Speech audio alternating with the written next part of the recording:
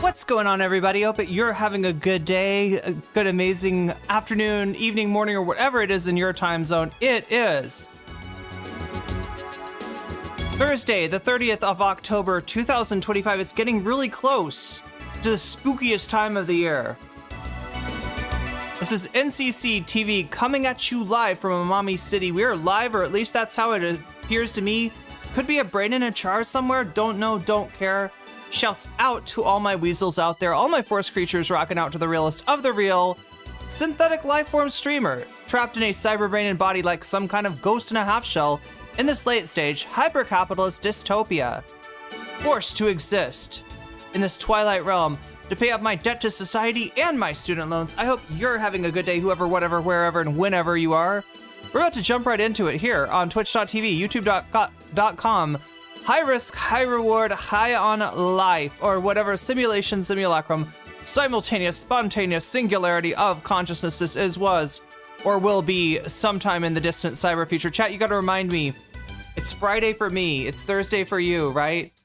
That means I got class tonight, so I got a hard out, unfortunately. That being said, I do think we'll have some time for some bonus content, and there's a brand new Ethan hit piece. Has anybody seen it? Cruel World, Happy Mind. Anybody know the drama channel I'm talking about? The T channel? Cruel World, Happy Mind. I think it's a pretty big channel, right? Pretty prominent, you know, channel, and yeah, they're on they're in Elon's. Why am I talking about Elon? Sorry, Ethan's sites now. Oh my god. Yeah, it is the spookiest time of the year. It's the most spookiest time of the year. I need to rewrite that song to be about Halloween. I'm still trying to wake my ass up here with this cold brew mixed with cocoa and soy milk. Let me hit this.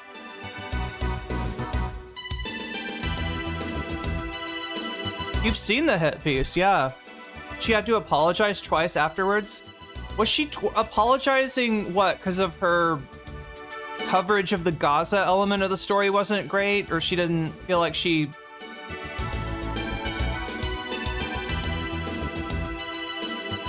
She's not apologizing to Ethan, right? Anyway, I'm getting stir crazy. I don't even know what's going on. I need to get up and move around more. I'm thinking about signing up for Muay Thai, but I don't know when I would do it. It's such a, the schedule is so fucked. Obviously, like, you know, like ideally, like, I mean, I don't know. If I could somehow go to a Muay Thai class that was at 4 o'clock in the morning, maybe that would be ideal. What are we doing here? We're looking for music, aren't we? We're trying to find it. Here it is, music. But yeah, we got to talk about JD Vance jumping on to Collargate, becoming a drama slop tour, joining the drama slop universe with all the Turkey Toms and the Nicholas Deodorants and the, I don't know, Willie Max of the world. She covered Israel Gaza poorly, said some inaccurate things.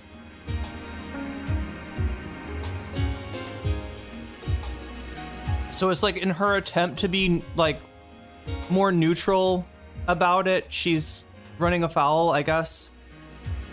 Wait, it's a 90-minute video? Why did I think it was a 3-hour video? Oh, wait, a 90-minute video? Oh, twice. That's the second apology. A second apology has hit the World Trade Center, chat. A second apology by Cruel World, Happy Mind. I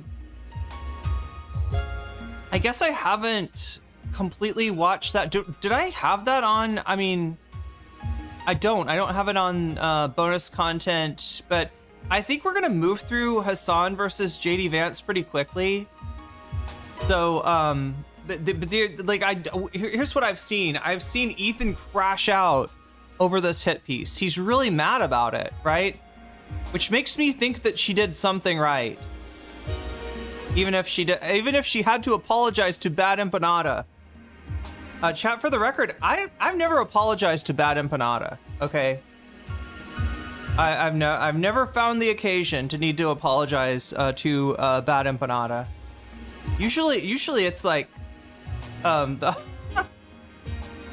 Usually Bad Empanada's the one who needs to apologize, but I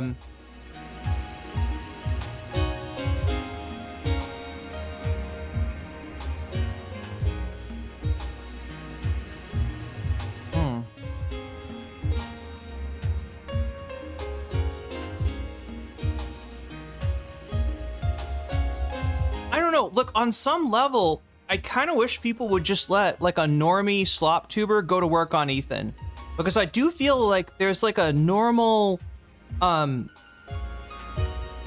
see, what do you call it? You know, like how in the forest there's different, like, you know, there's prey, or there's herbivores, there's predators, there's scavengers, and then there's decomposers, right? You got decomposers in the forest that, like, you know, I feel like the drama slop channels are that, and that the normal course of events for somebody like Ethan Klein should be that his fall from grace is recognized, objectively acknowledged, right? You could say that you like Ethan's content better now that it's mostly anti-Hasan, if that's your opinion, but what you can't say that is that Ethan is all that he was before the whole leftovers fiasco. He's not. He's not. His community is tiny in comparison. Like, he has legitimately, objectively fallen the fuck off, and I feel like he's gotten away without acknowledging that. I feel like he's overly prominent. The one thing about keeping up this fight with Hasan that's allowed him to do is to stay prominent, to stay in people's minds, in much the same way as the Young Turks, right? Continue to step on the rake of going after Sam and Emma.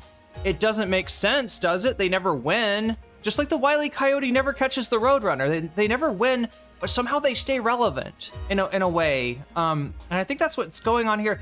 And I would love it if the normal like course of events would take place with Ethan Klein, where you know, he and his community would be consumed by the decomposers of the forest, right? All the little mushrooms, all the little worms just do their job and dispose of this nasty corpse of a community that is rotting on the what are they? Chat, I wish I knew more about like what is the name for like the forest floor and stuff. Like there's like ecological names for all this stuff. I can't think of it. She did read the dog shit out of him before he got to the genocide. Oh yeah. But I mean, I don't know.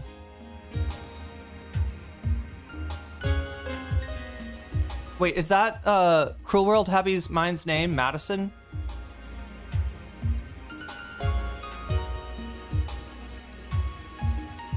Also, very comprehensive backstory of Ethan and Hila, especially. I don't know, Ethan got into making videos out of jealousy for a classmate Hila had. Wait, what? I didn't see this part so far. Yeah, I think I've just watched a little bit of their reaction to it. I don't know. I mean, it was he spent the whole stream. It's not this last stream, right?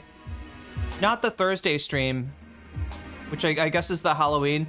At this point, I just wish Ethan would fade away. Yeah, me too, big time. I really wish he would fade the fuck away. Like, okay, so like there's some stuff that will fade away. There's some stuff that won't fade away. Ethan theoretically could, ought to, you know, fade the fuck away.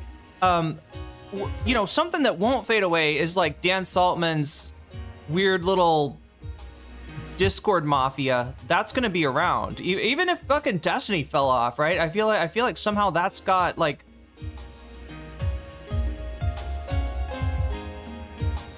Like, that's something that actually needs to be dealt with, right? The problem is nobody wants to deal with it. Nobody wants to get their attention because they are fucking obsessive. And if you give them cause, they will fixate on you and you will have a bad time. Roll them away like a dung beetle. I know, yeah, take that H3 dung. And what do they use the dung for? Isn't it like they impress the male dung beetle will roll away the dung to impress the female dung beetle? But then there's some kind of, isn't there some kind of plant that has a seed that looks and smells like a dung ball, and it's specifically to trick the dung beetle into propagating the plant? I can't remember what it's called, but it basically evolved to fool the dung beetle into propagating its seed by making its seed look and smell and appear just like a nice hunk of dung. Wait, do I have the video for that? His career? Yeah, his career is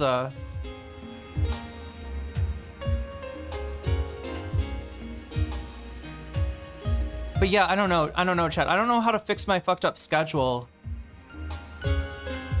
The other possibility would be like I somehow prepare a stream really early, which would mean it's not gonna always be topical, right?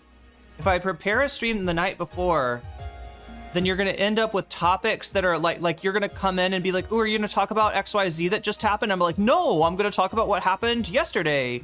Right? I would always be on yesterday. Oh, speaking of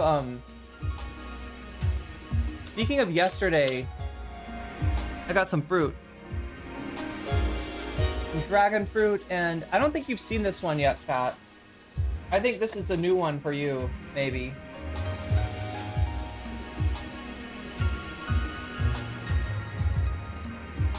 Yeah, hunka burnin' dung, exactly. So what do we got here? This is called Rosella. It looks like an apple, doesn't it? It looks like kind of a big bottom apple, like if an apple had a baby with a pear. But when you start to look at it closer, there's some notable differences here. Let me see if I can line these suckers up. Is it like this?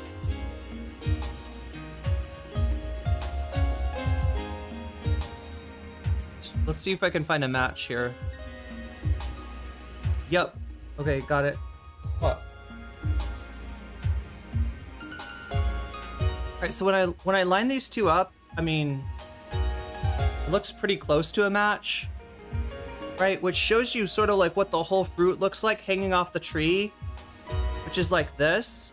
But look at this, what's going on the bottom? Do you see that? There's a piece missing. There's a piece missing on the bottom, and that's because the bottom is like, I think this is like where the flower ends up. Like, right, there's like a kind of a, anyway, it's kind of like empty space and nothing good to eat down here. So they basically cut this part out. Looks like giant strawberry. Yeah, to me it looks like if an apple and a pear had a baby, you'd get a Rosella. And they're interesting too because they're not sweet like an apple or a pear.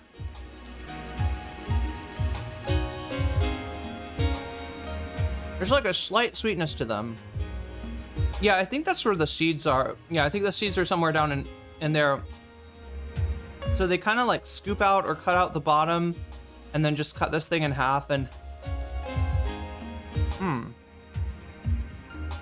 It's real... It's hard to exaggerate how refreshing this is, right? Because it's crunchy, it's juicy, but it's not particularly sweet.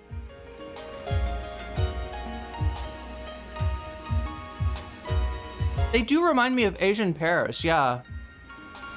But I think Asian pears don't have this bottom thing to cut out.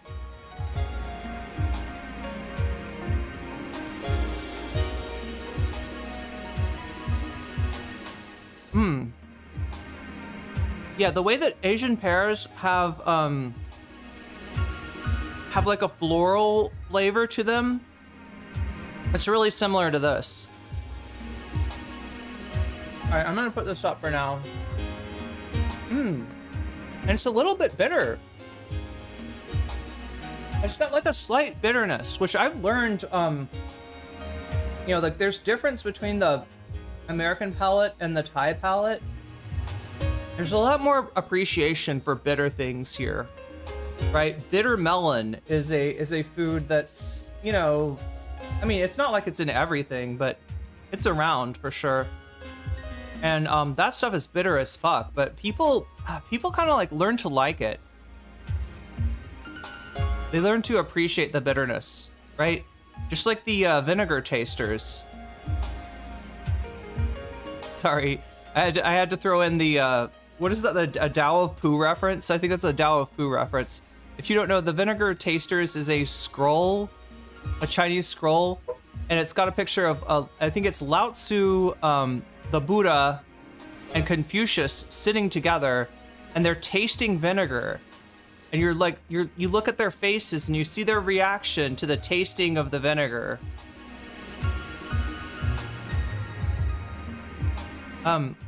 It's the calyx of the hibiscus plant? What?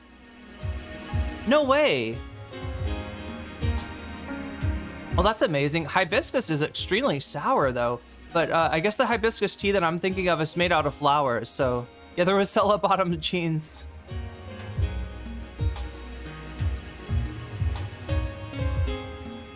Anyway, chat, I like thought about, like it is getting really close to Halloween here. I thought about doing some kind of like a subathon. Like obviously I can't do it today because I've got class tonight. I gotta go to, oh my God, I'm gonna be sitting on my ass all day and that's like the last thing I wanna do. Ugh.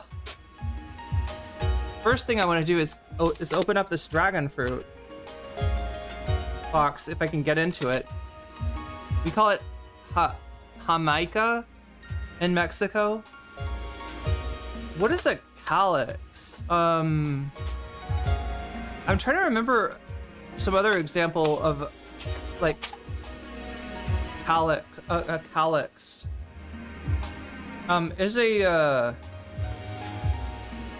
the fruit that goes with the fruit that goes with cashew, like a cashew cashew apple. Is that a calyx?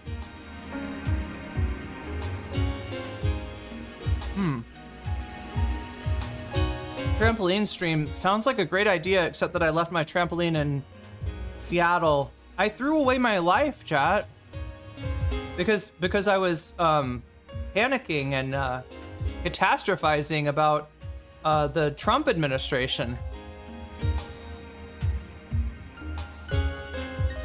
Obviously overreacting to the situation because like everything's pretty normal in the United States from what I've heard, right? I feel a little bit foolish, right? You know, throw my whole life away and move to Thailand. Seems like a bad move.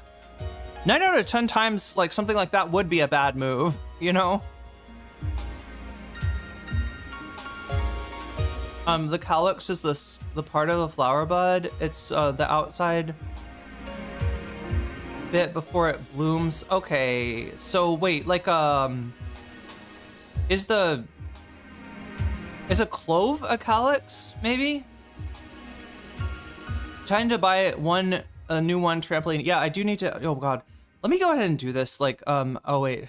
For order of operations, girl,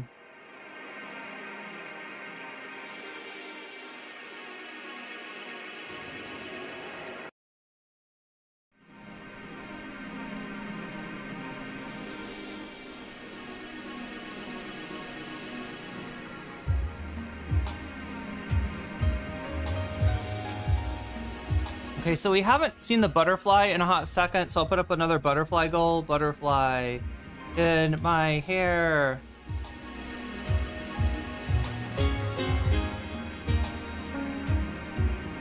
There's the butterfly goal.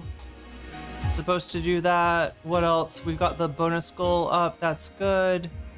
Pop out the chat.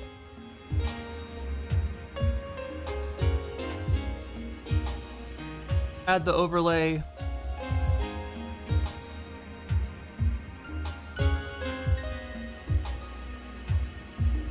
But yeah, I just realized I still have not changed the Vietnam trip thing to the what it should say now, which is either trampoline or I don't know, chat. I probably should be, if I'm gonna ask people for anything on Throne, it's gonna have to be a computer.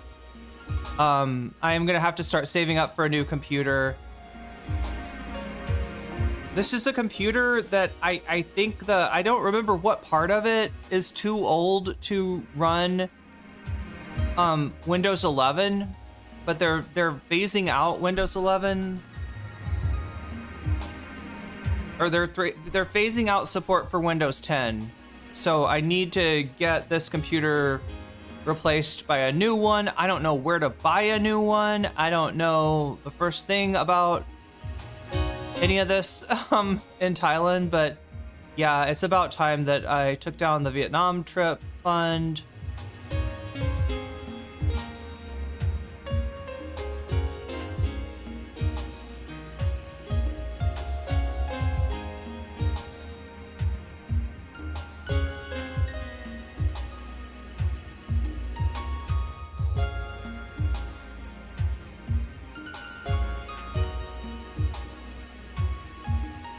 Go.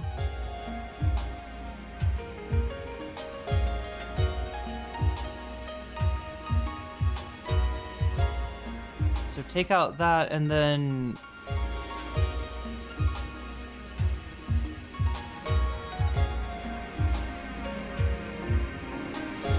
I'm trying to remember how any of this works.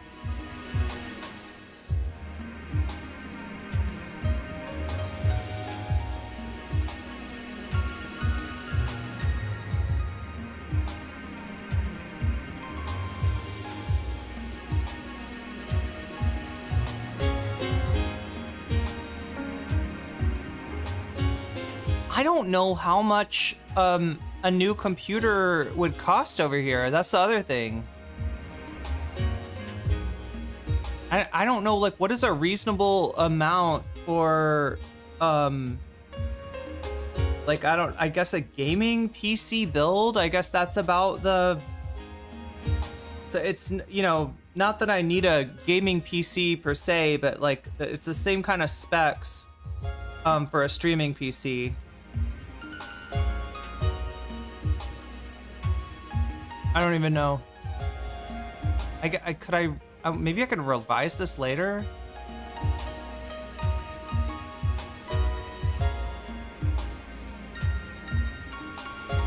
So the hibiscus flower is attached to that rosella. I think what happens is the flower blooms and then the fruit forms, right? If I'm not mistaken.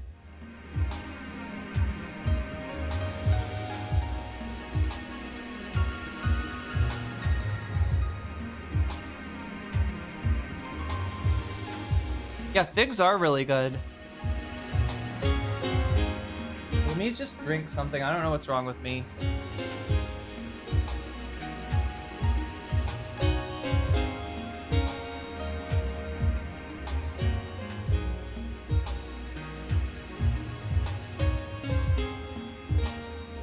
I don't know what I should do. I mean, I know I got people in the community that know way more about computers than I do. I wonder if I have anybody that could recommend, like, the whole thing that's confusing though is that, like, the shit that's available to me and even the shit that's like more affordable to me, it's gonna be different than what it is to you in, you know, the United States or North America or even in the EU.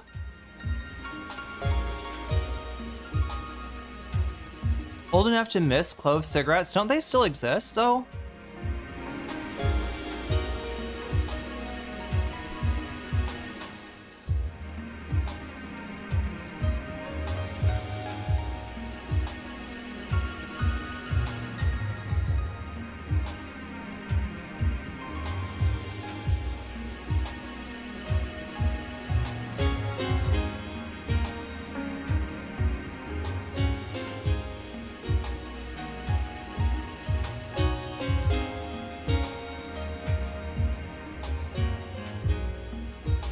But yeah, you gotta ask yourself, what kind of world do we live in where the vice president thinks it's a good idea to bring up Hasan Piker on a podcast, right? Where first of all, the vice president is prioritizing things like podcasts, and second of all, that he is terminally online and Twitter brained enough to know who Hasan Piker is, and more than that, to be like, you know, fully enmeshed in the collargate drama.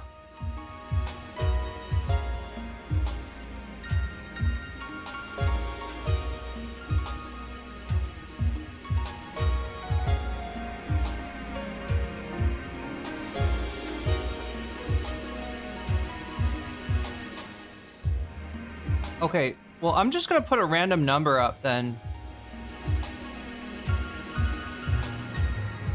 I'm gonna put 500, let's see the icon.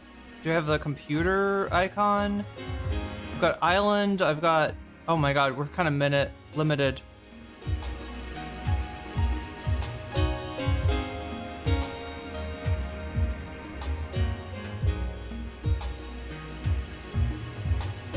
The other thing that I've been thinking of, the other addition to the streaming setup that I've been thinking of that would be nice is maybe a better camera. It's more of a consideration. Like, I think the camera that I have now is good enough for live streams.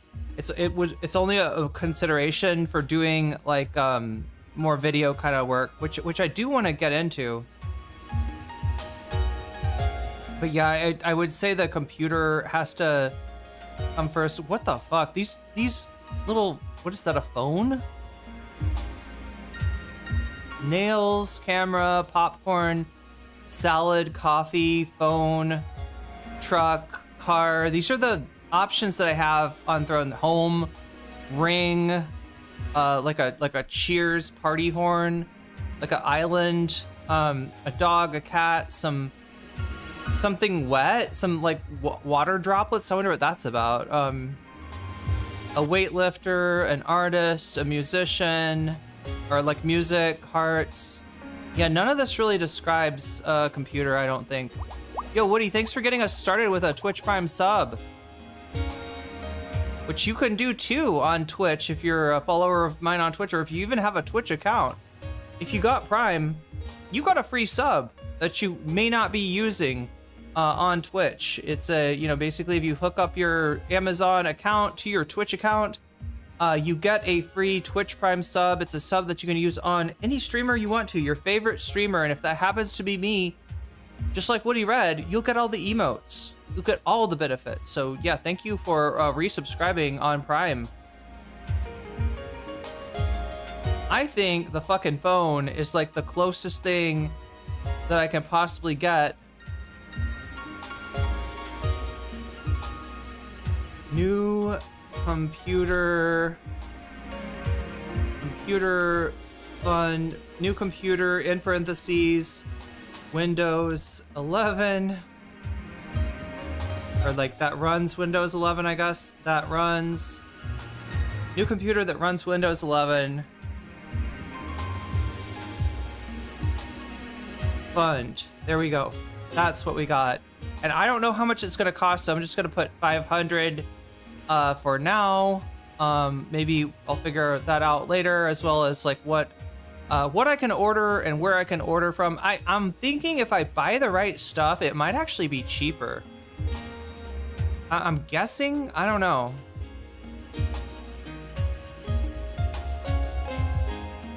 Like I'm guessing that like there's probably Chinese components that are more affordable that I could get a hold of here.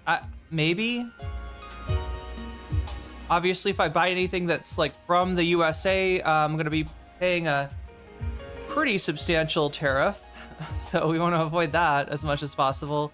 And in general, just stuff that stuff that has to be imported here just tends to be more expensive. All right, so we added it to the wish list. Oh wait, what is the gift title? The gift title is New Computer Fund. There we go. All right, done and dusted. I mean, it's done, it's not dusted. You'll have to dust it. If you want to dust it, you can dust it by supporting me on throne.com/nocommentchick.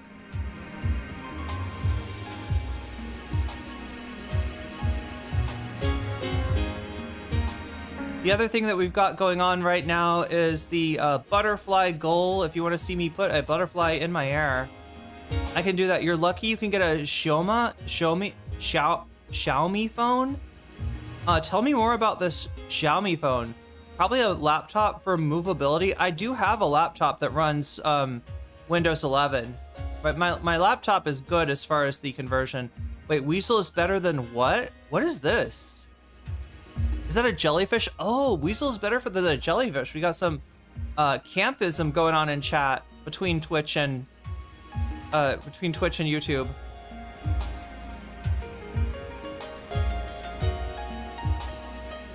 Yeah, in general, laptops aren't quite husky enough to run the kind of stuff that you need to run for streaming.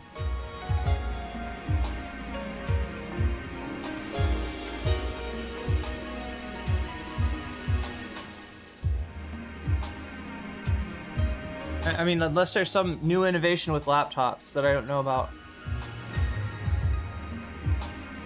It's a Chinese company, and their phones are light years ahead of Apple, Samsung. Are they cheaper? Very nicely priced, says Magenta Dinosaurs. You know, I still haven't gotten a Thai phone number. I just tell anybody to contact me on WhatsApp, right? Rather than on the phone. But I do need to get a Thai phone number, especially I think I think I'll be needing one for a bank account. A bank account. When I open a bank account here, I'm probably gonna need a Thai phone number to open it. So I do have to do that. There's obviously like apps that you could use for eSIMs. What is it called? Saley or something is like one of the ones that I've been looking at. But I guess if I got another phone, then I could have like an American phone and a Thailand phone. That's another possibility. I mean, my Samsung, what is this, an S22? It's pretty old, right? Like, it's not extremely old, but it's fairly old.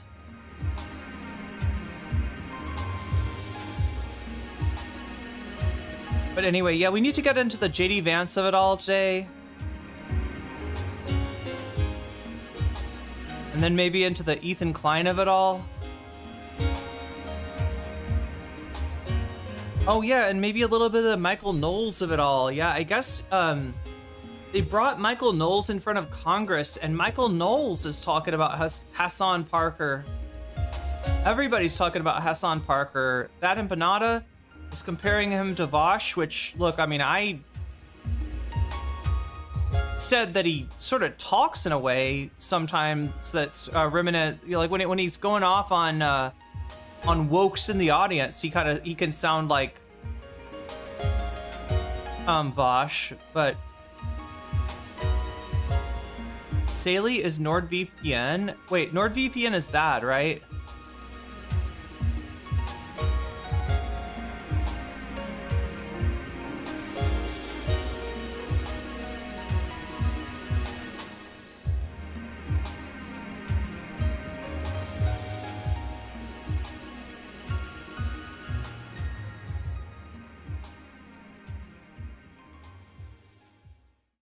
I blame the Vosh comparison on you, Irene.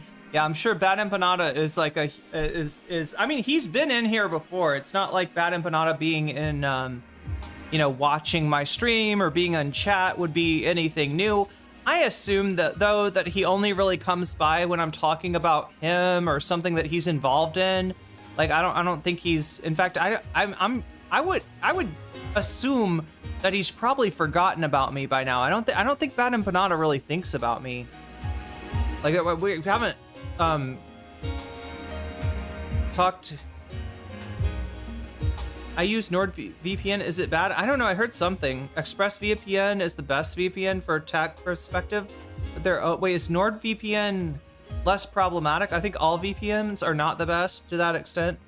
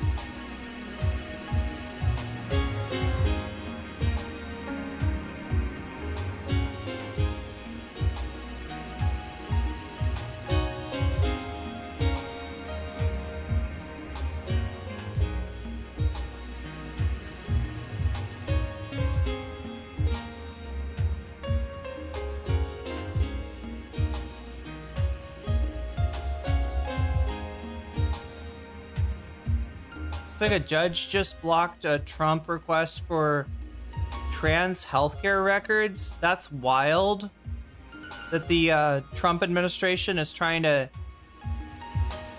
subpoena trans healthcare records. I mean, look, you've seen something like this happen in Texas, where I think they were trying to collect information on people who had applied for a gender marker change on driver's licenses. You know, the fear being that they're trying to, I don't know, catalog like trans people, right? And given the Trump administration's you know, feelings and rhetoric around trans people, that could be pretty dangerous.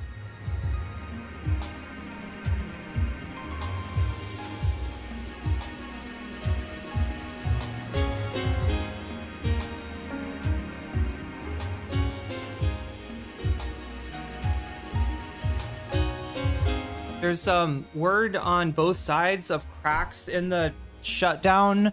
You know, people on the Republican side may be willing to make a deal, you know, to extend some of the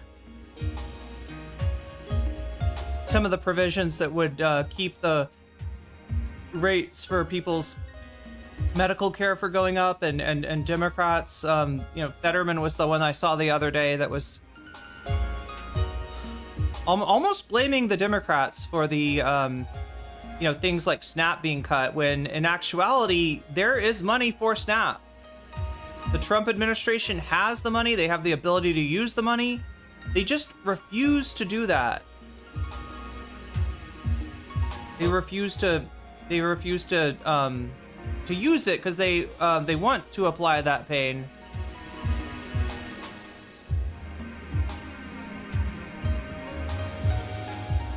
ExpressVPN is owned by a super Zionist Israeli guy. So wait, is NordVPN like less bad? Express is more problematic? Okay, so NordVPN wouldn't be the worst thing, but any VPN owned and based in America is definitely bad. What is the good one? Proton VPN? Do people use Proton? Mike Johnson did a whiteboard presentation where he explained how he's not to blame. It was bonkers. That sounds like some Pepe Sylvia shit.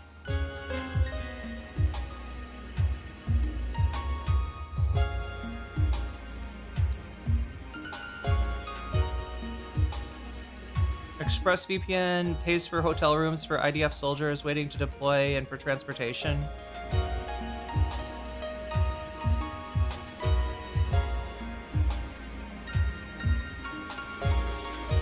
All those VPNs suck for China. The worst is Astral.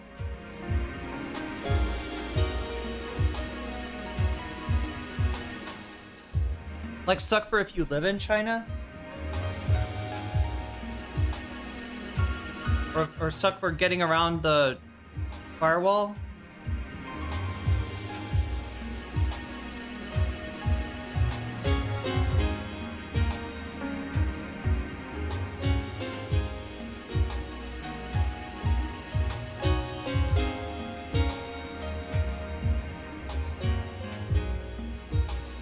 Yeah, that's got to be a particular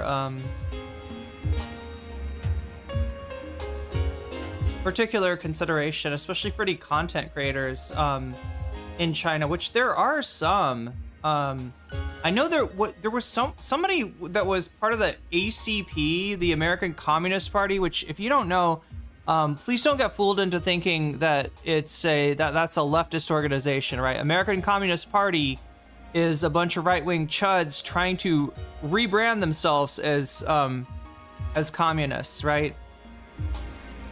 In actuality, they're a lot closer to Duginists, or really, which, you know, Dugin sort of traces his roots back to the Russian National Bolshevik Party, and that's what it is. It's third positionism.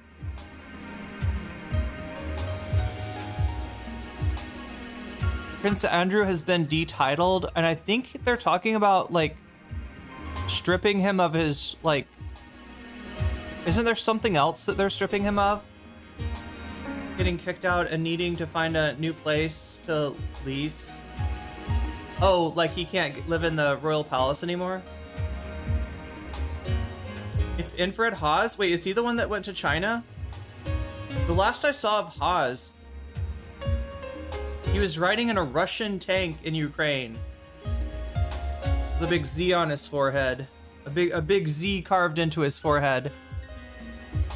Wait, his house? Oh, his...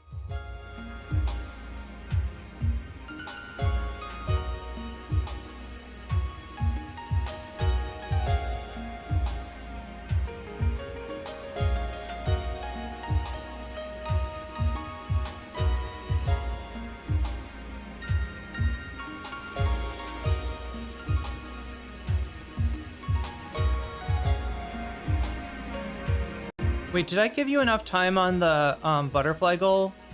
I did. We got 1 hour and 37 minutes to put a butterfly in my hair.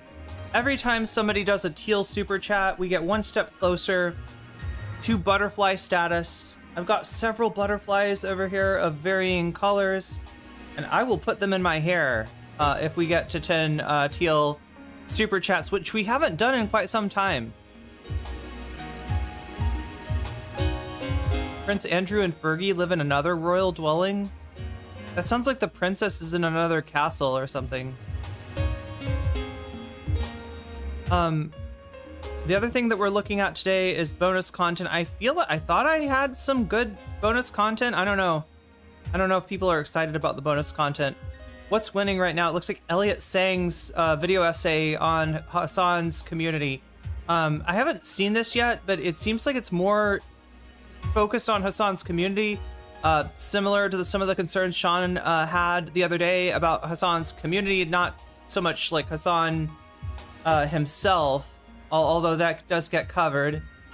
Second place, TYT going after the majority report again, I guess to stay relevant, although Jink and Anna have been sort of staying relevant through Piers Morgan, through interaction.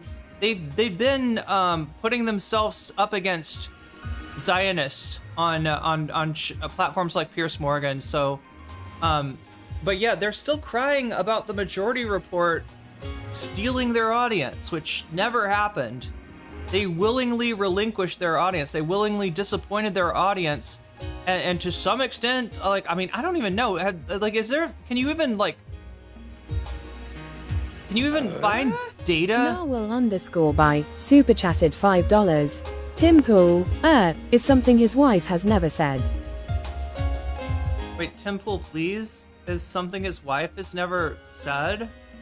I mean, I'm sure she's said, please. Wait, he has a wife now? When did that happen? I remember Tim Pool, making a speech about how it's unfair that women don't want him, they're not interested in him, or something like that. He got married. Oh yeah. He took a break and got married or something. How did that work? He's married to his producer. Okay. Yeah, that was around the time that he was upset with, I guess, a lot of his crew on the Tim Pool show, and that's probably where the hiatus came from. So he left, he married his producer, and then he came back, and he's also got a very similar thing to Jink and Anna in terms of blaming the majority report, right? He blames the majority report for having hijacked his SEO because they've done a number of videos with his name in it. He says because they were putting his name in their videos and he wasn't. His videos would just be titled whatever they were titled. Whereas the majority report, Tim Pool does XYZ, Tim Pool, whatever, right? That they kind of owned his SEO, I guess in the same way that they did to Dave Rubin. Evidence is the YouTube comments on MR videos saying that they no longer watch TYT, but no, I mean I would want to see a rise, to be majority report has subsumed TYT's audience. You'd want to see a drop in TYT and see a concurrent rise in MR. And I know there's definitely people like that, right? But I would assume most of those are people who watched the Majority Report and TYT and felt like these things were compatible, right? Felt like they were getting kind of the same thing out of both. Felt like both catered to, at the very least, progressives, right? And when you started to see Anna attack her own side, you started to see Jink like punch left more and more. That's when a lot of those people, a lot of the Dragon Gang, well, no, the Dragon Gang are what, like Adarola's audience? I think that their Dragon Gang are still somewhat happy with John Adarola. Yeah, do better SEO, Tim. That's right. Everyone else is definitely the problem, not Tim. It's the women who are the problem. I mean, clearly, like, look, Homath can teach you that, right? Homath can teach you that everything is the woman's fault. In a giant screed about some girl that voted for Zoran Mamdani and replied to someone saying, please don't vote for Zoran Mamdani with, too bad, already did.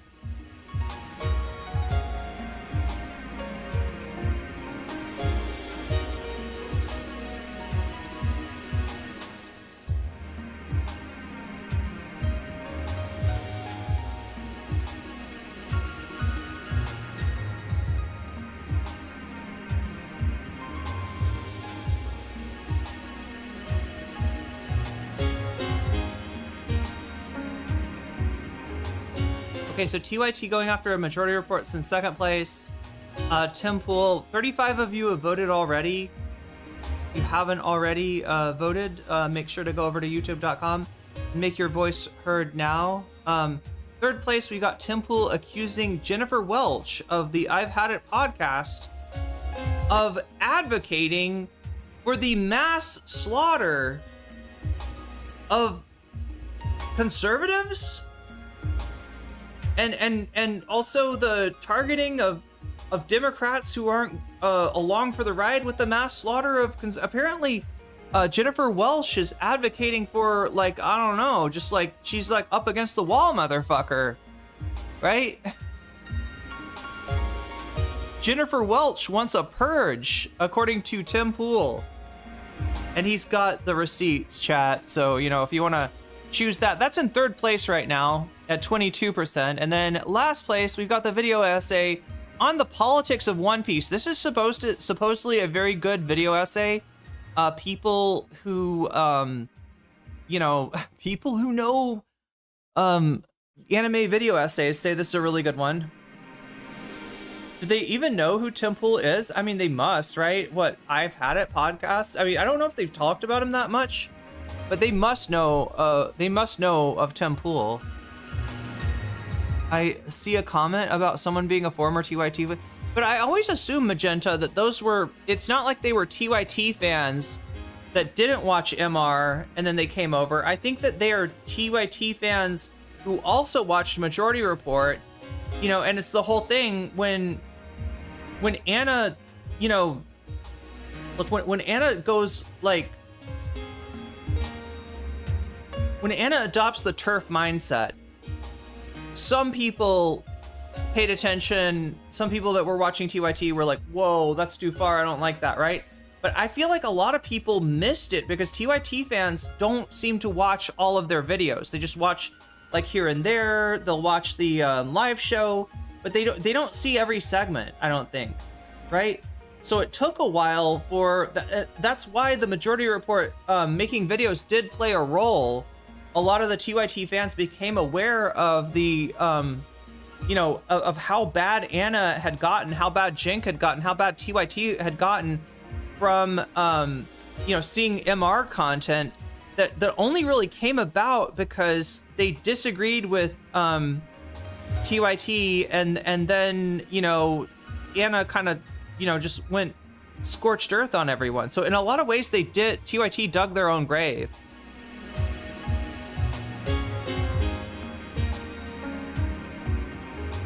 Homath and Bill Maher could be great friends. I mean, Bill Maher's got... yeah, I could see what you're saying, that Bill Maher, minus his notoriety as a you know, as a television host, right, would be maybe an incel. Wouldn't have a lot going for him, but you know, Bill Maher is famous for being just like, you know, he was what they would call back in the day a pussy hound, right? Bill Maher is somebody that used to hang around the Playboy Mansion and just like scout out younger women, right? So I don't know, maybe like Homath is the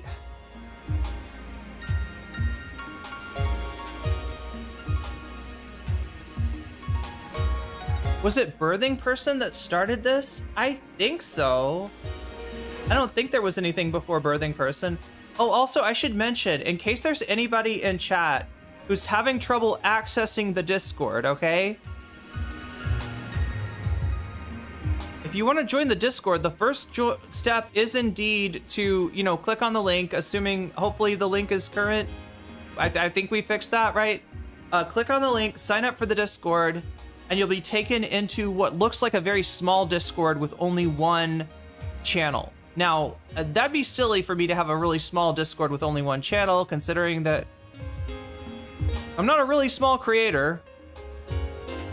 I don't have a really small Discord. There's a ton of people on there, but yeah, it's kind of weird. You go in there, there's one, and you're like, what's going on? What's happening, right? So, like, look, there's one way to fuck this up, and that is to react by, I'm not, you know, being let in with like, well, I guess I'll go, because you will just be gone then. There's nothing I can do, right? I can't let you in if you like go. But the whole thing about that is it's like what we call a airlock, to make sure that we, you know, have that we sort of know who's coming into the Discord. This was a big thing back in the day when Demon Mama was trying to brigade us, right? That was a long time ago. In a galaxy far, far away. Birthing Person, then the homeless and unhoused in LA. Yeah. I think it was though Birthing Person first. I think you're right. But yeah, it's just incumbent upon you to not, I don't know, freak out and leave the Discord before somebody can let you in, because unfortunately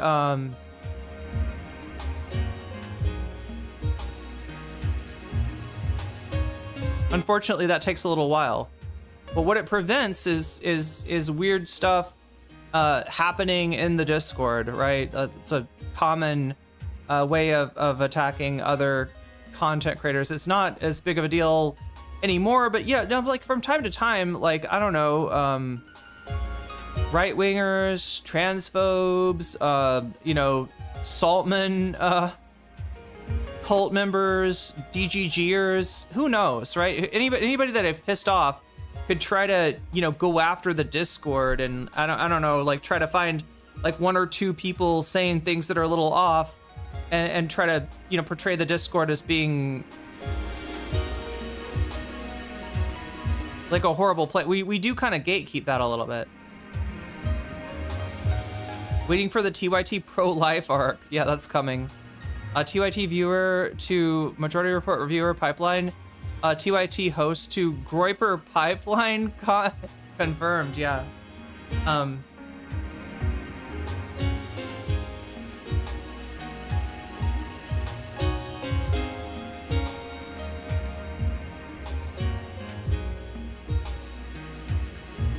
Anyway, chat, I am not feeling great today. I'm gonna do what I can, and we're gonna, you know, cover what's going on with Hasan and JD Vance. Hopefully move on to some Ethan content after that.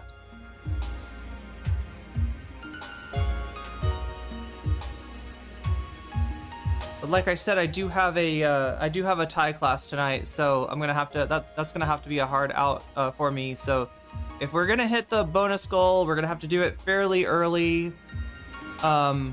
Otherwise, it'll probably be a relatively early end. I mean, it's never a terribly early end. I'm always streaming way more than I mean to, way more than I need to. It was while people were originally just warning Anna not to fall into the anti-trans framing. She doubled down despite her. Yeah, she wanted to have a fight, and she thought that fight would do well for her. She thought that she would I don't know, just she thought that somehow, because she wasn't like fuck trans people, she was just like I don't want to be called a birthing person, that she'd kind of keep the TYT normies. They'd be like, well, you know, you shouldn't call a woman a birthing person, and then she'd gain a new audience like she thought that only the right wingers were going to perceive this birthing person freak out as being anti-trans, and so she wins with the right wingers but doesn't lose with the middle of the road liberals, and she just really miscalculated. I don't think they realized how much TYT, you know, despite them having a very spotty record on trans rights in the past, despite that, TYT had gained an audience that, you know, like had a sizable trans component, and a lot of people who weren't trans but they were allies, right? And who didn't react to that as like, well, it's ridiculous that your medical paper, you know, has you know, says birthing person rather than woman. They just thought it was ridiculous that Anna was freaking out about it, because they, I think it was just a miscalculation of who their audience. So in other words, Anna and Jink, TYT lost audience from not really, sorry, from not really understanding and connecting with their audience, right? They had an audience. The audience is very supportive and you know, very loyal. And Anna and Jink just kind of like I mean, Anna especially like went on her own journey during COVID. Anna started legitimately getting into what I would call the like ancestors, or not the ancestors, the opposite of ancestors, the descendants of the inheritors of the intellectual dark web. Right, if you don't know, intellectual dark web back in the day was like Dave Rubin, Jordan Peterson. In fact, Dave Rubin came up with the name intellectual dark web. Right, yeah, it's this ironic thing that TYT was so, like, TYT and Dave Rubin were so, you know, antagonistic against each other. And Dave Rubin is the one who creates who coins the term, who tries to identify, okay, so you got like Brett Weinstein, Eric Weinstein, Jordan Peterson, right? All these people, like, what do we call it, right? This is like a different thing. It's like right wing, but it's not like a hog right wing. It's not like I don't like the homosexual agenda. Like it's not like the, you know, Christian right. It's like a new form of right wing shit that Dave Rubin, you know, named the intellectual dark web. You know, he's a guy who left TYT, picked a lot of fights with them in order to sort of perform that, like, I'm against the left, you guys. I know I came from TYT, but you can trust me because, look, I'm saying bad things about TYT now. I'm saying bad things about the left. I'm saying, like, I'm a liberal, but the left is wrong. The left is fucked up. The left has gone too far, even for a person like me. And, you know, eventually people figured out, no, he's left the left, like, is what he did. The left didn't leave him. He left the left, right? And even TYT called that out. But it's just kind of weird that it's not necessarily like it's not like Anna watched a bunch of Dave Rubin content and got like radicalized by that. It's not like she was, you know, swimming around in that original intellectual dark web like kiddie pool of, and I call it a kiddie pool because they claim to be intellectuals, but it's very, very shallow, very, very shallow. But that thing developed, and that thing spread, and that thing, you know, evolved and metastasized. And Anna, I think, got a hold of like Jonathan Haidt, like, right? That's the author that she keeps on mentioning. And, you know, unfortunately, if you're on the left, you should look and see if your content creators like have mentioned Jonathan Haidt positively, because if they have, that's a bad sign. There's some of the stuff that Jonathan Haidt, his main like hobby horses now are you know, getting phones out of schools or trying to, you know, get kids to not be so online, and it can sound very reasonable, right? Because obviously being, you know, terminally online is not great for anyone, least of all kids. You want kids to be getting out there, having experiences, you know, making connections with people, You know, being online, you know, you can't really do that in the same way.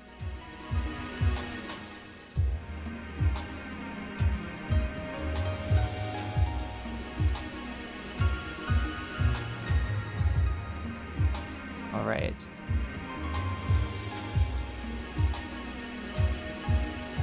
Toxic UAV Media says, what the hell are you even talking about? You'll never find out because you're banned. You're banned. Look, usually there's no stupid questions, but I think what the hell are you even talking about is a stupid question. You clicked on a stream based on the title, you know, talking about Hasan Piker and JD Vance. That's some pretty online shit. I am talking about some pretty online shit. So, I'm sorry it goes over your head, Toxic UAV, but I'm probably saving you a headache by just banning you from a channel that'll have you scratching your head, potentially for the rest of your life. So there we go.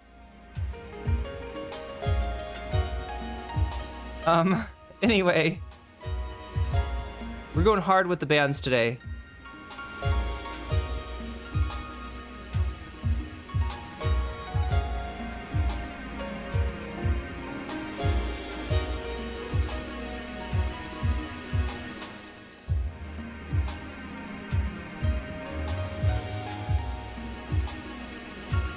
Very silly question, chatter. I don't know.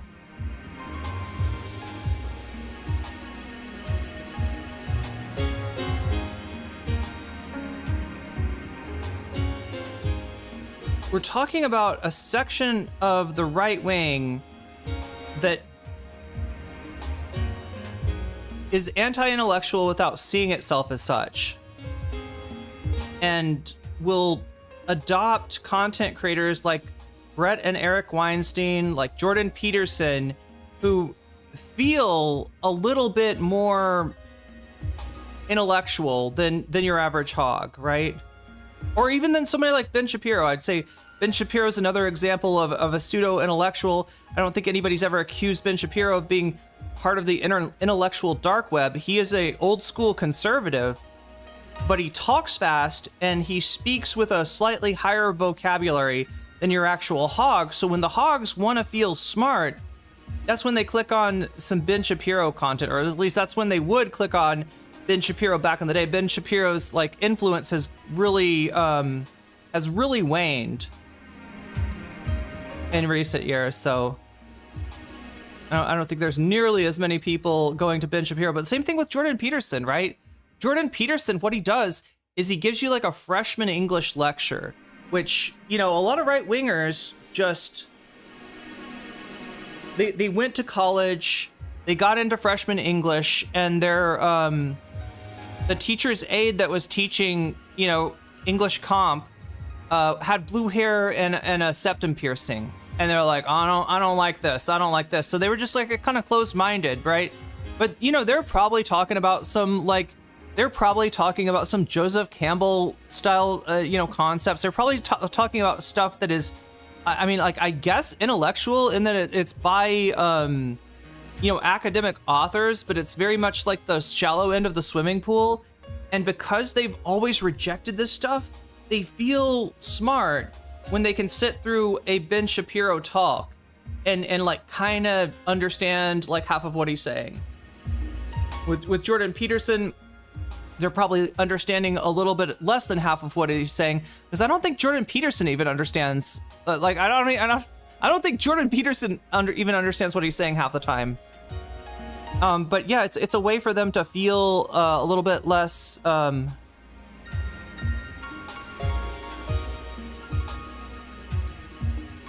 bad than they normally would.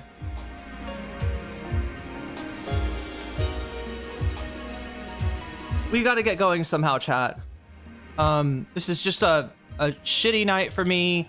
I'm not feeling great. Nothing's working well. I thought I came up with a topic that was interested. Apparently nobody's interested in JD Vance, so I'm just gonna try to speedrun this and end the stream as soon as I can. We have a chance for bonus content. We're at 8% right now. I would say an 8% chance is pretty accurate. That's about our chances right now. Did he wake up, by the way? I last heard Peterson? I don't know. I have not checked in on Peterson. I have like almost no interest in Peterson. So yeah, I'm gonna get through this. We'll just see here's what we'll do. All right. We'll cover JD Vance. We'll cover Hasan. If it's still like this with every, like, you know, just like no, got no motion, I'll end the stream early and, I don't know, try to do something fun for Halloween, maybe.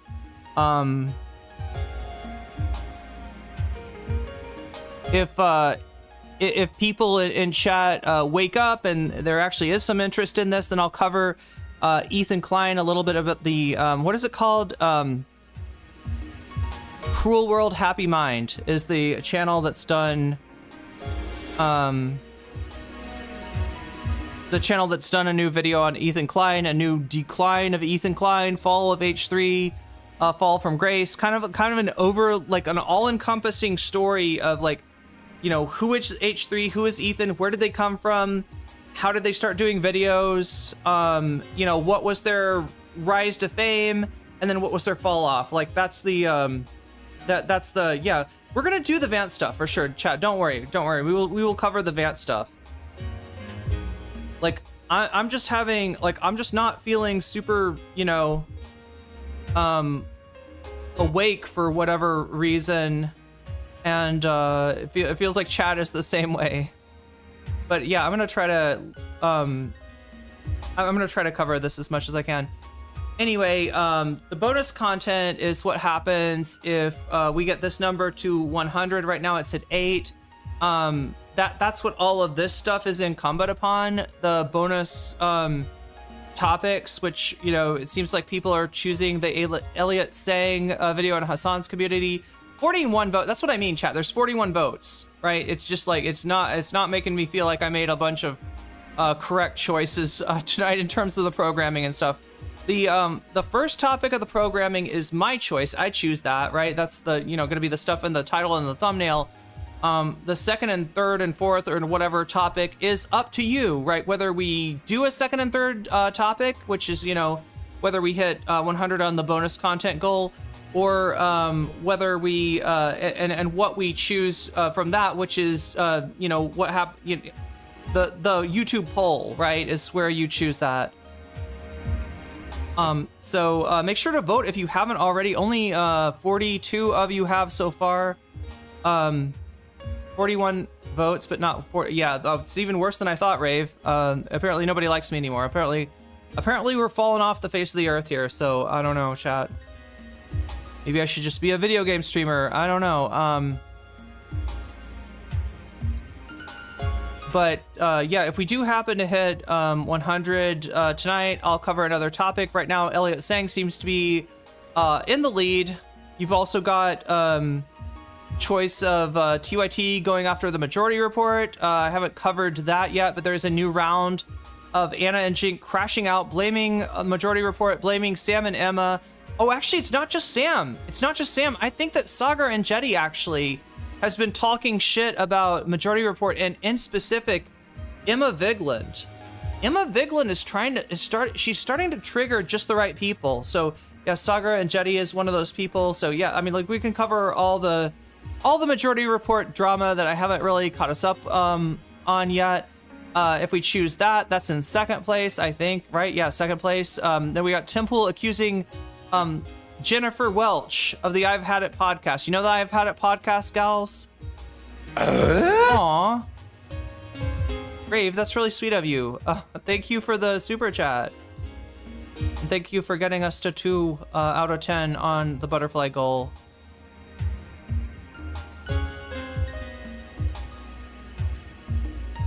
Hearing nothing about TYT hounding MR.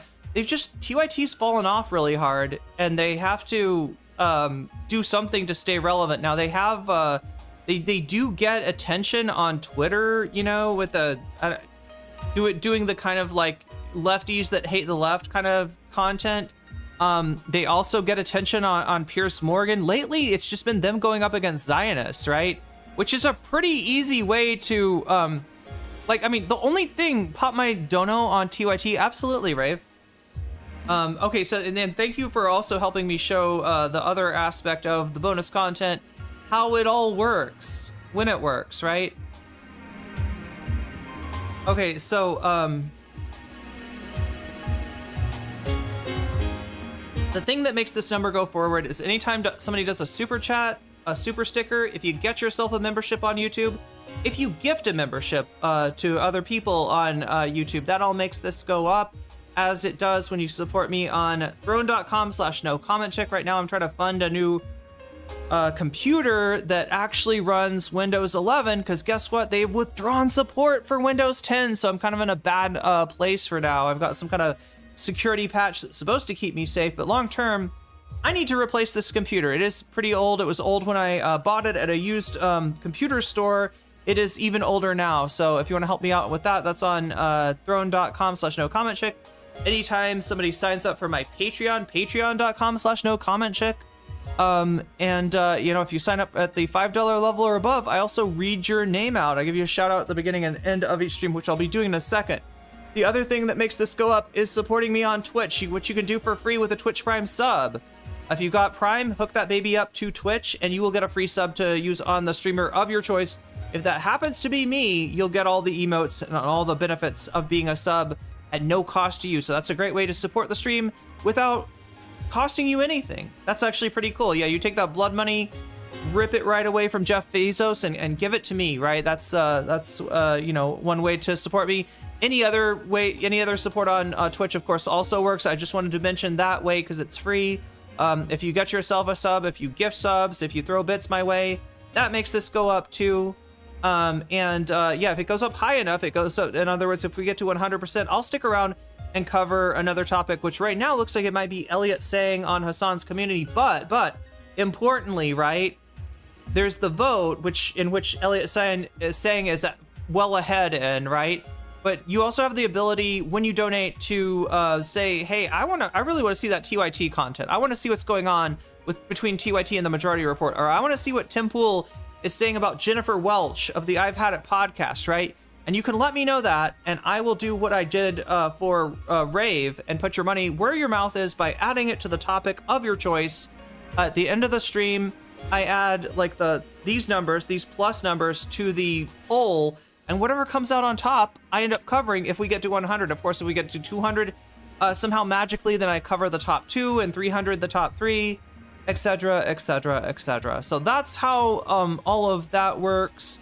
I mentioned before that Patreon, I massively appreciate the support of my Patreons, and in fact, if you support me at the $5 level or higher, you get a fancy shout out at every day at the beginning and end of each stream. I'm gonna read those out right now. So shouts out go to User, to JMB, to Brian, to Emily Fritsch, to Big Al, to Direful, to Sarah, to Izzy Mandius, to Steven Sayers, to Animus, to Oral Ellipsis, to Nadia Yvette, to Choki, to Moe Noip, to Funky Monkey, to Temporal Insanity, to Good for Gabby, to Jules K, to Buffy Geek, with a fancy shout out going to Cherry Saphira, Rachel, Omega Star, and Zara Xerix. There we go. Those are my Patreons, and like I said, I shout out the members at the $5 level and above every day. So also, you know, if you do sign up for I think Throne, if you donate to my Throne, it makes a sound, so I will be made it'll, you know, I'll recognize that. Things like super stickers or sign up for Patreon, let me know in chat if you do that, because we don't have like an automatic alert for that, right? So I don't want to I want to give you credit for that if you support me that way, but you just have to you might have to let me know in chat. You could also let me know in chat which of these topics you want to see, and or if you're like the kind of person that's like, hey, this kind of seems like money in politics. I don't want to put my thumb on the scale and decide for all of the voters, all of the chatters, what we get to see. I want the voters to decide. You can also, that's where Vox Populi comes in. You can say Vox Populi, in which case your vote will support the will of the masses, the popular option, whatever's winning in the poll. So you can do that as well.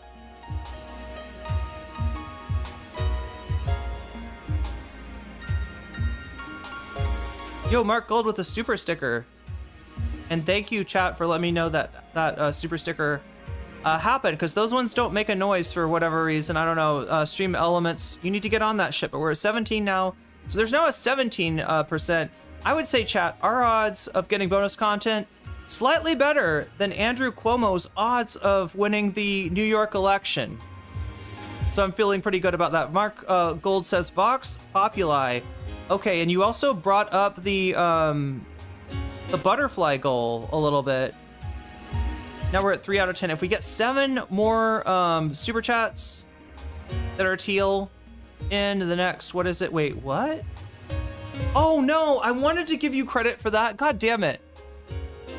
It doesn't give you credit for it because it's a super sticker. I'm gonna give you credit for it anyway. This is not standard operating procedure, but it does. It's teal. It should be. It should give you credit. It doesn't count it. It doesn't like, you know, rack it up. But either way, Mark, thank you for the super sticker, which is a purple figure with pink hair and a super swole biceps, just rocking that pump.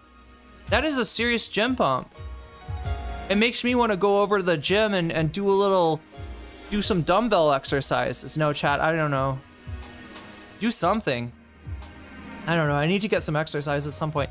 Anyway, that's how this all works. And yeah, if we get to 100, I'll stick around and cover some bonus content. I'm gonna at least do the Hasanabi JD Vance content. We'll see about the Ethan Klein stuff. We'll see, you know, how it's working out by then. If I've got an audience that's interested in that sort of thing, because we do have a lot of Ethan crashing out. If you're a fan of Ethan crashing out, unlike Miss Umbrella, who's a little tired of the drama slop.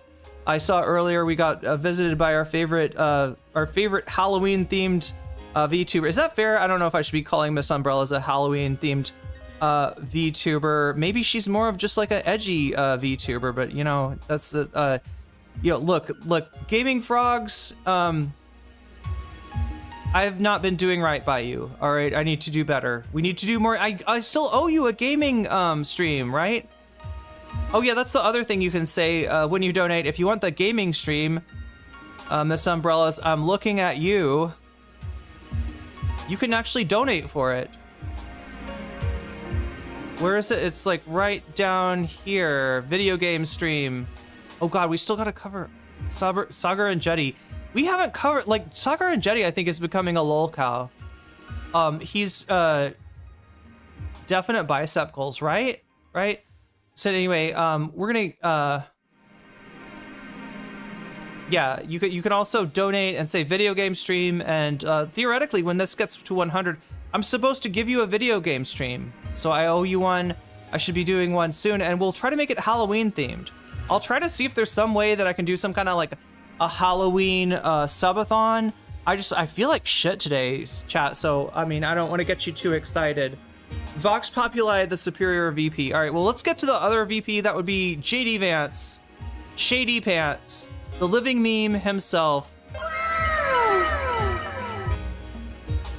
Mr. JD Vance, become gym buddies with the swole neighbor. I don't know, I feel like, I'm not sure. Either the swole neighbor's got a girlfriend, or maybe he is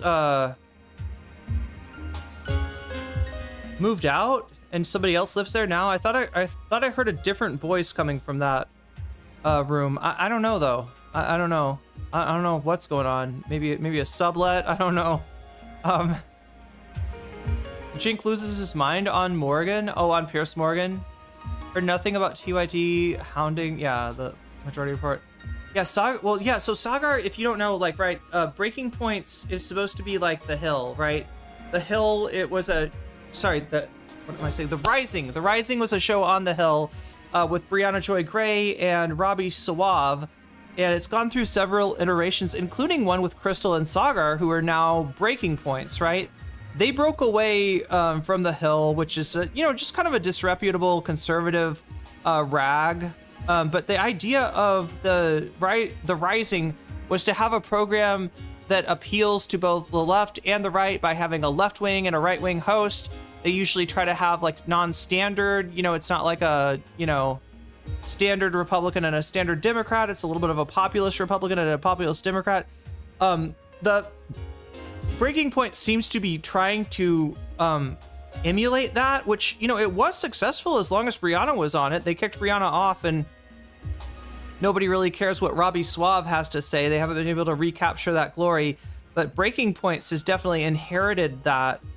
As far as Breaking Points, their audience, so they started off with like a kind of a equal, you know, they had like right-wing audience, they had left-wing audience, and over time it feels like the left-wing audience has won out.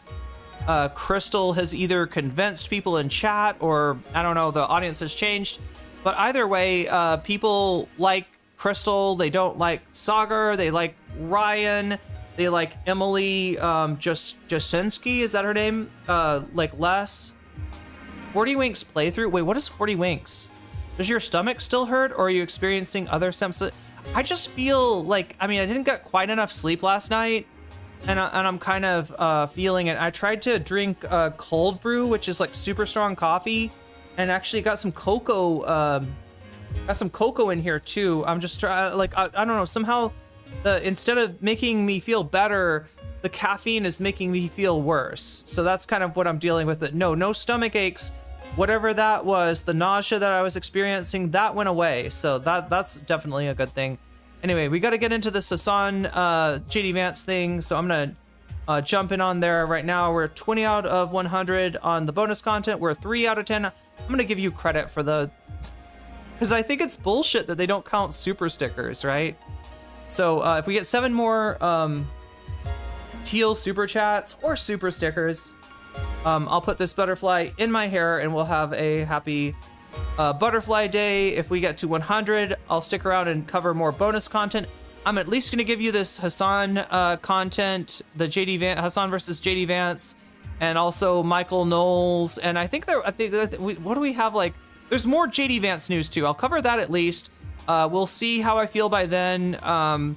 Maybe cover some of the Ethan Klein crash out and the Cruel World Happy Mind mega hit piece on Ethan Klein, which from what I've seen, it's not that bad. I don't know, people are complaining. There were definitely some things that, you know, the content creator did. They you know, talked about like a conflict rather than a genocide.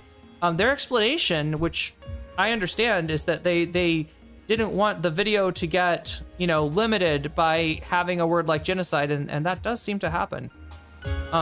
Yeah, I will try to take care of my sleep. I've just been staying up too late lately, but that is my fault. That's a me problem. Old PlayStation game that is vaguely Halloween themed. Oh, 20 Winks? It's like a PS1 game? You go through dreams and nightmares? That sounds like fun. That sounds like a good... There's some really good shit on the PS1 and on like a lot of these classic consoles, like, right? Like the Soul Hackers was a Sega Saturn game. What were we talking about playing that was like a Dreamcast game?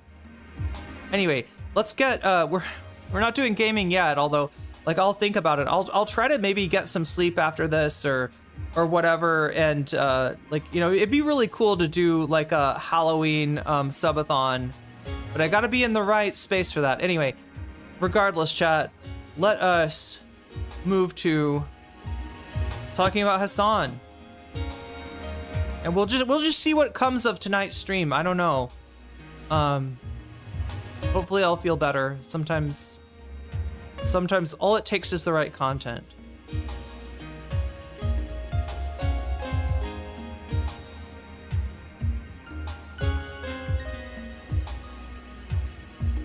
Wait, why am I...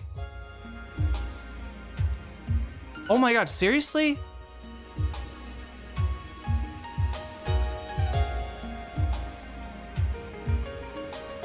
JD Vance went on.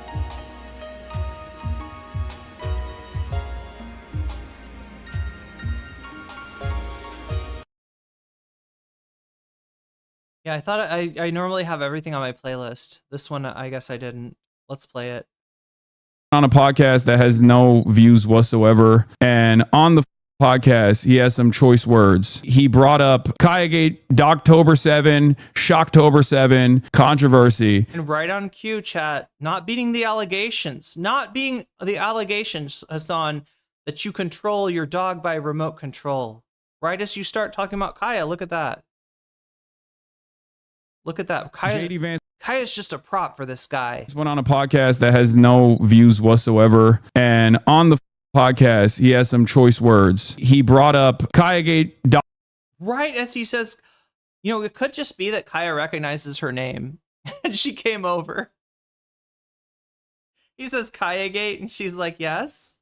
October 7, Shocktober 7, controversy on Pod Force One. I don't even know who this podcast is. I feel like I've heard of this, but I can't really think of anything. Like, I don't know where I heard of it. And the podcast setup is so silly that it unironically feels like it was AI when I first saw it. But look, they're going to jump the shark with this podcasting strategy, okay? Well, the entire Trump administration is made up of people that are not qualified for the jobs that they're doing. They're qualified maybe in some cases to be a podcaster, right? They're qualified in some cases to be like a commentator, and that's kind of what they do. It is pure PR. And the majority of Trump's appointees, they got no idea of the job that they're actually doing.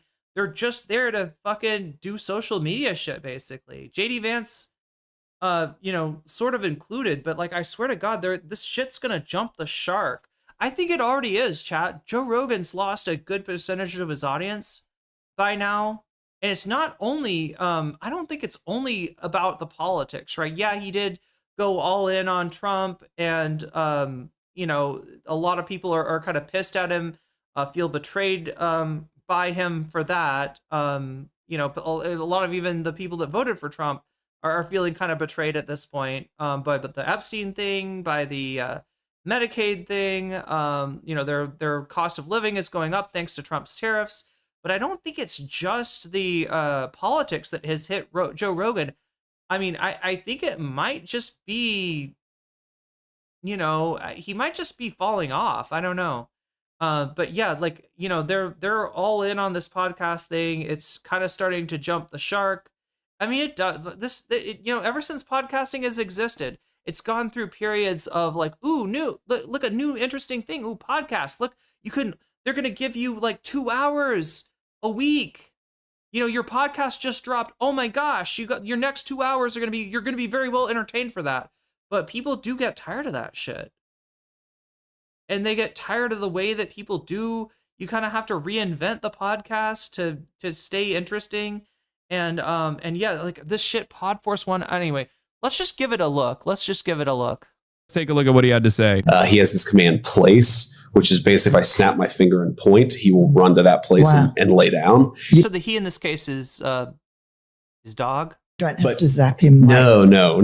Hasan. Not like Hasan Piker, no. So for the record, it's the show host that's terminally online. So as soon as he says place command, isn't that wild, chat? Is steampunk making a comeback? What about solar punk? I'm still waiting for solar punk to really become like fully mainstream. No electrocution of dogs here. Wow, how loud is this? Do we have a... Oh, that's right. I can take the extra 5.0 decibels off of it. Let's see if that's better. Disgusting is that? What does that tell you about a person? Well, I think it tells you that they're not, that they're bad people. Yes. If you can actually cause suffering to an innocent animal, you're probably the kind of person who doesn't worry about suffering in people. Yeah, do you have some, are you Haitian? That's what he's thinking, right? This is the guy that said Haitians are eating the cats and eating the dogs. The right wing actually made animal cruelty or animal welfare kind of an issue, right? In 2024, if you remember, eating the dogs, eating the cats, yes, but also Peanut the squirrel. It's the strangest little social media mini phenomenon that I've ever seen. There was a squirrel on TikTok named Peanut that someone had just, basically adopted a wild squirrel, which you're kind of not supposed to do, but what was the story? Maybe it was like a rescue animal. Maybe there's a reason that they took the squirrel in. But anyway, the squirrel was doing amazing shit on TikTok. It got, the owner got some notoriety, and enough notoriety so that animal welfare came to take a look and see what's going on in the house. Like, is this okay what they're doing with the squirrel? And when they were doing that, the squirrel bit one of the animal control people. And as a result, yeah, if any of the animal control people get bitten by an animal, they put the animal down, right? And so that's what happened to Peanut the squirrel. And so, I don't know how many votes that it gained them. It was a squirrel rescue, but it's like a non-zero. Now, there's two aspects to this, chat. I'm a cat person. You all know this, right? I mean, I was a dog person when I grew up. I grew up with dogs.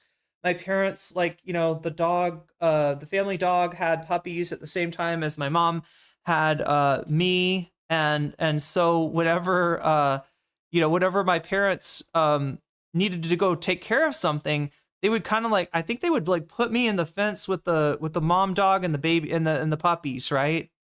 So I was sort of raised by dogs. But there is a weird thing, and I guess, being white, I can't speak to this, but a lot of people have commented that from the outside of whiteness, it looks like a lot of white people care about their pets more than they do of I don't know, people of other races, right?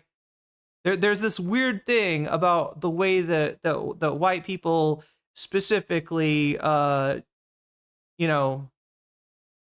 relate to our cats and dogs that's a little bit disturbing if you compare it to how white people on average the empathy that's shown for people outside of whiteness maybe a little bit lacking, right? So there's your right-wing tie-in with animal welfare and stuff. People as well. Yeah. And that's been my experience. If you mistreat dogs, that's almost 100% sign that you're going to be a really terrible person. So JD Vance has done spot training for his own dog, so he knows that it is not an abusive practice. And yet he is still leaning into this idea that I'm abusing my dog, which is crazy because, hello, Kristi Noem, the secretary of the Department of Homeland Security, shot her puppy point blank, ISIS execution style, and then threw the puppy's body in a goddamn landfill in front of construction workers. And the only reason why we know about it is because she wrote about it in her book. What is happening? It is so transparent that these people not only do not give a about animal welfare, they don't give a about human welfare either. Because remember, this is the vice president we're talking about. The vice president of the United States is talking about Reddit, Twitter drama while we're at the precipice of 40 million American citizens losing their SNAP benefits, as in 40 million Americans are about to starve. 40 million Americans are about to starve in 2 days because the administration does not want to use the existing $6 billion that they have in their contingency funds to keep giving money to people. They are going to go to food banks, which will not be able to make up for the lack of SNAP benefits that they get. These are some of the most underserved people in the country. Many of them work. Many of them, even larger numbers, can't not work. As a matter of fact, they have dependents. They have children. And JD Vance is over here, as the government is shut down, talking about this. It blows my mind. Even TYT got that gang talking over, it got into the Tren de Aragua discourse in Colorado, which I'm trying to remember, did that happen slightly before the eating the cats, eating the dog panic over Haitian immigrants to a certain town in Ohio that was actually benefiting from the presence of immigrants, and these were Haitians that were here because the country had been destabilized in no small part due to U.S. foreign policy, right? But yeah, the Tren de Aragua, and TYT. Look. Here's the deal with TYT. All right, they may be nominally progressive, right? They may be saying the right thing on Israel Palestine, but as far as TYT's, they're getting paid by right wingers. I don't know how much more clear I could make this. At the end of the day, it does feel like TYT, as much as they're, they don't really have the motion that they used to, but they do put their thumb on the scale, and it is for the right wing at the end of the day. Say what you will, they nominally oppose Trump, but then right as soon as he gets elected, they were like, oh no, actually, I'm not feeling bad. I'm feeling strangely relieved. This is maybe Trump getting elected is the best thing that could happen. I mean, I don't know. They are fully sold out at this point. This is absurd. I'm still in awe. The Vice President of the United States knows who Hasan Piker is, much less the dog drama. I'm surprised he didn't, if he'd said Kaya, that would have been even more wild. It's absurd. If Kaya got the shout out from the vice president. Absurd, but JD is a millennial and internet is part of his culture. True. Think about it. The Trump administration gave more money to Argentina in order to prop up the admitted ANCAP than they spent on the entirety of the US aid. Yeah, but Besant had investments, I believe, in Argentina, and he didn't want to see those go south. Even though I do think that Argentina's doomed. Like those policies aren't good, and anarcho-capitalism is a ridiculous fucking pipe dream. And it's just had its life extended a little bit. Let's hope that there's a real comeuppance for, I'm a little bit disappointed in voters. Because you know what happened, right? They were ready to throw out Milei's party on their asses, right? Then Donald Trump comes along and says, "Oh, I'm gonna give them a lifeline. I'm gonna bail them out, right?"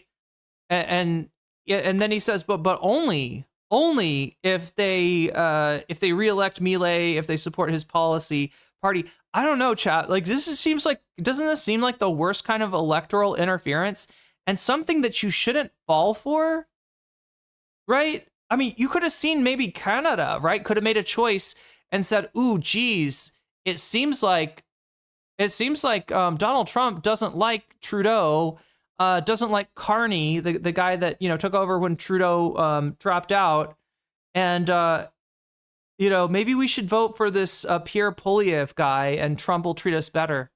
That's not what Canada did, though. They told Trump to go fuck himself.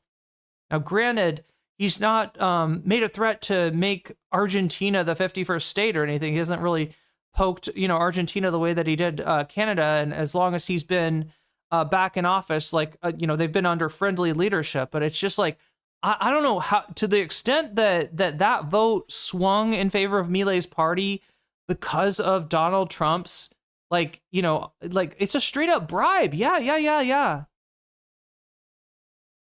Which, look, to some degree, Democratic politicians underestimate the efficacy of putting money in people's pockets. One of the most popular, if not the most popular, Trump policy ever was the stimulation. $2,000 into your pocket, extension of unemployment benefits, et cetera, right? That was a hugely popular policy, and a lot of people did actually give Trump credit for that. Even though it's not the policy that he wanted to do, it's kind of the policy that he had to do. This was a policy of last resorts. But at the end of the day, Trump gave out 2 stimmies, and Biden only gave out 1. And I don't think you'd be completely remiss if you related that to the outcome of the 2004 election, right? So on one hand, you should be bribing the electorate. You should be putting money in the pockets of the working class of your country. But what Trump is trying to do here is, put money in the coffers of Argentina to prop up the crashing peso, which long term, it is very much good money after bad money. yeah, if it doesn't work out, I think there will be consequences for Milei. But yeah, it's just another example of Trump manipulating and using these sort of mob boss, tactics to get his way internationally. Dude, it blows my mind. I cannot believe that this is where we're at. Department of Homeland Security Secretary. Can you imagine if Xi Jinping said something like he was going to invest in, like if Xi Jinping promised to invest in, like to move some Chinese industry into the United States if we voted for the candidate that he liked? Like he's like, yeah, like, I mean, can you imagine how people would react then if it was literally Xi? I mean, people the Republicans kind of freaked out when Hugo Chavez, I'm trying to remember what these policies were. There were certain policies, I think, that he did with Citgo, which was the nationalized gas company, where there was some kind of access to reduced price fuel during a time of economic hardship in the United States. And I do remember Republicans freaking out at that, but just imagine if it was Xi. Anyway. Once again, literally killed her puppy. Point blank executed her puppy, dumped his body in the landfill. None of these people care about animal welfare. The administration is shutting off 40 million people's SNAP benefits because they simply don't want to fund it. They simply want to make people suffer. They don't even care about human welfare. And this is what he's talking about. What will it take for Americans to realize that this is like clearly another cycle of distraction? These people do not care about you. They do not care about their own voters. Because remember, the reason why the government is shut down to begin with is because the Democrats are not funding the CR because they want to make sure that the Republicans come back to the table. This is the only point of leverage that the Democrats have. They want the Republicans to come back to the table and fund the ACA subsidies so that their own voters, Republican voters in rural ass places, still get some semblance of subsidies when they're paying for their health care. That is the argument here. Democrats want to fund health care,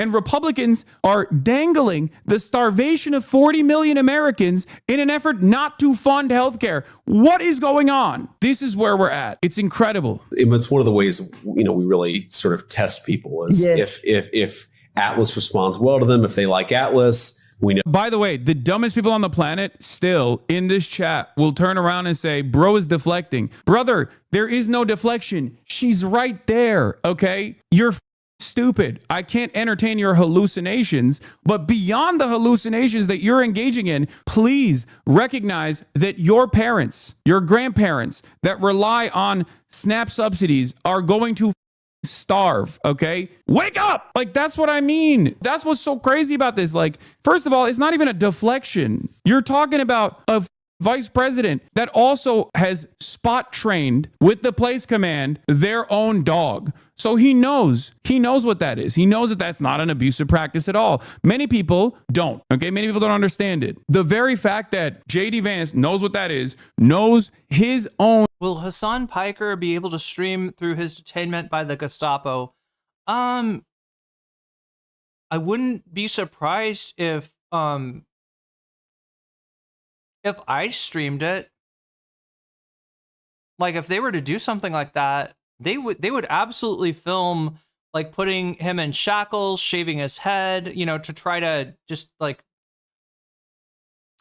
they would probably do some kind of humiliation ritual. So yeah, it would be content, just maybe not Hasan's content. Department of Homeland Security secretary shot and killed her own puppy means that they don't give a fuck about any of this. Or he's just straight up saying, yeah, we want a bad person. He could use one of those magnetic lav mics. He could take one of those with him. Yeah, but the last time he did that, he broadcasted his piss. Remember that?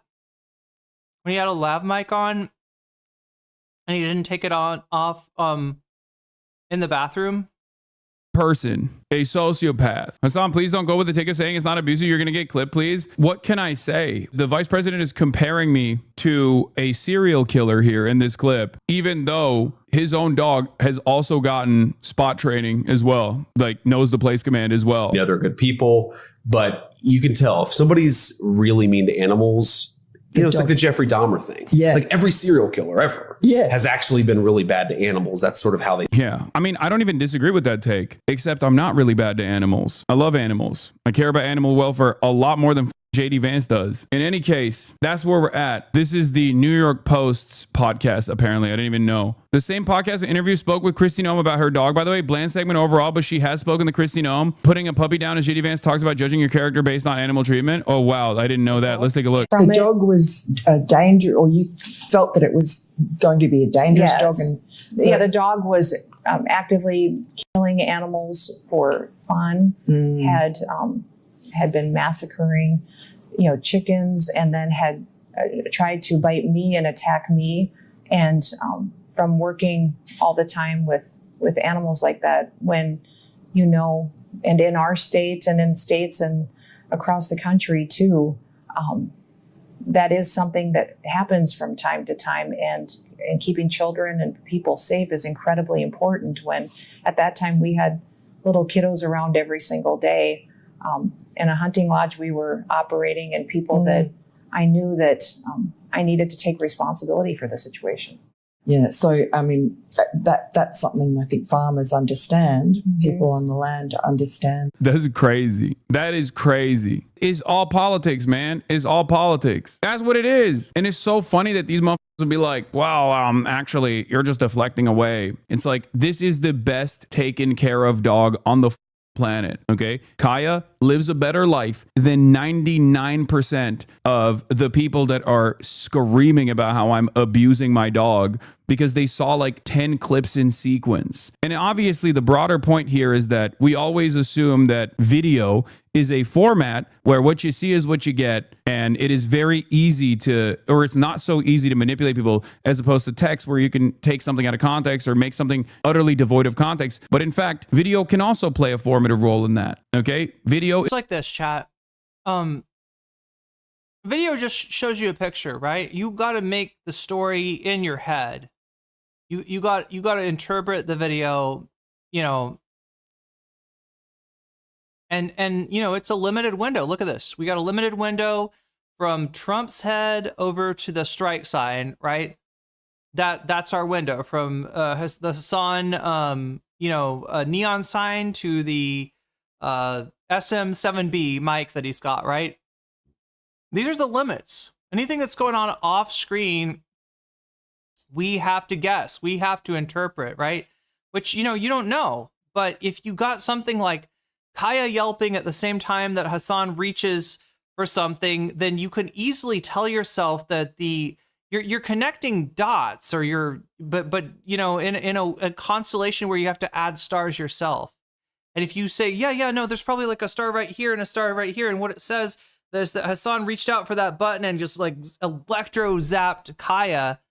I mean, it's you. What is the story? What is this? The phrase from the Steve Goodman song?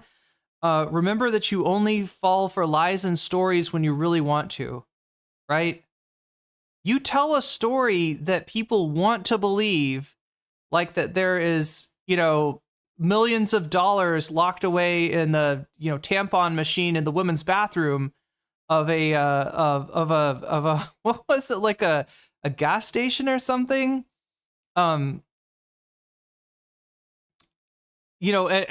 somebody's gonna go and check.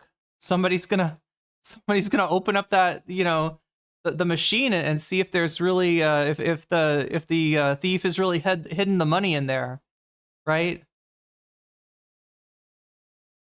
Is also just as malleable, especially in the format that I exist in, where I'm literally live 24/7. It's so funny because like she gets vet checks with regular frequency, groomed with regular frequency, incredible amount of activity, socializing, all of that. Like I'm so on it. You're just keeping it alive at this point by putting attention to it. If people say you're mistreating, it's either a form of bad faith or you're not going to change their mind anyway. I know. Well, what do you mean? I'm not keeping it alive. The vice president just talked about it. A vice president who also has like lied about human beings eating cats and dogs, including in that very same interview, as a matter of fact. He literally still said, after openly admitting that he was lying about Haitians eating EBT people buy lobster and caviar is the new thing right now. That's not new at all, unfortunately.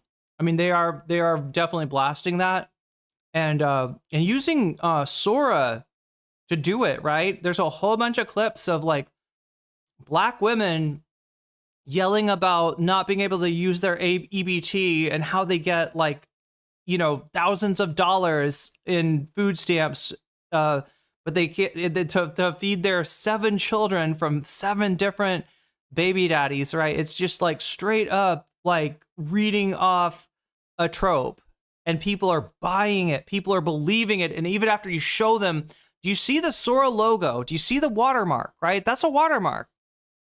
This is generative AI. And they're like, yeah, but it's true.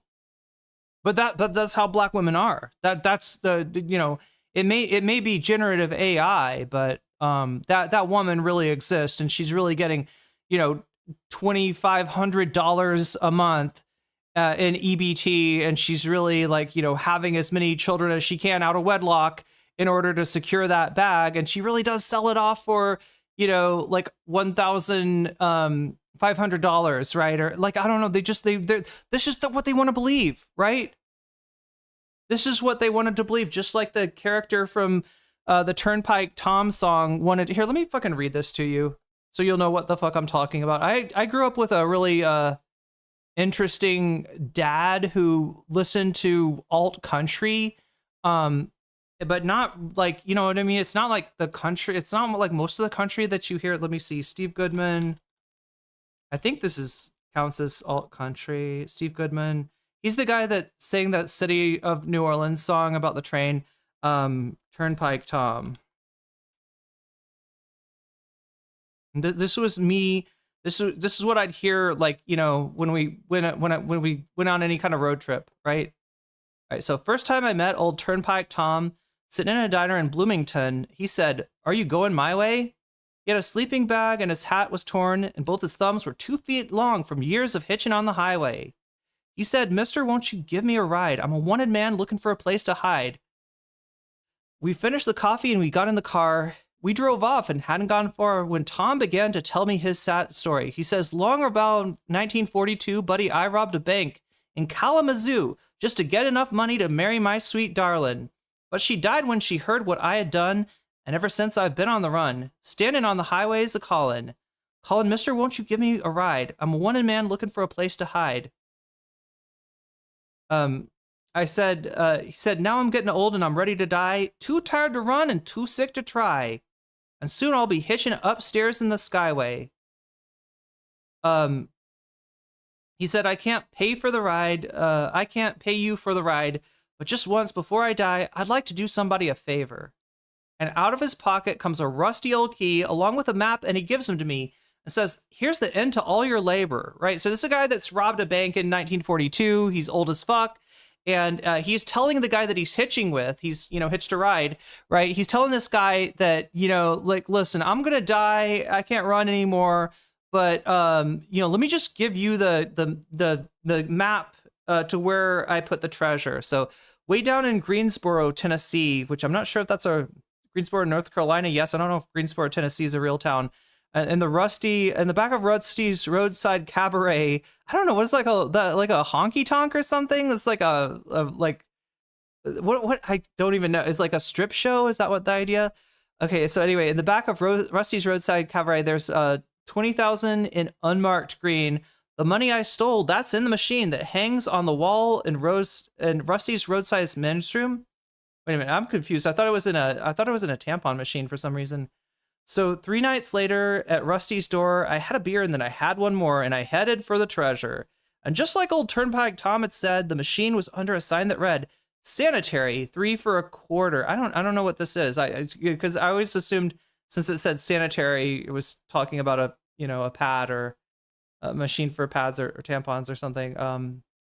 Anyway, so I took out the line and took out the key and I broke the lock. There to my bewilderment and shock, I found a sign that read, "You've just been had in a sanitary way," by Turnpike Tom, the high outlaw with the fastest sense of humor.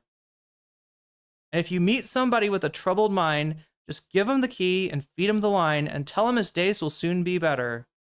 Mister, you've been taken for a ride. There's nothing but fool's gold here inside. The real gold, that's inside us all. Remember that you only fall for lies and stories when you really want to. And that's the fucked up thing about this whole JD Vance thing is the welfare queen slander, right? People really want to fall for the line that all your problems are caused by some black woman. She's taken all the welfare money. She's rolling up in a Cadillac. She's got 1 million kids that she has to be able to collect welfare money. So if you really want to do right, you should vote for a candidate that's going to cut welfare, right? And they're not going to cut like black welfare or white welfare because there's only one welfare, right? They're going to cut all the welfare. And that's the idea. You've been taken for a ride, mister. You've been fucking lied to, right? And you fell for that story because you really wanted to. You really wanted it to be that simple. The person that I've got bigotry and prejudice against, the person whose life I don't fucking understand, yeah, they're the cause for all my problems. And they'll be really mad if I vote for Ronald Reagan or Donald Trump and their EBT gets cut off. And in reality, you are fucking yourself. And you're playing into the hands of the people that are going away with the real money, right? The people that are getting those tax cuts and they're putting them in the bank and they're buying another yacht, right? They're really the welfare queens, right? Some of them literally, like you're talking about Elon Musk, like his companies wouldn't work if it wasn't for the United States government, like just bankrolling them. There would be no Elon Musk if it wasn't for the largesse of the US federal government.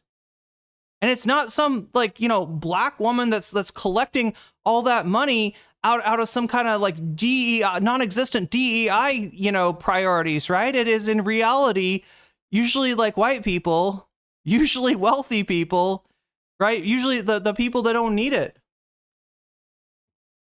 Anyway, so sorry, I had to run you through that because it's a great explanation for how you construct reality, how you fill in the gaps, because we don't ever see anything like whole. We don't ever like fully witness like, yes, I saw, the money was taken out of here. It was, put in the bank, and like, you don't ever see like the whole story. So you got to fill in the gaps, and you can definitely fill in those gaps with, motivated reasoning that where the motivation is racism, where the motivation is hating the other and wishing that anything could be so simple as just, spiting this non-existent other, when all in reality, you are cutting off your nose to spite your face. Cats and dogs. JD Vance is still saying Haitians are eating cats and dogs as the vice president. That is where we're at. JD Vance openly admitted that he was lying in the past about the Haitians eating cats and dogs thing. And then he still turned around and said it. Look at this. Look. This was, if you remember, the big controversy about all of the migrants who came into Haiti. 20,000 immigrants, Haitian migrants, in a town of 40,000 people. So you blink your eyes in Springfield, Ohio, and you wake up and literally a third of the population of your town is now Haitian immigrants. And eating cats and dogs. Eating cats and dogs. Now, Biden paroled. Except that they weren't eating the cats or the dogs. They were filling a hole in the local economy, is what they were doing, right? And they were there due to the actions of the United States government.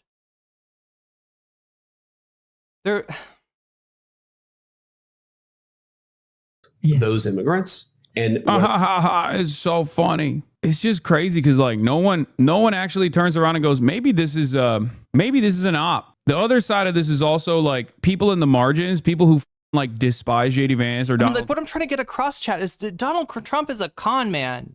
Right, I mean, he's a lot of different things. He's like a carnival barker. He's a con man. He is a mafiosa. And these are like very American like traditions that they're coming from, but it's somehow it's like unrecognized. Somehow this game, which is as old as fuck, right? He learned this shit from Roy Cohn. Roy Cohn learned it from, oh my God, what the fuck is his name? FBI guy, J. Edgar Hoover. Yeah.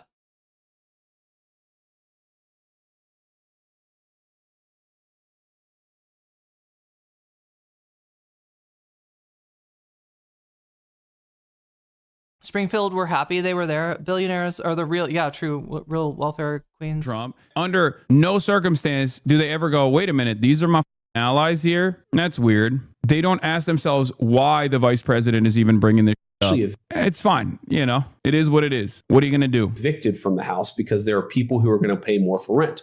And then what happens is 20 people move into a 3-bedroom house. 20 people from a totally different culture, totally different ways of interacting. Again, we can... Again, we're listening to a story. And it's normally a story that you'd want to see. Okay, so show me the 20 people. I can't find them. All right, show me the house with the Haitians in it. There's 7 people in here. Maybe it's a little bit much for a 2-bedroom, but... You know, people in America, like, you know, people from America get by on less, right?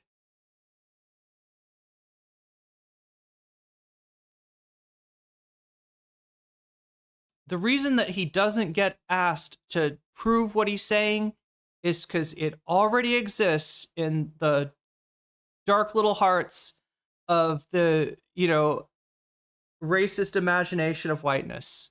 It all, like, you know, nobody's asking for proof because it confirms what they already believe. Respect their dignity while also being angry at the Biden administration for letting that situation happen and recognizing that their next door neighbors are going to say, well, wait a second, what is going on here? I don't know these people. They don't speak the same language. Insanely racist, bro. We are officially straightforwardly in like neo-Nazi territory with the way that these guys talk about things. That I do. And because there are 20 in the house next door, it's a little bit rowdier than it was. Dog, your wife is Indian. Your wife is Indian, big dog. What is happening? This is what I mean. Like, this is what is just so crazy to me. Your wife is Indian. Your children are Indian, okay? Of Indian. Yo, Joel with the 20-stream streak. Descent. And you're out here hitting white supremacist lines over and over again. Like, I don't understand it. These people do not even consider their immediate family members when they talk like this. Do you not realize that this kind of sentiment, if it continues to fester,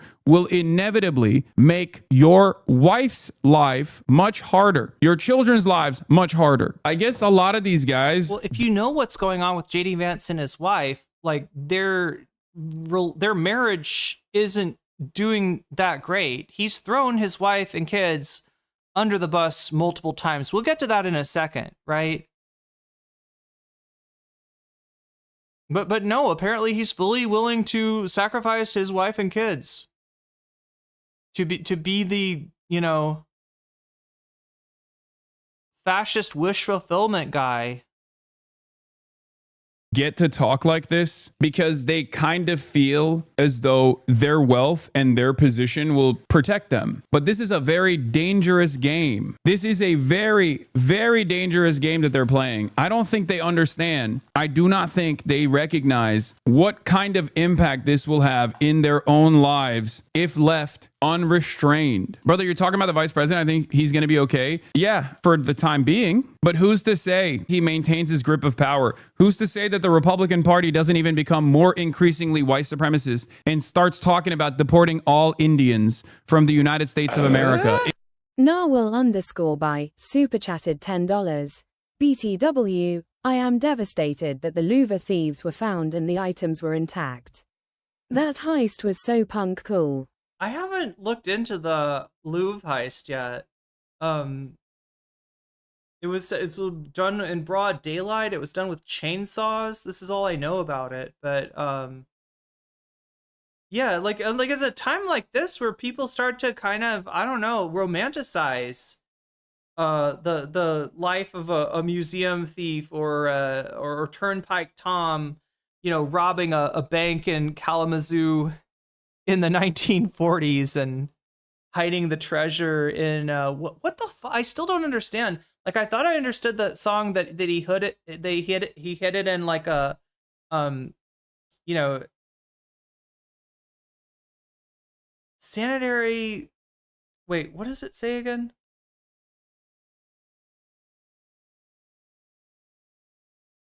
$3 for a quarter. So like it's in the men's room. It says sanitary 3 for a quarter. I guess I don't know enough about like what would this be, like the 1970s, to know like what that reference is.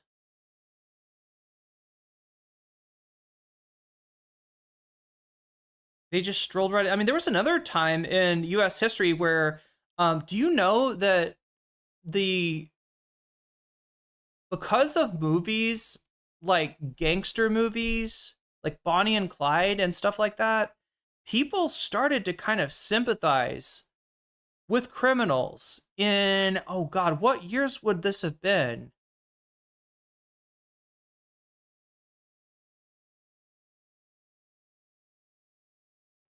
And it was actually like the FBI that that sort of like strong-armed the movie studios into making movies that glorified cops rather than glorifying the criminals, because people were starting to really, you know, John Dillinger, Bonnie and Clyde, Great Depression era. I mean, it makes sense, right? People are looking for something. And if you can't earn an honest living from the sweat of your own brow, then being some sort of a, you know, edgelord, you know, criminal is like, I don't know, becomes pretty appealing. Vance is pretty close. Just like when you can't get your healthcare paid for, people look at a guy that offs a insurance executive, an insurance CEO, as a little bit of a hero. They don't have the normal reaction of like, hey, that's a murderer. Vance is pretty close to saying something like, I love my wife and kids, but it would be a lot easier for me if I married a white lady. I can't say it is a regret, but it like low key is. Oh my God. Yeah, sanitary napkin. Would that be like in a men's room though? Would you get a sanitary napkin in a men's room? Wouldn't you just like wash your hands? I don't know. Maybe back in the day they didn't have. I'm trying to, you know, some kind of Roadhouse. From what I can tell, is the song. You know, it's where he is. You know, the money is supposedly hidden. The heist was high intrigue and low stakes for me. Oh, the movie is better alternative to the Epstein files. Sanitary napkins are. That's why I thought that it was the women's room, right? But when I reread the lyrics, they definitely say the men's room.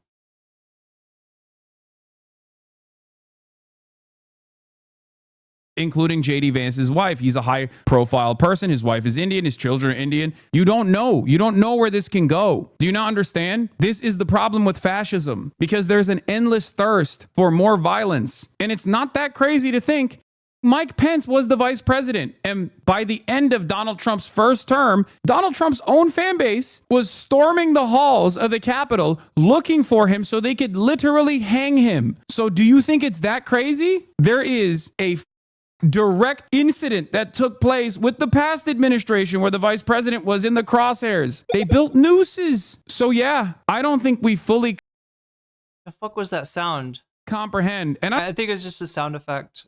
don't even think this dip fully comprehends like what kind of violent forces he's entertaining. Yes, he They have hot towels back in the day, yeah, but it wouldn't have been the hot towel would not have been in the,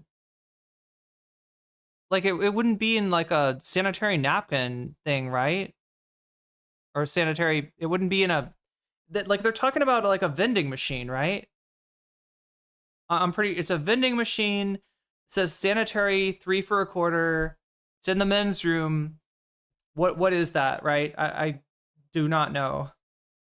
does, he thinks he can lean into it and that won't be sweet. I'll give you an example of another person who has done this. Oh my God, yeah, Kelly Voicer. I think you've solved the mystery. Steve Goodman, actually a trans guy. Who knew? Our life. Dinesh the D'Souza, okay? Dinesh D'Souza is racist as hell. Dinesh D'Souza went to prison under the Obama administration for campaign finance fraud. He did straw donations on a race for his friend who lost by like 25 points. He's a moron, right? And he has spent his entire life in the far right. Dinesh D'Souza has quite literally promoted Nick Fuentes, as a matter of fact. Like, that's how racist he is. Dinesh D'Souza the other day was like, when did the Republican Party become so anti-Indian? I wonder why. Your son-in-law, Dinesh, was on Zohran Mamdani for eating rice with his hands. How did the Republican Party become so racist against Indians, I wonder? Tokens get spent, okay? Tokens eventually get spent. It doesn't work that way. And they are usually the first to go, as a matter of fact, because they're more accessible. If your entire movement is built around these racialized boundaries, these inalienable qualities that must be forcibly excised from the land, eventually they are going to come for you. Eventually they're going to come for your loved ones. The idea that this movement that you are leaning into is not going to eventually harm your loved ones is so stupid. It's already inappropriate, even if you didn't have an Indian wife. It's ridiculous. It's violent. It's unacceptable. But you are in an exceptionally weak position. Are you threatening the VP, bro? You're going to make the lives harder, the VP's fam harder by making I mean, given that they just let the guy that made some off color jokes about Charlie Kirk, they've had him locked up for the last 2 months. And it was over a quote that he did of Donald Trump. Like, they basically attributed what he was quoting Trump as saying to him and interpreted it as a threat. So I don't know. It's not as far off as you think. You would hope, though, right? I mean, look, if we end up with that Tim Pool content about Jennifer Welch from I've Had It podcast, that is a great example. Like, right, we talked about the Hasan dog moral panic, the dog conspiracy. This is like a QAnon, like the QAnon for dogs or something, right? The whole no, because you see the dog yelped and he reached and the dog yelped. You know what that means? That means he pressed the dog electrocution button. Definitely that's what happened, right? We've been through that. We've been through, like, you know, I mean, like that one, at least, you know, you could, it's a narrative paired with a visual that is, at least I can say, it's compelling. Like, I understand on some level why when you show them that picture and you say this is the man shocking his dog, people buy into that, right? But with the Tim Pool shit, what he is going off on Jennifer Welch for saying is nothing of the sort of what he's describing, right? He's literally attributing the intent of, like, the mass slaughter of one's political enemies to Jennifer from the I've Had It podcast, right? Now, look, Jennifer's, you know, she's like she's feisty, she's spicy, but she's not advocating for a fucking purge of Republicans, right? But not by a long shot. But Tim Pool has got his whole audience. That was the wild thing, is when I looked at that video, I didn't see one little bit of pushback of like, hey, where's the part where you actually show her saying she wants to off Republicans? Because I don't see it, because it's not there. Nobody asked him that. Everybody's like, oh yeah, no, this is how the left is. This is how liberals are. This is what they do. This is what they're all about. They want all of their political enemies killed, and any Democrats who aren't willing to go along with their purge, I guess they're going to be killed too, right? It's literally words that Tim Pool is attributing to Jennifer Welch, and just out of nowhere. So I mean, like, this kind of like mad flight of fancy into a just so story that justifies the very real violence, the very real purge Tim Pool would like to see happen against the left and against liberals. Like, this is, I guess, how it works. You just fucking lie. I mean, they've been shown the way by Donald Trump. Donald Trump is, when in doubt, just lie. Just lie. You'll be surprised at how many people are believing your lie. A woke comeback? What do you mean? I'm not making a threat. I'm saying leaning into racist narratives is eventually going to harm his loved ones if those racist narratives remain unchecked. That's the point. Like, the forces that he is promoting are eventually going to come for him and his loved ones. Americans are indiscriminately discriminatory, okay? They don't even know the distinction between like someone from Pakistan versus someone from India, okay? At most, they look at it as like, you're all terrorists, myself included. Yeah, they're like, you're brown and you're not Muslim. That's as far as they go, right? With it, it's just like in India, Pakistan, Sri Lanka, they wrap. I mean, like, you could be Nepalese, and I bet they would just like kind of like put you in that same box, right? They've got a very limited number of boxes. Haven't heard Graham Plattler say anything progressive. Universal healthcare and being anti-genocide aren't exactly radical notions. Haven't referred to. He's referred to that. Wait. Hasan has been accused of basically everything but murder, which hasn't worked. They're scraping the bottom of the barrel at this point. I mean, they did kind of. What were they implying with the gun thing? Yeah. Wait, what was it again? There's a chatter that's like talking shit, basically saying that they're gonna come to his house and do, the chatter was making kind of like a low-key death threat at Hasan. So Hasan pulls out his airsoft pistol, which I think is pretty cringe. And yeah, some people noticed that the magazine slipped out of it, which, is embarrassing. He doesn't know how to, handle even a fake gun, right? So like what he was trying to accomplish, looking badass and giving that chatter the idea that if that chatter were to show up at his house in IRL, that, he would shoot the guy. I mean, I don't think the deterrent was really there. That being said, this got characterized as Hasan doxing the guy, giving him death threats, which he didn't do. He didn't dox the guy, and threatening to kill him. I mean, this shit has happened to me too. Like somebody I think when I was dealing with a stalker for the first time, or somebody that, had been really creepy to me, I and this was naive of me, because honestly, you should not talk about this. As a streamer, I learned this later. You shouldn't talk about it. It just encourages these people, right? The more play that you give them, the more you acknowledge them, the more they know that they have done something that's caused you to react on stream, the more they keep harassing you, right? But I was like asking my chat, I've never dealt with this before. Should I get I'm kind of like laughing, because it just doesn't seem realistic. Like I'm a tiny streamer at this, incredibly small streamer at this point, right? It doesn't seem realistic that anybody would like care that much about me. And I'm just like, should I get a dog? Should I get a baseball bat? I'm just realizing I got nothing to protect myself, right? I'd never thought of like, having to have anything to, protect myself. So I'm like, should I get a dog? Should I get a baseball bat? And then I hear like one of the stalker's friends characterizing my stream as threatening to go to go across the country and I don't know, hunt this guy down with a dog and a baseball bat. It's just like people will say anything. And talk about Darvo, right? Obviously. That's the reason why Tom Cotton will go on a Senate hearing and talk to the Singaporean CEO of TikTok and go, what kind of Chinese are you? You see what I mean? And he's like, Senator, I'm from Singapore. He's like, okay, I don't understand. What kind of Chinese is from Singapore? You must be Chinese. In any case, that's where we're at in our culture. That's where we're at in the realm of commentary. And these guys are way too predisposed with silliness as opposed to solving any of the crises that are personally responsible for. And the worst part about it is that for many Americans, they're fine with that. They like it. They're like, no, this is great. This is awesome. Yeah, no, keep me invested in this silly shit. Don't worry about the SNAP benefits. All of these right-wing groups that even talk about the SNAP benefits talk about it as though it's like these are poor people that deserve to starve. They should just get back to work, not realizing what it takes to even get the SNAP benefits or what your conditions look like if you are SNAP recipients at all. Okay, I don't know what's in this. Wow, okay.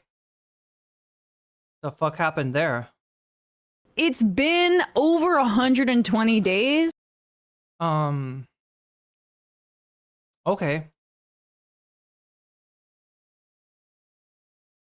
That was a JD Vance went on a podcast that has no views. swift end to that segment. There is some more stuff of note when it comes to JD Vance and Hasan.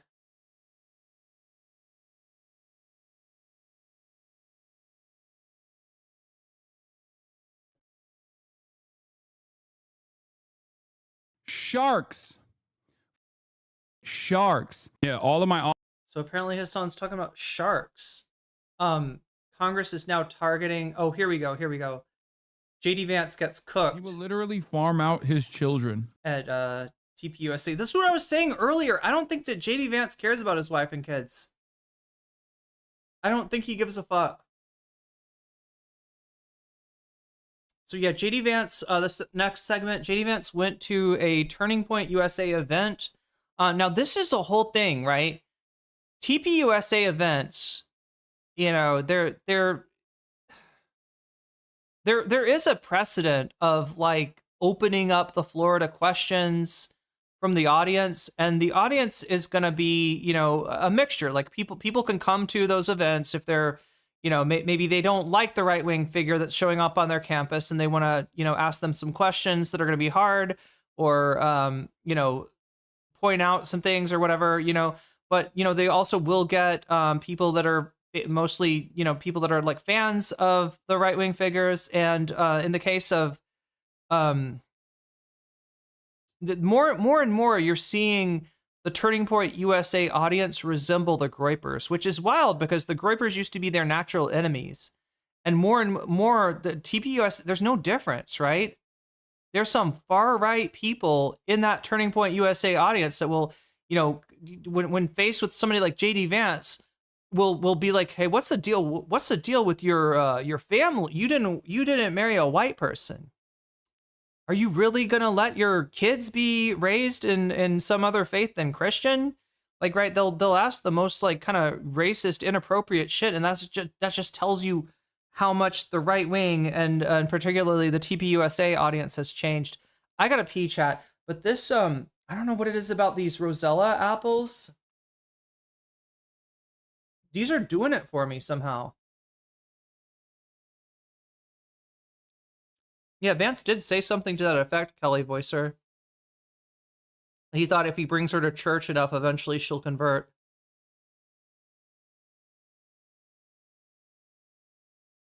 I don't know. I feel slightly better after eating these weird little apples. I don't know. Maybe there's something in the bitterness, right? Anyway, I'm going to put this on. I'm going to pee. I'll be right back. Hasan, please don't sue me. to advance a talking point. A cynical little weasel. If JD Vance was my dad, I too would renounce God. Well, it seems like if JD Vance was your son, you too also would renounce God and trade him for some perk 30s. Hello. All right. JD Vance got cooked. JD Vance got absolutely cooked at the Turning Point USA conference thing that he did last night by a bunch of right-wingers too, nonetheless. Very cool stuff. Why is the president taking on the role of a podcaster? I do not know. It's just podcaster world. I was talking to someone else about this, but I can't help but notice that like sometimes I think like I forget who I was talking to, but I was talking to someone about this where we were conversing about how stupid it is that JD Vance knows who I am or like knows the intricacies of drama that I get involved in. And this person brought up the fact that, yeah, well, for these guys, being a podcaster is the best possible job you can have. And it's kind of true. All the podcasters that work in the admin hate their lives now. Dan Bongino is on the verge of suicide because he dropped his cushy job hawking pills and cryptocurrency to go actually do an honest day of work as a deputy director of the FBI. Podcasting is seemingly the ultimate job for these guys. Mr. Vice President, thank you so much for giving this opportunity to talk here today. I did not agree with many of the things that you said right ahead of this, but I don't think that's my point to discuss here. What I want to ask is, you are married to a woman who is not Christian. In her Wikipedia, I mean, I just looked it up. I wanted to know what her faith was. I didn't know this before. But she still calls herself Hindu. You are raising three kids in cultural, racial, religious household. How are you maintaining, or how are you teaching your kids not to keep your religion ahead of their mother's religion? Or how are you teaching them that your kind, they're that kind who got here just few years or few decades ago is different or is better than your mom's kind who got here just a generation before? Now, I can't even tell with this questioner, right? I can't tell. Can anybody tell? Are they coming from the left or from the right? I listened to this earlier. Is this a racist who is like, why do you have an Indian wife and a mixed family? Or is this somebody that's like, you know, why are you considering that your wife is Indian and, you know, your kids are mixed? Why are you embracing this racism? I wasn't entirely sure where this person was coming from. Wait, what do we think, chat? Is this questioner like mad at JD for being too racist, or are they mad at JD for not being racist enough? How are you balancing that? And when you talk about too many immigrants here, when did you guys decide that number? Why did you sell us a dream? You made us spend our youth. What do you mean? What the fuck is this question? She's popping off, dude. My queen. If I'm understanding this correctly, the questioner is an immigrant herself, maybe, and just can't quite resolve JD Vance's, you know, racism with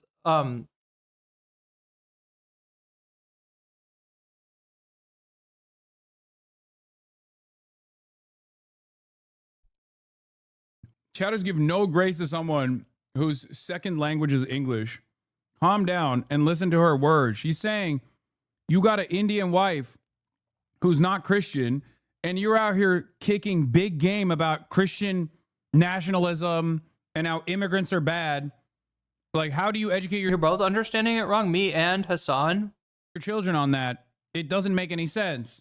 Our wealth in this country and gave us a dream. You don't owe us anything. We have worked hard for it. Then how can you, as a vice president, stand there and say that we have too many of them now and we are going to take them out to people who are here rightfully so? I'm not an expert on accents by any means, but it kind of sounds like a Ukrainian accent to me. So by paying the money that you guys asked us, you gave us the path, and now I think she's a bigot since she didn't even know what religion Usha has. Now how can you stop it and tell us we don't belong here anymore? So, and one more thing, I'm sorry, one more thing. Sure. Do you have to There's be a lot there. I don't know if I'm going to remember all this, but yeah, I will try. I'm sorry. I had to say all of this, and please take it with due. I mean, I'm saying all of course. this with due No, go ahead. respect. Please. I have no intention of causing a scene here or anything, but we're not close to causing a scene. Yeah. Don't worry. But we talked about Christianity, all of this. I'm not even Christian, and I'm here standing to show support. Why are we making Christianity one of the major thing that you have to have in common to be one of you guys, to show that I love America just as much as you do? Why is that still a question? Why do I have to be a Christian? Okay.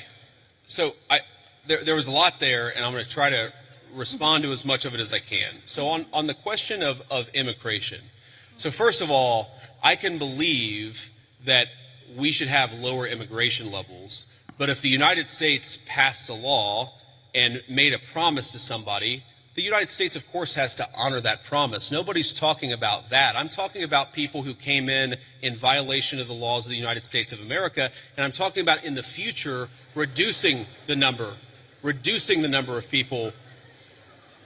Sorry, what? May I continue on that? Because when you just said you are not stopping with the people who came here legally, right? But you are pushing out policies that hurt us. And these policies are not even solving the problems. These policies are just creating chaos. No, ma'am. Okay, so So it sounds like she's against the immigration policies of the Trump administration. I mean, Hasan sort of sold this as JD Vance getting cooked by these people, like getting cooked from the right. But I think this first one is maybe in opposition to the original.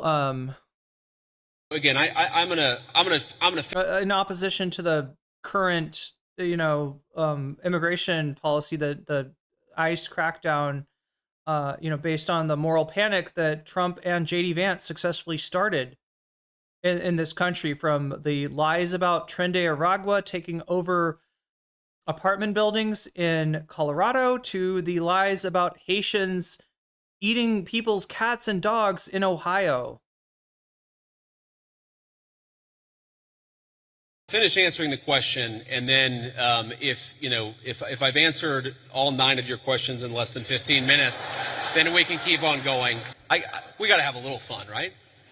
So here's the thing. I can believe that the United States should lower its levels of immigration in the future, while also respecting that there are people who have come lawful immigration pathways that have contributed to the country.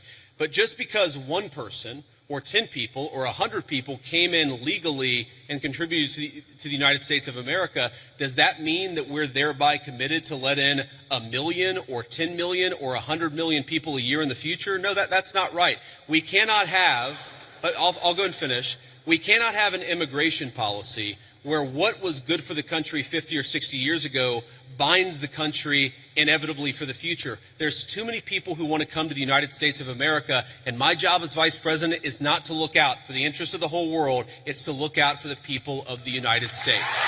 Now, Dog, your wife is Indian, owned. That's it. Do you feel like your wife is here taking advantage of American prosperity, or do you feel like your wife has contributed to American prosperity? That's the question. For white people who are coping about their position in society, that's the problem. Yeah, and JD Vance is going to have so much trouble disambiguating, like trying to present his wife in a frame that is outside of the frame in which he's presenting people that he wants to, deport, denaturalize, challenge the green card status of, and otherwise, yeah. Remember which account of the White House was it that posted remigration chat? Has anybody heard the word remigration? There was a Trump administration Twitter account that just made a tweet and it was just remigrate, right? Which might not sound like much, and obviously these people are against immigration, but if you understand what that means in right-wing discourse, right, that is a set of policies that goes beyond just deporting people who are here without legal authorization, right? Remigrate. And this is more of a European racist thing rather than it's kind of an import of European racism into the United States. The remigrate movement, I think, is like bigger in like places like Germany, where they're literally like, there's too many Muslims here. We gotta, they want to take people's citizenship, people that are fully, citizens and acclimated to, and who have, remigrate is popping off in Europe too. Yeah, that's what I'm saying. It's from that's where the Trump administration got it from, right? Me and my black grandmother can leave on the same boat. Oh my God. This is but like I think what Hasan's saying is he'd be hard pressed to disambiguate somebody like Usha, his wife, from the people that the Trump administration is actively targeting for deportation, remigration, etc. Racist people think Indians, Muslims, whatever, brown people, black people, they come into this country and they take advantage of it. That's not the case. That's not the case at all. And it's so... Take advantage of it? Isn't the whole, fetish of America being the shiny city on the hill, the shining city on the hill, so people can like take advantage of it? Isn't that what they want? They usually get mad at people when they like the kind of the first level of racism is to say, well, I'm not against these people or those people, but I kind of hate it when they form enclaves, right? I kind of hate it when I go into a part of my city and it seems more like a city from another country, right? It's got restaurants that serve food that I don't eat. It's got, like shop names with names that I don't recognize, right? That's generally like your like level 1 racism will be something like that that will just be like a thing of like, well, they need to assimilate, right? And then when you get to the point where you're talking about remigrating people who have already assimilated, that's like a whole nother level of racism. Still think folks are giving Usha too much credit. Despite her taking L's, there's a good chance she's just as bad. The word on the street about Usha is that she is to the left of JD Vance, that they met when JD Vance was known for hillbilly elegy, which, I mean, if anything, hillbilly elegy is, I don't want to say it's anti-whiteness, right? Because anti-whiteness is kind of not a thing, right? But it hillbilly elegy is actually applying some of the pull yourself up by your bootstrap shit to like rural whites, right? If anything, blaming people from Appalachia for the fact that maybe they're they've lost some teeth and they'll call it like Mountain Dew mouth, right? And when in reality, the reason that some people look like that in Appalachia is because they don't have access to dental care, right? That's why. It's not because they're gross and they drink too much Mountain Dew or they can't control themselves or anything. But yeah, hillbilly elegy was kind of like the other way, and it was like really big. JD Vance was really big with the NPR crowd, right? So when he first came out with that book, it wasn't conservatives that liked him; it was liberals. This was a time in which JD Vance was saying stuff like when he looks at the Trump administration, he feels like he might be seeing like the future fascism, and he is a way more like moderate of a political person, right? And Usha, my understanding is maybe even a little bit more to the left of the JD Vance, back in the day, and that and like look, I don't know, I mean, his right-wing grift is what's feeding the family, so maybe she's okay with it. But I've seen a lot of implication that their marriage isn't super stable, that she's not happy given this, that she's a little bit shocked by her, her husband's transformation, and that if this wasn't a situation where they were in the public limelight, that she might have left already. She might have divorced him already. Yeah, the final level is Israel. You migrate and then want the native population to disappear. True. I would say it's a deep shame that he won't even factor that into his conversation here and use his own personal experience with a loved one to say, like, immigrants make this country great, because he can't say it, right? But that is the reality. He's so shameless.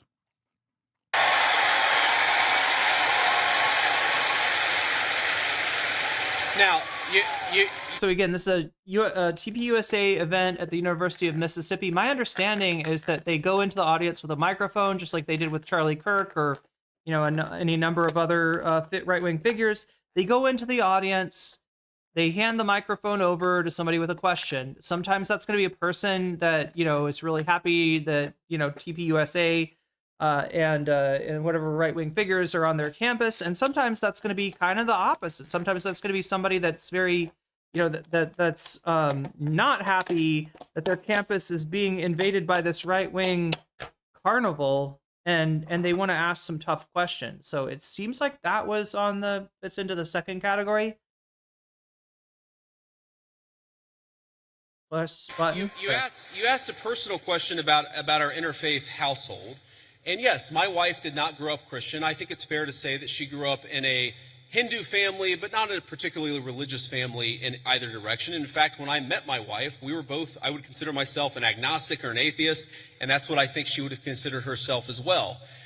Everybody has to come to their own arrangement here. The way that we've come to our arrangement is she's my best friend. We talk to each other about this stuff. So we decided to raise our kids Christian. Our two oldest kids who go to school, they go to a Christian school. Our 8-year-old did his first communion about a year ago. That's the way that we have come to our arrangement. But thank you. My 8-year-old was also very proud of his first communion. Thank you, guys. I'll tell him that Old Miss wishes him the best. But I think everybody has to have... It's so fake. When Hundo P, his kids are going to be atheists, dude. What a silly, stupid game we play. Still in this day and age. Everything that this man does is calculated. He is the biggest brown noser of all time. He will literally farm out his children to advance a talking point. A cynical little weasel. If JD Vance was my dad, I too would renounce God. Well, it seems like if JD Vance was your son, you too also would renounce God and trade him for some perk 30s. Classic. This own conversation. Can he convert? He could, but if he did, it would be some kind of like there is a right-wing fascist movement in India that has resulted in the the ascendancy of Modi, right? Modi's history is in going hard after Muslims in India, persecuting Muslims. So yeah, I mean, it's and like people are saying there, it's definitely like there's a decent amount of Indian immigrants in the United States that, like you say, lean conservative compared to other South Asian backgrounds. True, Legala, and so he did. He converted to trad Catholicism. Yeah, that's right. I forgot he's a WASP. He was a WASP from a rich family in the Cincinnati suburbs. His mom, I guess, struggled with some, I think it was opioid addiction, and so then he spent some time in like northern Kentucky, semi-Appalachian region with his grandma, which if you are from that area, sometimes you call your grandma your meemaw. And your granddad, your peepaw, right? And JD, spent time with his meemaw, and that's where the stolen holler, right? That's where JD Vance, pretending to be a an Appalachian guy that comes from poverty, really comes from. If you read Hillbilly Elegy, it was straight up scolding. It was straight up scolding of Appalachian people, but he nobody read it, so it's easier for him to retcon, and the media goes right along with it, that he was like saying that somehow Hillbilly Elegy was giving dignity to these people, when anything I mean, it's mainly about fucking couches, chat, the Hillbilly Elegy. When you're in a marriage, I mean, it's true for friends of mine who are in Protestant and Catholic marriages, friends of mine who are in, atheist and Christian marriages. You just got to talk to the only advice I can give is you just got to talk to the person that God has put you with, and you've got to make those decisions as a family unit. For us, it works out. Now, most Sundays, Usha will come with me to church. As I've told her, and I've said publicly, and I'll say now in front of 10,000 of my closest friends, do I hope eventually that she is somehow moved by the same thing that I was moved in by church? Yeah, I honestly do wish that, because I believe in the Christian gospel, and I hope eventually my wife comes to see it the same way. But if she doesn't, then God says everybody has free will, and so that doesn't cause a problem for me. That's right. If my wife wants to choose to be condemned to hell for all of eternity, to die the second death and to burn forever in hellfire, along with the devil that's deceived her into following this Hindu faith, and I mean, I guess that's just too bad. Like, I don't know, the whole thing of there's some really ugly, unspoken words that are implied in what he's saying. Something you work out with your friends, with your family. And if you understand this Tradcath movement, you'll understand it as being nominally Catholic, right? But hewing to an earlier version of Catholicism that actually had anti-Semitism baked into the cake. There was a whole part of Catholicism prior to Vatican II, which looked at Jewish people as being responsible for the death of Christ, right? Having a blood guilt upon them, right?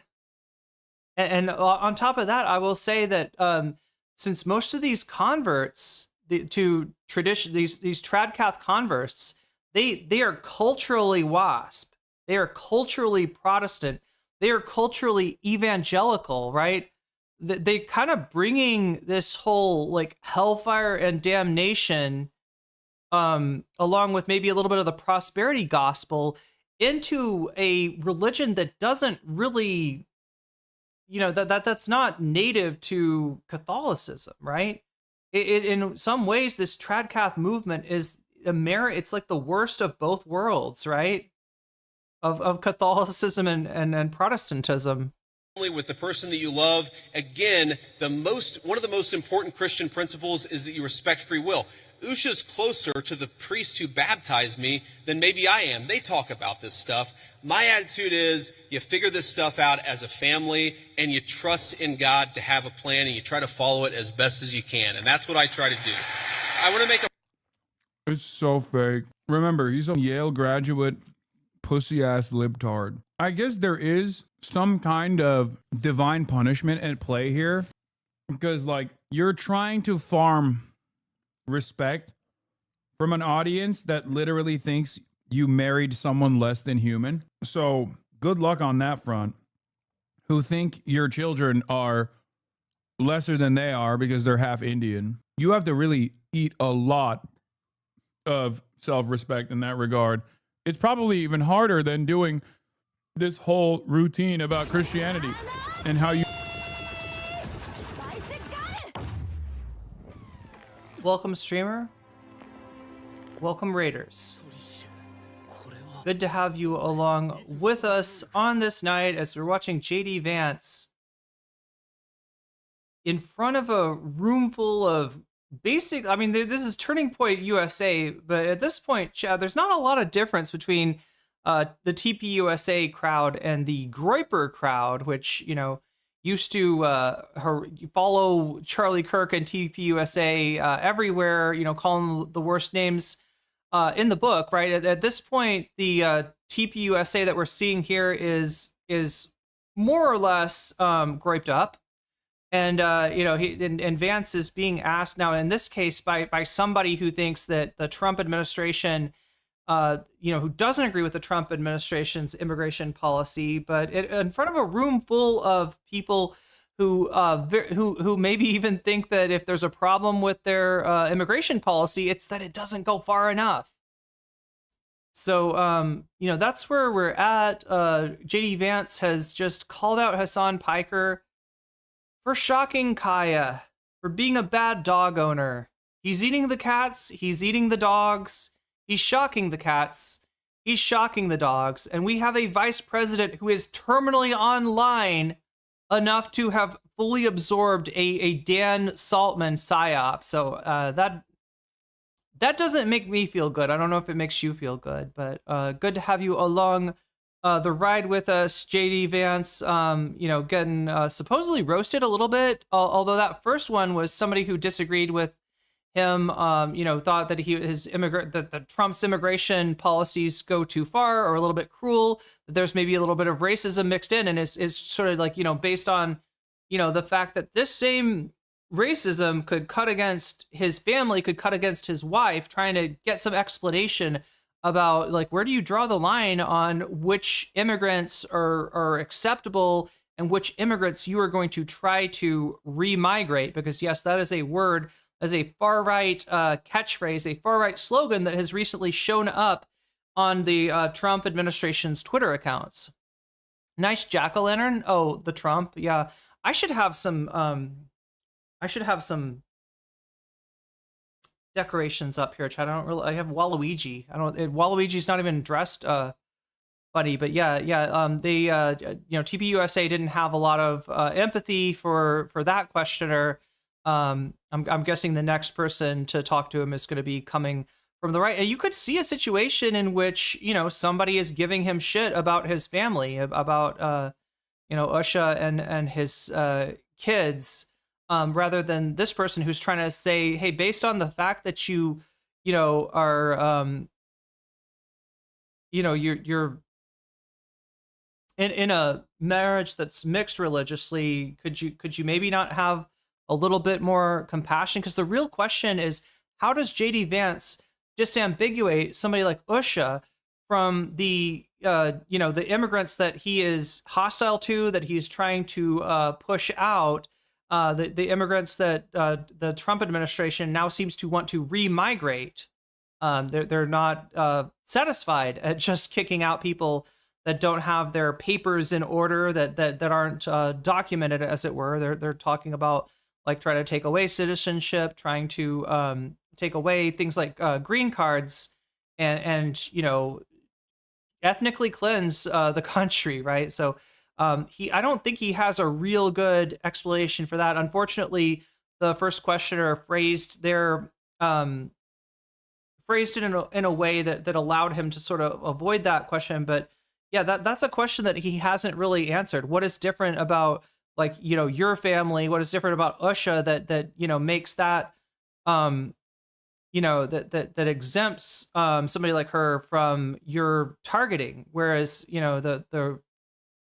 the anti-immigrant mood in the country, and certainly the policy being put forth by the Trump administration, would suggest that that immigrants like Usha may be not welcome, right? And he hasn't really given a good response for that. You found God. You know what I mean? Final point. So I don't want to cut you off. I want to be respectful to all the people behind you in line, but I want to make this point about immigration, okay? If you ask the question, what is the exact right number of immigrants for the United States to let in, it is just very specific on the context. If you go back to the 1920s, the United States passed an Immigration Reform Act that effectively cut down immigration to close to zero for 40 years in this country. And what happened over those 40 years? The many, many people who had come from many different foreign countries and different foreign cultures, they assimilated into American culture. And there was an expectation that they would assimilate into American culture. I think we have two problems in our immigration system today. And my guess is you're probably a slightly more leftist political persuasion, liberal political persuasion, maybe not. But here's the thing. I remember back in my establishment GOP days, when I was still very early getting involved in Republican politics, That's literally like, what, 2 years ago? You mean 2 years ago? When Peter Thiel paid? Usha is an American citizen. She was born in San Diego, California. Kelly, they're talking about I don't know if you've been listening to the Trump administration and who they're talking about deporting. I don't think that, in fact, right now, the Trump administration seems like it would very much like to get rid of birthright citizenship.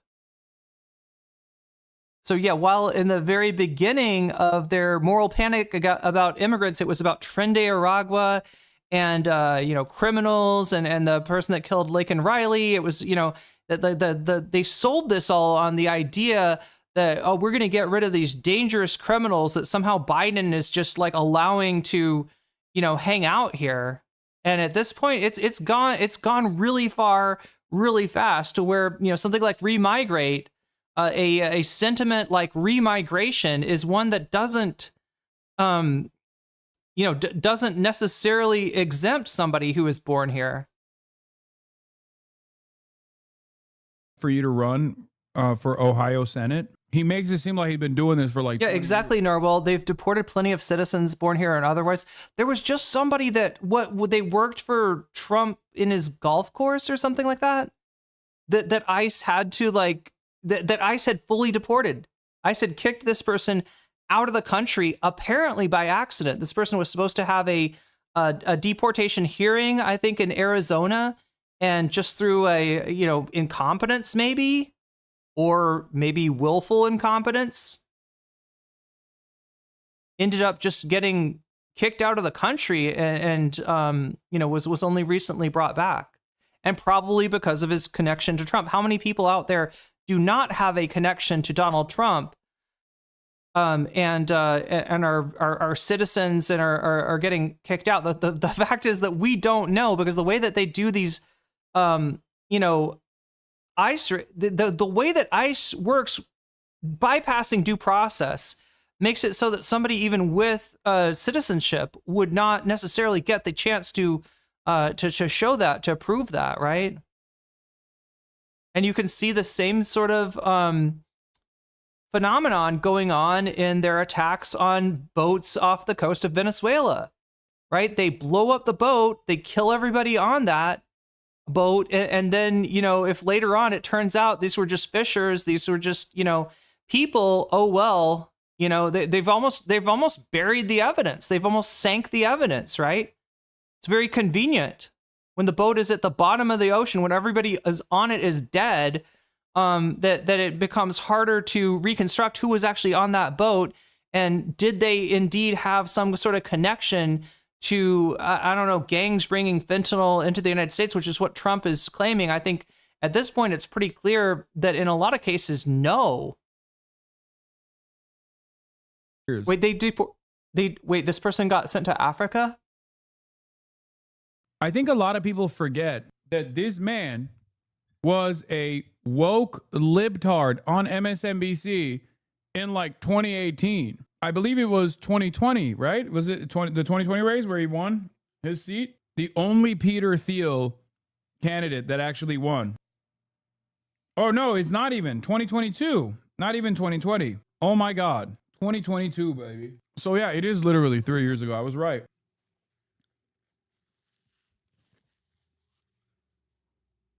How incredible. Like, his wife married Usha, my queen. Is that literally a Trumpkin?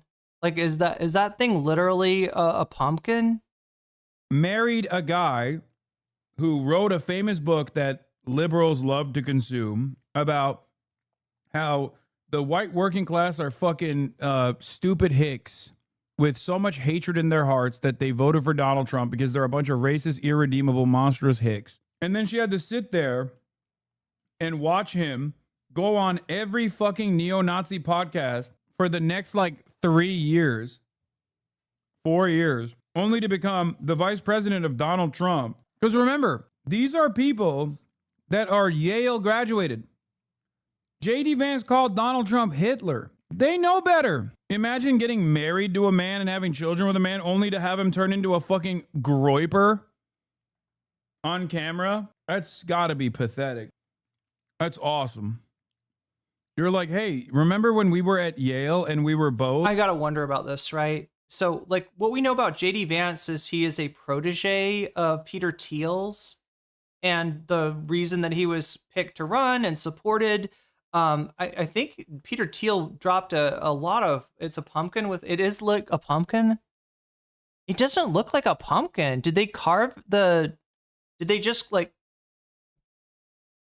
did they like carve a Trump face? Did they just like carve up the whole front of it and then dye it orange again?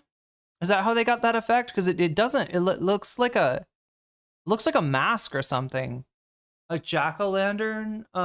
So it literally is a pumpkin though, just like Trump. Yeah. Woke. What the fuck happened? And he'll obviously present that as like serious character development. That's one of the dude. Here is another. But yeah, like what was it like? Like, you know, because everything that we see from JD Vance prior to Hasan is saying 2022 is when he got elected was, you know, looking like a moderate or maybe even somebody that's kind of left leaning. Definitely not somebody who's embracing Trump or Trumpism. And like, yeah, what actually happened to him? Like, what kind of conversation did Peter Thiel have with JD Vance that just like overnight, like reformatted his brain? That's what I'm saying, chat, is it feels like they wiped his mental hard drive and replaced it with a Trump operating system. And I'm just like wondering like how the you know, how did that actually happen? Instance where it doesn't take much to grift to the right. Here's a guy who literally called Donald Trump Adolf Hitler, alongside RFK Jr., by the way, who also called him Adolf Hitler. And both have, here's a guy who spent his entire career getting liberals to give him money, only to turn around and be like, I love Donald Trump, that's it. And everybody is like... The only thing I can say that, like, you know, might explain JD Vance's rapid speedrun transformation from being, you know, at least anti-MAGA to being fully, to being MAGA's guy, right? The only thing I can think of is that I know that the capitalist class during the pandemic started to freak out because the workers who they had fucking owned for years and years, and when I say they owned the workers, chat, I mean that they, you know, the social contract that was informally established after the New Deal was that the, you know, we're going to continue with capitalism, but the workers are going to get a piece of the pie. In other words, when their productivity goes up, their wages go up, right? That promise was broken in the 1970s.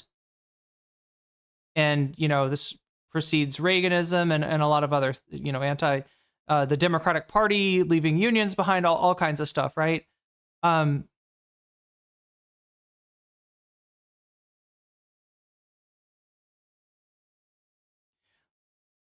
same capitalist class, when the pandemic happened,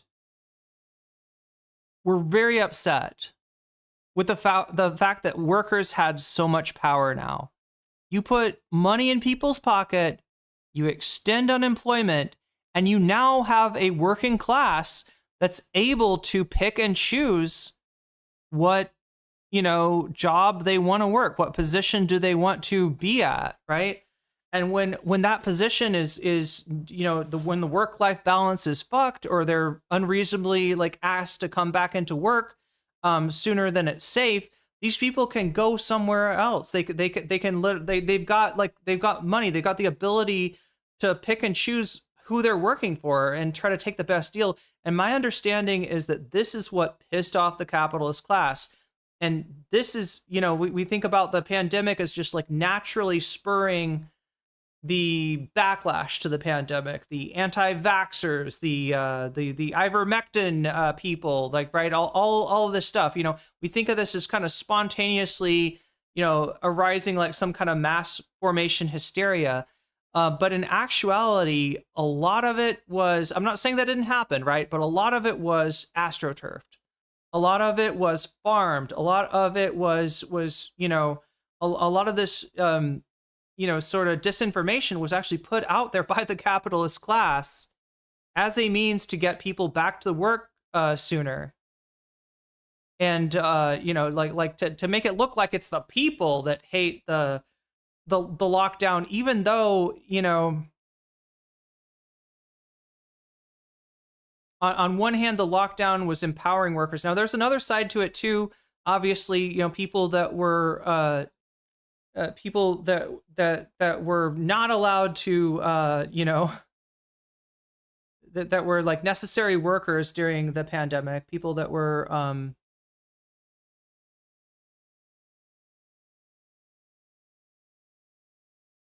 you know, if you were doing certain jobs, you didn't, you know, you didn't benefit as much as other people did. But yeah, it's generally, you know, capital being upset by the empowerment of workers that the pandemic, the stimulus, and the expansion of unemployment benefits caused that really got mad first. And this is when capital turned from putting on the cloak of wokeness, putting on the cloak of being socially progressive, right? Doing kind of a performance, at least, of being trying to be on the right side of history, to this current capital class, which is, has basically planted its flag on anti-wokeness. JD Venture Capital Project is like a vertical farm. He screwed the employees over. I don't know if he was brain fucked by the pandemic. Yeah, I mean, I don't know how much it's brain fucked. What I'm saying is that if you're part of that class, if your interest is with the capital class, right, then maybe they crashed out. They got mad, right? They're it's capitalism that turned on social progress, and that in almost like a vengeful fit, astroturfed astroturfed everybody back to work, astroturfed us into a situation where now you're the owners, the management, that are the ones with the power, not the workers. Oh, that's perfect. He loves Donald Trump. He said it. That's it. There is no version of this on the opposing side. Like, there's no world where you have, I mean, I guess you have the rhinos or the never Trump Republicans and stuff, but like, broadly speaking, I don't think liberals are so easy to trust, and leftists certainly are not easy to trust the person who then turns around and says like, oh yeah, I know I spent. Yeah, absolutely. They got scared by social movements like BLM and kind of the, radical, consciousness raising that went along with that. My entire life's work is being a conservative, a shitty conservative, and working for the Trump administration and all this stuff, only to now fucking turn around and be like, yeah, I'm actually good. And before you say, they brought back motherfucking Cheney, man. Yeah, and it failed. I don't think liberals are as, with George W. Bush, maybe, but I don't think liberals are as open-minded to this kind of stuff as the Republicans are, is what I'm saying. And the left certainly is not. The left is not. Remember a conservative think tank person who told me that one of the reasons why immigration was really good is that if you had enough diversity in a country, people would mistrust each other and they wouldn't join labor unions. Okay? So when I see a lot of left-wing people who theoretically support organized labor saying we need to flood the country with a limitless number of immigrants, they're unwilling to set any limitations on it. My response to that is you are destroying the very social trust on which American freedom and prosperity was built.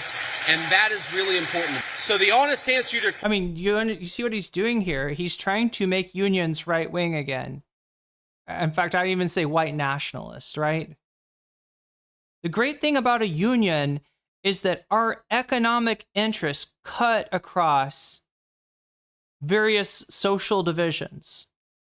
Whereas, if somebody speaks a different language, if somebody eats different foods, comes from a different culture, it might be, hard to relate to them. One thing that you can relate on is your money.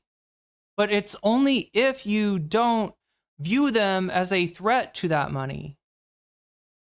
Now, while there is like a dynamic of the reason that we're in this situation where the economy is dependent on immigration, and yet there's no pathway to citizenship, where there's a class of people that need to immigrate to send money back home and keep their family safe, and that and that they don't have a way to become citizens. This is very convenient for big business. And to the extent that, there's any downward pressure on wages from immigrants, it is purely a factor of their inability to attain citizenship, them being forced to kind of work in this gray market, and their employers being able to, call ICE on them, right? Call ICE on themselves, not suffer any of the consequences, and just be able to get rid of any workers that aren't towing the line. Redneck is a term for unionist of all races. Question, what is the exact number of immigrants America should accept in the future? Right now, the answer is far less than we've been But yeah, I mean, just because capitalists are exploiting immigrants does not mean that the immigrants are this is the division that you should be seeing is between capitalist and worker, right? And this is what JD is trying to obscure. He's trying to present the immigrant as a tool of the capitalists, even though they're getting the rawest deal of any of us. And this is why his populism is so skin deep, so fake. Accepting. We have got to become a common community again, and you can't do that when you have such high numbers of immigration, which is one of the reasons why we have the immigration policy we do. Thank you. Next. Thank you. Thank you for the opportunity to speak. I'm a Christian man, and I'm just confused why that there's this notion that we might have owe Israel something, or that they're our greatest ally, or that we have to support this multi-hundred-billion-dollar foreign aid package to Israel to cover this, to quote Charlie Kirk, ethnic cleansing in Gaza.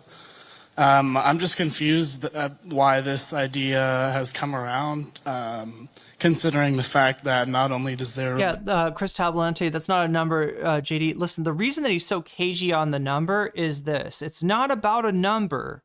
It's about who they want to let in. The Trump administration has shown they have no problem letting in, for instance, like white South Africans, right? In fact, there's apparently like a special program for that, right? They want, they want immigration, but they want it to be white, and they want it to be conservative, right? And you've seen, look, in the old days, it was that conservatives wanted Cuban immigrants, Vietnamese immigrants. They wanted immigrants from countries that, had like right-wing components that were disgruntled with the government, right? People that had collaborated with the U.S. government in Vietnam, people that had, been better off under the Batista regime before Castro took over, and they could count on these people, as long as they showed like an interest in, continuing the embargo against Cuba, in adventurism like the Bay of Pigs, as long as the right wing, or even in Kennedy's case the left wing, showed that, and again, like the failure of the Bay of Pigs, and Kennedy kind of turning away from those kind of policies. Some people even speculate part of what got him assassinated. But that's a whole can of worms to open up right now. But anyway, yeah, in general, Republicans will be pro-immigration as long as that immigration is, gonna come from, is going to benefit them politically, right?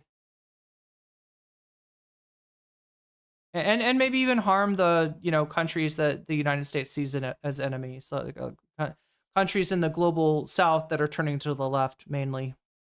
Religion not agree with ours, but also openly supports the prosecution of ours. Yeah, so that's a groiper. Oh, here we go. We got the groipers. They're groiping up. They're groiping all up and down. Groipers didn't get their notes from King Groiper that you can't go that hard on Jews anymore because you want to be a part of the Republican infrastructure. We will be there for the next great Groiper War. Also, it's just incorrect. The notion that like the Jewish religion is actually in favor of prosecution of Christians, all this stuff. It's all unimaginable, nonsensical garbage. It is a persecution fetish advanced over and over and over again. It's just dumb as fuck. Let's say a few things about this. First of all, when the President of the United States says America first, that means that he pursues the interests of Americans first. That is our entire foreign policy. And that doesn't mean that you're not. Israel spit on Christians? Could he mean this? Yeah, that's Israel, dude. That's Israeli settlers in the fucking West Bank. The fuck that got to do with... Brother, if you live in a multicultural society, if you live in like New York or you live in fucking Los Angeles or some shit, like that's not... If you think that that's what the average American Jew is... Narwhal by Nature, thank you for the 5 gifted memberships. Big Bear, you just got weaseled. Kiana, you just got weaseled. And you really made a unforced error in getting into Discord. If you want to try getting into Discord, just join, and eventually you will be let in. There's no like, you know, it's not like a it's not like a exclusive club, right, where the bouncer is like just like gonna be like, I don't like the way you're dressed, so you know, like I don't like the name Big Bear. Like I like bears that are smaller. Like right now, it's just all it has to happen is you need to be in there long enough for a mod to let you in, which I think you were just shy of that. Anyway, Kiana, you just got weaseled. Made of Stardust, you just got weaseled. Juliana, you just got weaseled. And Sassy Sasa, you just got weaseled. And that's a good thing. Is doing or thinking, you are the most delusional person on the planet. Please. You're comparing a literal ethno-religious supremacist nation and some of the most fundamentalist weirdos within the ethno-supremacist religious ethno-religious supremacist religious nation to fucking what Jews do broadly, or even beyond that, what Judaism actually wants. That's the funniest thing, is like these guys, they can't even just be like, yo, Israel sucks, which is like the normal position. It's an understandable position to have. Israel does fucking suck. Anybody else get like bothered when somebody on the left tries to make an argument to right wingers where they're like, well, that's not very America first, is it? That kind of seems more like Israel first. It pisses me off because it feels like they're granting a, or at the very least, like normalizing something that is straight up nationalistic encoding overlord. Chat, do we have an encoding overload? Is everything okay with the stream? I just got a little error message. Hopefully we're okay. But yeah, no, like I hate this idea that, you know, like, and I get what they're trying to do. Like, all right, you care about America first. That's your thing. You want a politician that's concerned about you and concerned about the country and is not, you know, for instance, doing interventionist wars. Great. But just like understand, like America first it's very similar to like, what is it in France? Is it like France pour la Français or something like that? Like, I don't know. It's just like, it's nationalist. It's,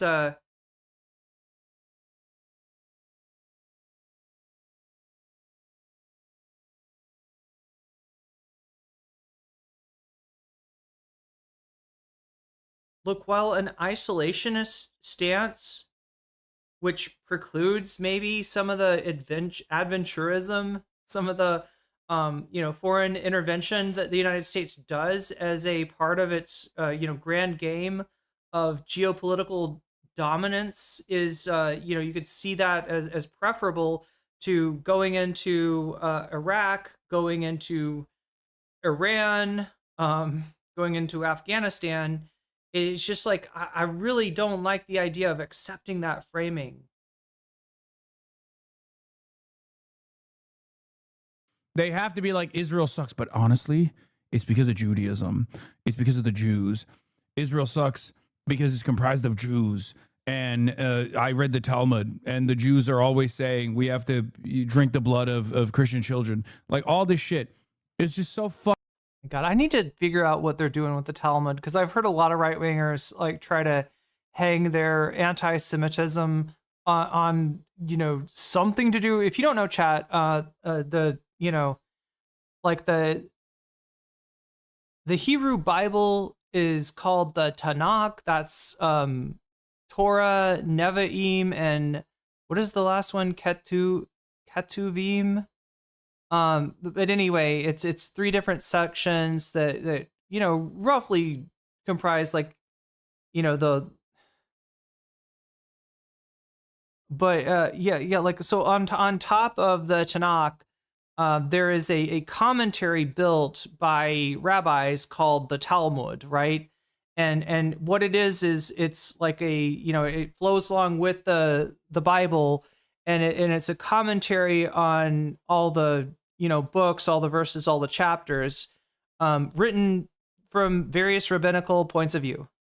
And the only thing I can think of is that there's, like, you know, if you look around in the Bible, you can find a lot of different messages.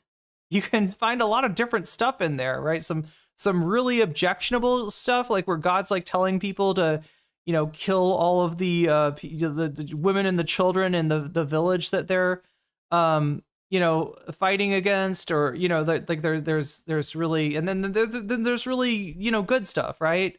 But I think the idea might be that, you know, in the Talmud, you can find, like, you know, because it's you know, multiple perspectives on all of what's in the Bible, and so it's like a lot more expansive. Maybe they're finding, you know, rabbinical perspectives and like taking them out of context or anything. I haven't really looked into it, but I have seen a lot of you know, a lot of anti-Semites these days will somehow mention the Talmud, implying they're intolerant but would not agree with the description. Did he mention why he bothered to? Oh no, the podcaster brought up Hasan, and you know, so, and then JD, like, apparently is terminally online, or he's on Twitter most likely, enough to know what the reference is, right? Like, JD Vance just mentioned that he does like spot training. He does, like, you know, the place command for his dog. And when the podcaster heard that, they were like, oh, you don't shock at your dog like Hasan Piker? And he's like, no, we don't, I don't like cruel. I think one way you can tell when somebody's a really bad person is when they're cruel to an animal. And then I think he goes, like, you know, like a serial killer, right? So yeah. The interviewer brought it up, but JD knew what they were talking about. And yeah. Fucking dumb. Be normal. Not going to have alliances, that you're not going to work with other countries from time to time. And that is what the president believes, is that Israel, sometimes they have similar interests to the United States and we're going to work with them. In that case, sometimes they don't have similar interests to the United States. When? Can you give me a moment under either Trump administration where Israel and American interests actually collided? It depends on what you look at American interests as. If you think that American interests are global hegemony, then yes, Israel very much is a tool, right, of American interests. A lot of times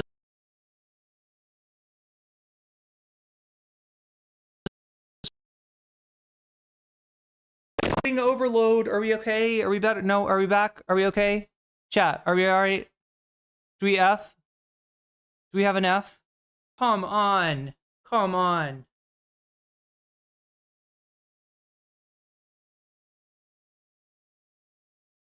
How are you doing, chat? I need to know. Oh my God, stop it.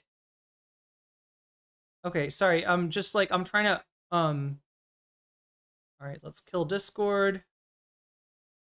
Quit Discord. Are we out of Steam? We're out of Steam.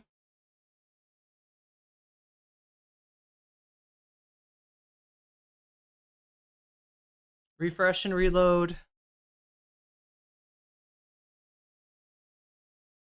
No, I'm just like, the only reason I'm getting that is because the computer's doing too much. It's another reason that I need a new computer. If you want to support me in that effort, no comment or like throne.com/nocommentchick, right? I am crowdfunding now a new computer because my old one doesn't run Windows 11. They've withdrawn the support for Windows 10, and so I really do need to change over as soon as I can. Unfortunately, my current setup will not run Windows 11, so if you want to help me out with that, that would be awesome. You can do so on throne.com/nocommentchick. And America took action against Israel. At most, you made the Israeli fighter jets turn around after you had personally bombed Iran. That's it. You let Israel bomb Qatar 50 miles off your fucking U.S. Central Command base in Doha. That literally did happen. So it kind of feels like, especially, no, not USS Liberty, Chad. I'm talking about Donald Trump 1 and Donald Trump 2. Donald Trump is a bigger Israel dick rider than every other fucking American president, with maybe one exception in Joe Biden. Okay? Like, Joe Biden is a real ass ultra Zionist. Okay? But as far as like who, in terms of policy, has rode Israel's dick the hardest, it's not even a question. Both of these fucking administrations, Donald Trump has dick rode Israel so hard it turned into dust. That's what Israel dick turned into, dust. That's how hard Trump rode it. He quite literally set the stage for October 7 to happen by completely writing out the Palestinians from the conversation and trying to move forward with normalizing relations between Israel and all the Gulf states. It is fucking ridiculous. Yeah, Hasan, but why are you deflecting? Why are you deflecting from October 7th why are you deflecting from Dogtober 7th? Right? The question veers into anti-Semitic territory at the end, and Vance's own answer involves some prose or propaganda, but I can't imagine any of this exchange happening a decade ago. Yeah. Politely disagree. This has been a paleocon thing for decades. Hate sending money to Israel. Don't like that it's filled with Jews. Also see it as a model for a white American ethno-state. It's Pat Buchanan's beat. Sure, but paleocons were marginalized for decades. You never see a VP fielding or answering questions like this. Yeah. I think there's also an argument for Obama being more of a dick rider than both Biden and Trump because of how much they endlessly railed against him, calling him an anti-Semite and Jew hater, yet he literally gave him billions on his way out. No.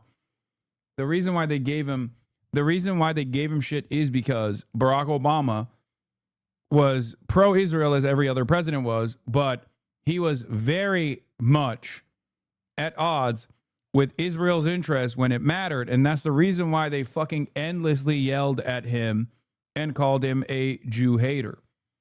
The JCPOA was a moment where America was like, hold on, we're the superpower. We're going to deal with Iran ourselves. It's one of the only decent successes of his foreign policy accomplishments.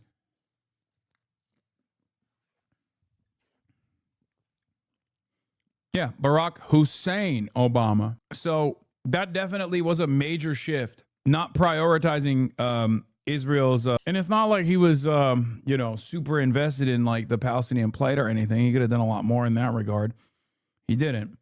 But he was like, we're America. We're going to control our own Middle Eastern affairs. And Israel did not like that at all. And then Donald Trump won. And lo and behold, Donald Trump gave Israel the keys to the fucking castle. They basically have dominated American Middle Eastern policy since then. And this example, the most recent Gaza peace plan that all of us have been working on very hard for the past few weeks, the President of the United States could only get that peace deal done by actually being willing to apply leverage to the state of Israel. So when people say that Israel is somehow manipulating,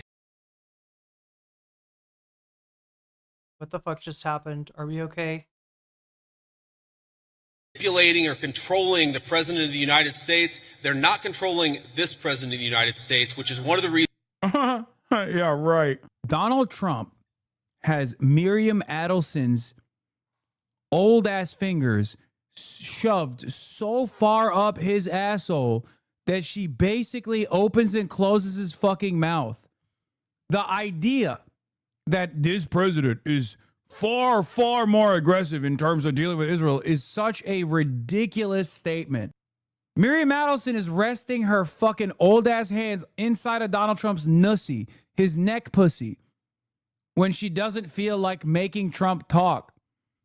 Get the fuck out of here, dude. The major difference between Trump and Joe Biden is that even though they're both experiencing different stages of dementia, Donald Trump at least has some self-interest and he wants to do real estate developer deals. So the Gulf nations can sometimes cause him to moderate on his position. But that's it. Tabula Pasta, congratulations on your 3-stream streak over on Twitch. Reasons why would it be able to have some of the success that we've had in the Middle East. Now you ask about, sort of Jews disagreeing with Christians on certain religious ideas. Yeah, absolutely. It's one of the realities is that Jews do not believe that Jesus Christ is the Messiah. Obviously, Christians do believe that. There are some significant theological disagreements between Christians and Jews. My attitude is, let's have those conversations. Let's have those disagreements when we have them. But if there are shared areas of interest, we ought to be willing to do that too. For example, one thing I really, really care about is the preservation of the Church of the Holy Sepulchre in Jerusalem. Christians believe. Yeah. Famously, Israel has. I gotta say, I bet that Trump can smell. What do you think? Has anybody seen it lit? Does he have a candle in it? Or is there like a light in it? Has he done the thing where you turn the lights off and you light up the pumpkin? Been far better. Famously, Israel's been far better at protecting religious sites that belong to the Christians as opposed to the thousands of years of Muslim rule, okay? Get the fuck out of here. Get the fuck out of here, dude. That is the site where Jesus Christ was crucified, and also that his tomb is right there as well. My attitude is, if we can work with our friends in Israel to make sure that Christians have safe access to that site, that's an obvious area of common interest. I'm fine with that. What I'm not okay with is any country coming before the interests of American citizens, and it is important for all of us, assuming we're American citizens, to put the interest of our own country first. That's what we're going to. At last night's Turning Point event, a student was applauded for asking about Israel manipulating the U.S., and the Jewish religion openly supports the prosecution of ours. Vance's response: Trump is strong and he likes that Israel protects an important church. Vance didn't dispute the assertion that Israel may have manipulated the U.S. other than with Trump, what the questioner calls ethnic cleansing in Gaza, nor the claim that Jews are prosecuting Christians. He didn't stop the crowd from applauding all those statements. Oh, no. Edward, oh, no. Edward Isaac Dover. Oh, no. That's crazy. You mean to tell me it wasn't the left that was actually doing unlimited anti-Semitism? You mean to tell me that it was always and will continue to be the field of interest primarily dominated by the right? No. It's just so crazy because, this has always been the case, and it will forever continue to be the case. And yet, for some fucking strange reason, I know what the reason is, so many of the Israel dick riders for the last 2 years spent every waking moment talking about the anti-Semitism of the left, because they thought that they could get a lot of mileage out of, because they can't do there's anti-Semitism on the right because no one on the right gives a shit. And the right is pro-Israel. But now that the right is no longer as pro-Israel as they used to be, and there is unlimited anti-Semitism coming from the right, and not just anti-Israel sentiment. I'm talking Jews killed Jesus. Judaism requires the consistent domination of Christianity. All this nonsensical bullshit. Great replacement. And there were so many conservative Jews who, for some weird fucking reason, from David Horowitz to Ben Shapiro to Dennis Prager, that unironically thought that they could just continue doing anti-woke culture shit and continue doing unlimited far-right propaganda and not inevitably get to a point where the far-right base of support would inevitably go, wait a minute, Why the fuck don't we do this for Jews too? We hate everybody. Why not just Jews as well? That was always in the backdrop. Always in the fucking backdrop, where there were people waiting in the fucking shadows being like, yeah, one day we can tie this all back to Jews openly, as we do privately and quietly for the time being. So good job on absolutely gutting the institutional relevance and the institutional taboo of the term anti-Semitism by diluting it and weaponizing it primarily against leftists who were anti-Zionist but not anti-Semitic. Good job. What the fuck did you think was going to happen? Also, why did you ever think that you could do great replacement theory fear-mongering as a Jew? Where do you think that theory ends up with? Like, that's the other crazy thing. Like David Horowitz and Ben Shapiro, all these conservative Jews ran around doing great replacement fear-mongering. Who's doing the great replacement in the eyes of the right? They're not going to think it's global capital. They're going to say it's the international Jewry. That's what they used to say, and they're back to it. What the fuck did you think was going to happen? It's just so stupid. So yeah, the great replacement works like this, right? People have heard of the Freedom Riders. In the 60s, a lot of the disproportionate amount of the people involved in the civil rights movement, the disproportionate amount of the white people involved in civil rights movement were Jewish. And, you know, like, I mean, this, you know, there's these are, you know, people that saw a parallel in their own persecution, in the persecution of the Jewish people in Europe and the persecution of Black people in the United States, and that took, you know, a moral stand to be part of the civil rights movement to oppose that. This is, you know, partly where Bernie, you know, got his start in you know, political protest and agitation. And there's a cynical way of looking at this, that, you know, if you've got this mentality that says that, you know, the you know, Jews are, you know, in some cabal trying to control the country, and they don't like what Christian white people or whatever, then stuff like the Great Replacement becomes like a point of view that you will buy into, right? So the explanation for that solidarity for the far right becomes a cynical interpretation of what was really like, you know, Jewish people expressing Jewish values. And so, you know, they turn it into being about, well, yeah, they want more immigrants. They want to bring non-white people in there to replace you, right? And then when the, you know, October 7th, you know, starts up, they're able to even, like Hasan's talking about, like get some Jewish people backing this idea. So the soft version of the Great Replacement, which you've probably heard, is that Democrats want to import illegal immigrants to vote for them. Right now, it doesn't make sense because we all know that you can't, you know, vote without legalized status. So it doesn't make sense. But, you know, they'll go ahead and sell this anyway. But usually it's like liberals. But there's always been, you know, for the far right, it's, you know, there's different circles within the right. On the outside of the circle, they say the liberal elite. But once you get into the inside of the circle, they're saying Jews. And they're specifically implying a cabal, using words like international Jewry, using words that basically frame Jewish people as the perennial outsiders and as you know, having antithetical interests to the rest of us, right? That's kind of how this shit works. But yeah, it's just kind of striking that, you know, some of the people defending it, some of the people like on the outside of the right-wing circles were thinking, oh no, they're not, you know, they're not against us. We're conservative. We're right-wing. We're also anti-immigrant, right?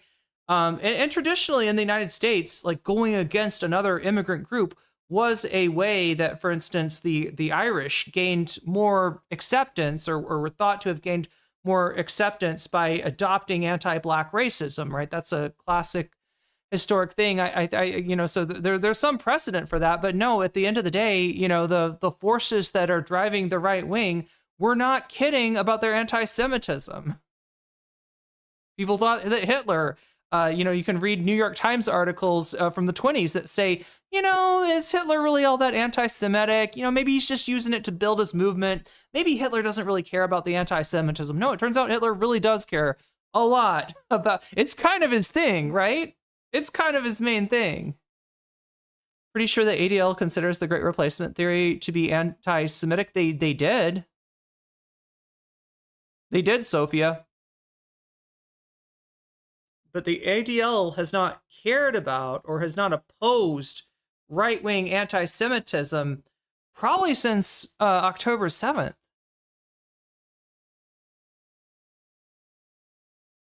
But yeah, that would have definitely been on their side as, it's the wildest thing, right? The ADL has minimized Elon Musk doing the Sig Heil. And it's mainly Jonathan Greenblatt's leadership that it has kind of led them to this place. But yeah, I don't know when there will be a reckoning, when there will be an awakening amongst just these sort of, more right-wing Jewish people, that they are not, they're in the out group of the MAGA coalition. And that's not going to change, right? Trump might be persuaded to do what, might agree with them on certain aspects of Israel-Palestine, but the core of the hateful movement that is MAGA is fundamentally anti-Semitic.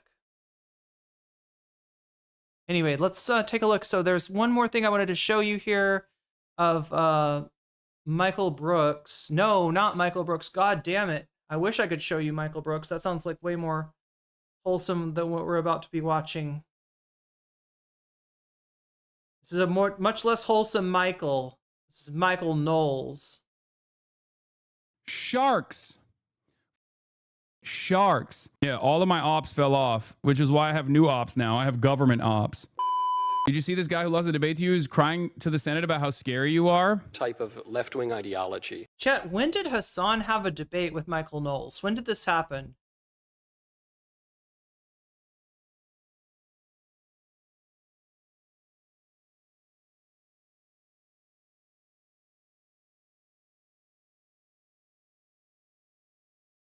Michael Knowles, Hasan Piker.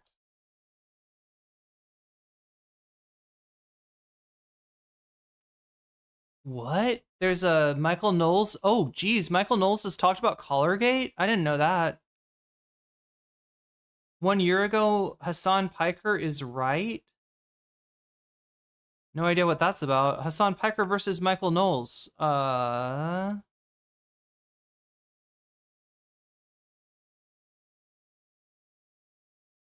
think that's more recent. Hasan Piker debates Michael Knowles for the first time on the issue with Alex Michelson. 2 years ago, Hasan Piker feels threatened by me. 1 year ago, Hasan is around 93% right. What the fuck? What is this man? What game is this man playing?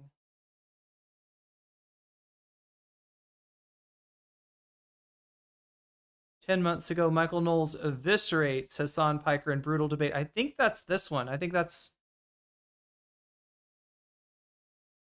Wait, that's 10 months ago.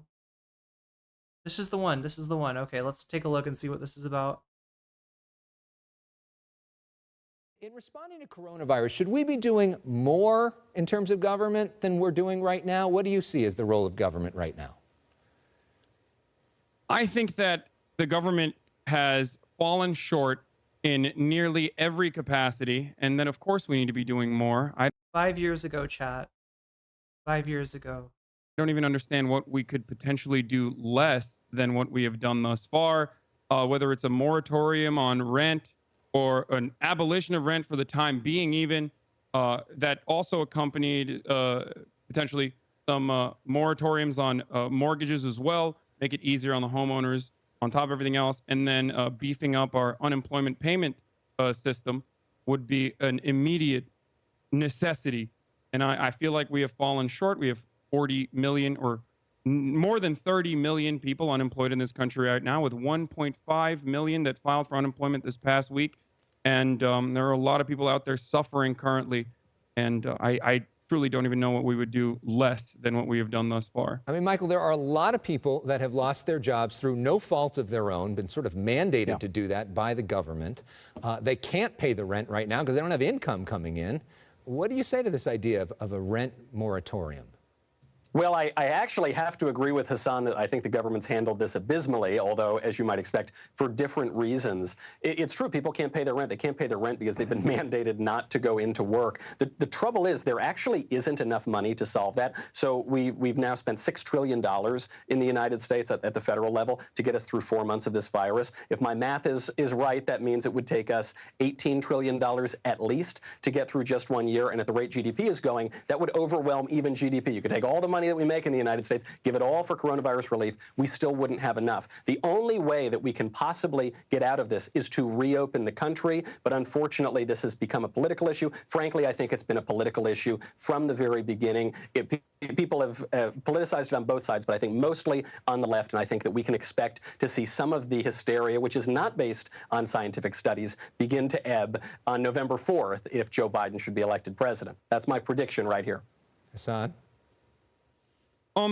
Obviously, I'm also in support of reopening the economy. I think every single sane person wants to at least go back to normalcy, if for no reason other than that. But the problem is reopening the economy safely. And unfortunately, on that metric, we have fallen short. Now, part of reopening the economy safely, especially in the early stages, was to mitigate and stop the spread of coronavirus so that we could potentially, in a safe capacity, reopen slowly but surely. We failed on that front. Our first wave of coronavirus never really stopped. We never were able to mitigate the first wave, and now we are seeing spikes as a consequence, as a direct consequence. Laughing about in an that. unsafe manner. So we are on the same team as far as wanting to reopen the economy. It's just the problem is there are a lot of actors, I guess, both on the left and right, but I believe predominantly on the right, that are making it harder for us to reopen by elongating the suffering by refusing to wear masks, refusing to social distance, and turning it into a political culture war. I agree. This should not be a political issue. This is an issue of science. We should be listening to the scientific authorities on this. And I will admit, given the novelty of this virus, this disease, this pandemic, of course, scientists are sometimes going to be wrong. That doesn't mean we should throw it out in its entirety, and we should listen to them as new evidence presents itself. We should change our. So yeah, you can see what's making him giggle is Hasan saying sometimes scientists get things wrong. Obviously, the confusion over masks in the beginning, which was ostensibly for the purpose of, I guess maintaining sufficient PPE for healthcare workers, was the reason that the initial message was like that you don't need to mask. Anyway, anytime this, the public health message looks not solid, these guys laugh. You could see him laugh when Hasan said we needed to close down the economy for long enough to stop the spread. They laugh about that because, yeah, there was an effort made to flatten the curve that was just nowhere near hard enough. Like, there was no desire, right? Unlike Vietnam, let's take Vietnam, for example. Vietnam had a very different experience of COVID. I think Thailand did too, but especially with Vietnam. Vietnam is such a communal, collectivist, I guess you could say, culture. I mean, it's a communist, it's a socialist republic, right? Something like all working together for a goal like vastly reducing disease rates was something that the Vietnamese people were on board for. The United States, in both the government and in people's adoption of a public health message, was just not willing to do that. We're too fucking individualistic, and that is actually a weakness when it comes to something like a pandemic. So I mean, you can see what he's giggling about now. I want to give it really quickly. It looks like there's a few moments in this debate that get watched more than others. Let's see. What is this? This one has a spike. The so-called experts we say we defer to have no credibility left. So do you wear a mask when you're out in a crowd? I wear a mask if I am going into a restaurant. Yeah, a little surprising, right? A house and someone, I don't know if you admit to that now. A friend or a relative asks me to, I'll do it to be polite, or if I'm mandated to go pick up my Chinese food for dinner. But when I'm walking around the streets or walking around the city, I certainly do not. I like the sunshine and I like the fresh air, and I've been just fine so far. Okay. As his brain is cooking. Obviously, your personal anecdotes of mask wearing would not substitute for empirical evidence, which you are avoiding, and only hyper focusing on one CDC letter from 3 months ago. Once again, it's a paper that just came out. As opposed to the worldwide scientific consensus at this stage about mask wearing and its efficacy, which we don't even need to talk about. And I will address the BLM point of view if you would like to, but that's not the conversation we're having. The conversation we're currently having is about, again, the efficiency of masks and how helpful they are in stopping the further. Okay, so that was a spike. And then the very end, I don't know why there's a spike here. Let's find out. It's never enough. We never have enough money when it comes to helping the American working class. And just to wrap things up, Hasan, I will take Michael's tongue-in-cheek endorsement of you as vice president as his compliment of you. Do you have a compliment of Michael in the feeling of good feelings and showing bipartisanship and reaching out to each other? Michael is a great studio. I wish I could get it out. Okay, no idea. And then what do we have here? Oh, this is Hasan Piker. Do you know him? He's what is he? He's like 30-something streamer. He's a leftist. He's pretty popular. He just got in trouble, not for something he said ideologically, but because he apparently put a shock collar on his dog, and then hours into one of his streams, the dog decided to move and stretch his legs a little, and he shocked the poor little dog underneath his desk. Kaya's not little. Anyway. I hate this country so much. You can be on a mountain in the middle of Norway and get better. Is that an old video? Yeah, I don't know if you heard it, but I said it was 5 years old. It's a 5-year-old video. Yeah, it's from 2000. It's from 2020, I think, or internet than Los Angeles, California. And this is just like who cares? We're still talking about the collar shit. George Jackson, the vice president of the United States, apparently cares. A moment of anger. This is a moment of anger for like something that is just so routine, so silly, such a first world problem. But it is emblematic of all of America's much more consequential violence. Okay? It's the same reason as to why America, Kaya, please just go, just stop. Jesus Christ, what are you doing? You're being such a baby. He looks concerned. It's just, I can't believe he shocked that dog. You're making her stressed. She just literally is so incredibly spoiled from my mom. Okay, so for those of you who are only listening, the dog gets up to just move around a little bit. I guess the dog is used as a prop on his show, and then he reaches on his desk somewhere. And as he reaches, he does something, and then the dog yelps. And people have concluded, the sleuths online have concluded, he's got a shock collar, and he's torturing the poor dog for trying to get up during his hours and hours of blab. And you know, online sleuths, that's a really reliable source for finding fact from falsehood. Yeah, definitely go with the online sleuths. This guy, I've said it for years. This guy is the left. He is the young left. In that way, I'm very grateful for him. He checks every single box. Including dog electrocution. Callous as can be, prone to violence, hates America. As he opens the first line of the video, goes, I hate this country so much. This country's so terrible. It's the worst ever. And what's funny is he says, I can't even get good internet in Los Angeles. To which I would say, my internet's pretty good in Tennessee. I don't know. Maybe that's more. Actually, I don't know where he is in Tennessee, but there's a city in Tennessee that's got public internet. Anybody? What is it? It's I think it's Chattanooga, in Tennessee has actually. I don't know what. The cities in Tennessee tend to be more left wing than the rural areas. I don't know how Chattanooga is. It's not a huge city, but for whatever reason, they put in like a public ISP. I'm not sure if I should look into that, but yeah, like some parts of Tennessee, yeah, really good. And look, I'll say it too. I lived in Seattle. Okay. My internet in Thailand is like, oh my God, chat.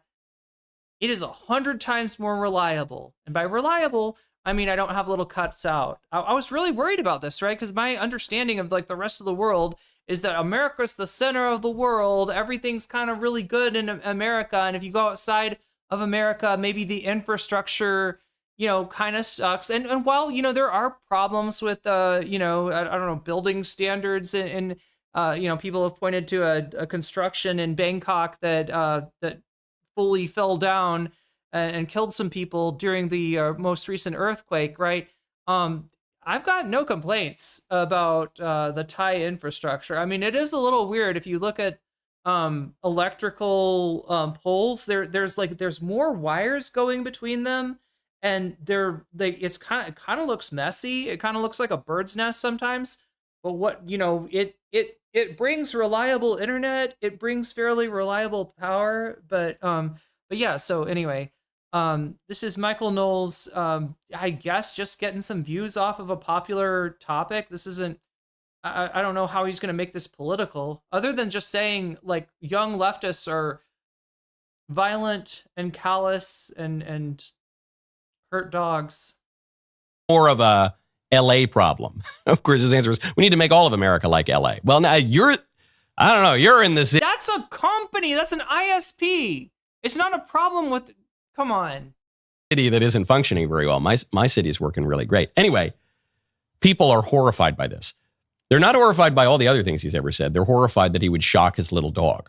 They're wondering, could he possibly do this? He's supposed to be this compassionate, sympathetic left-winger, bleeding heart. Is it possible that he would shock a dog? I remember after Charlie was assassinated, a clip of his started going viral again, in which he said that he wanted the streets to run red and be soaked in... This is actually a conversation he had with Dan Saltman. Dan Saltman was the guy on the other side of this. And Dan Saltman, landlord Dan at the time, I don't know. Is he a landlord anymore? Not that I know of, right? But he was called Landlord Dan. He was called Hark Dan. Was his name on Twitch. People referred to him as Landlord Dan. Hasan is not saying I want the streets to run red, like I want all landlords to be, unalived, right? He's giving shit to a guy who is a landlord. The blood of capitalists. The blood of DGGers. I think he would shock a dog. Yeah, I think if you want the wholesale slaughter of half the country, and you call for that publicly and you don't back. Again, this is what Tim Pool, I don't think we'll get to it, chat, because it's not in first place. I don't even know if we're hitting the bonus goal this time, right? But we do have it. Tim Pool accusing Jennifer Welsh of the I've Had It podcast of exactly what Michael Knowles is saying Hasan wants to do, right? The wholesale slaughter, right? This is literally what Tim Pool is claiming. And, just like with Michael Knowles here, a ridiculous claim, but don't expect his comment section to have any sort of skepticism, and don't expect Tim Pool's comment section to have any skepticism. These are the people that, what did they think about Emma? They thought Emma was a freaking PDF, didn't they? Didn't Tim Pool like imply that during the debate with Emma Vigeland? Truth doesn't matter. It makes him look evil. People who despise him will run. Oh yeah, no, the truth absolutely of collargate. It's not about the truth. It's about a clip combined with a narrative that tells a story. The story is compelling. It's what he implied Emma was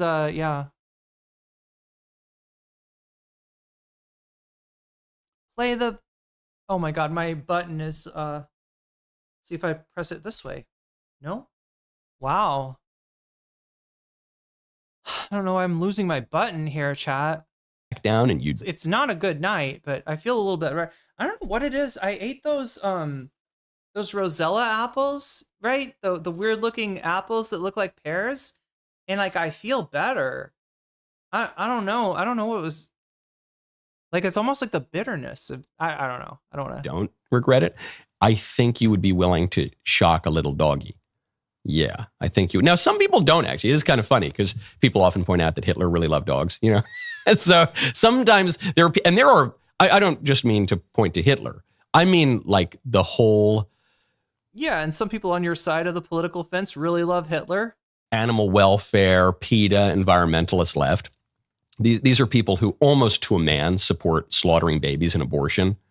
But, you know, if you don't put your little poodle in a stroller on the street so his little paws don't have to step on the curb, you know, you're a genocidal maniac. You're just awful. So these are yes, there are people who have really screwed up priorities and they love animals and yeah, like gay men who grift on the right wing, even though if the right wing takes over, gay marriage is going to be a thing of the past, and they will find your secret grinder hookups and probably use them to lock you the fuck up. Yeah, I mean, there's definitely some people with screwed up priorities, right? Hate people, right, Michael? I always say I'm a people person, but I wouldn't want to. I don't care for dogs. I don't care for cats. I don't really care for pets. I'm a people person. I don't want to torture them. I wouldn't put a shock collar on them and zap them every time they. He's talking about this shit like it's real. Like, yeah, no, I don't support the electrocution of dogs and stuff. That seems like a bad idea. Don't act like props in the back of my show. And then what does he do? He immediately plays the victim, right? He zaps the poor little dog for getting up, allegedly. And then he says, "Why'd you make me do that?" Allegedly. Yeah. And this is he doesn't say, "Why'd you make me do that?" Like a caricature out of a Lifetime movie. This is every Lifetime movie, right? The big evil guy comes in, like viciously beats a woman, and then what does the abuser say? "Why'd you make me do that? You just make me so angry. This is awful.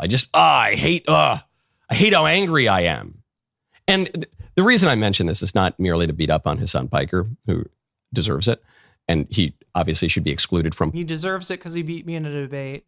Polite society, not for the dog thing, but for all the comments about the people, and he should not be platformed and all the rest of it. But he says something really interesting.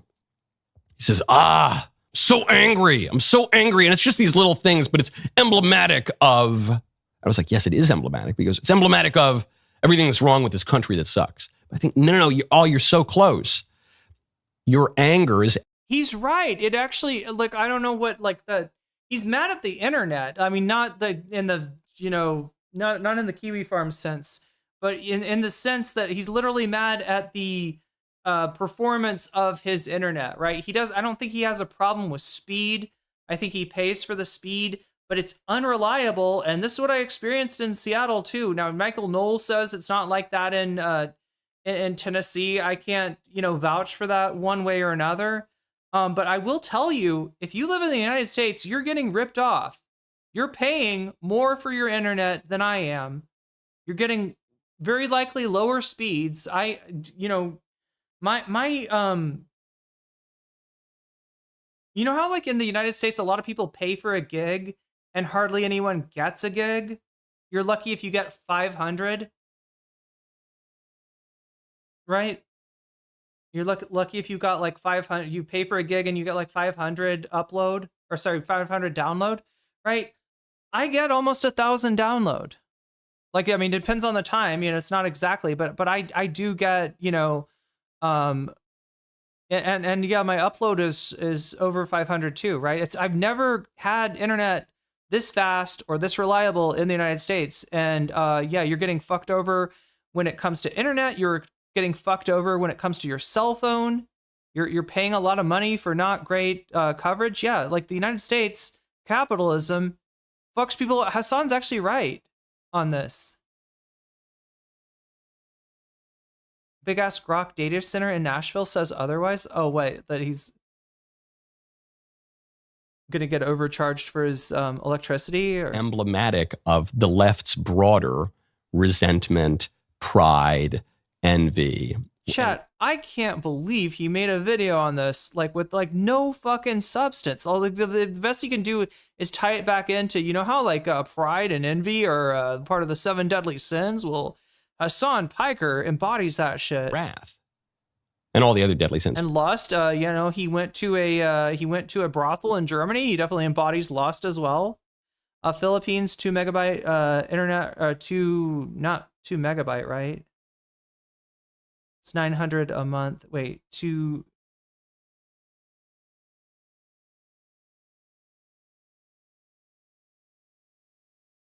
Oh, that's the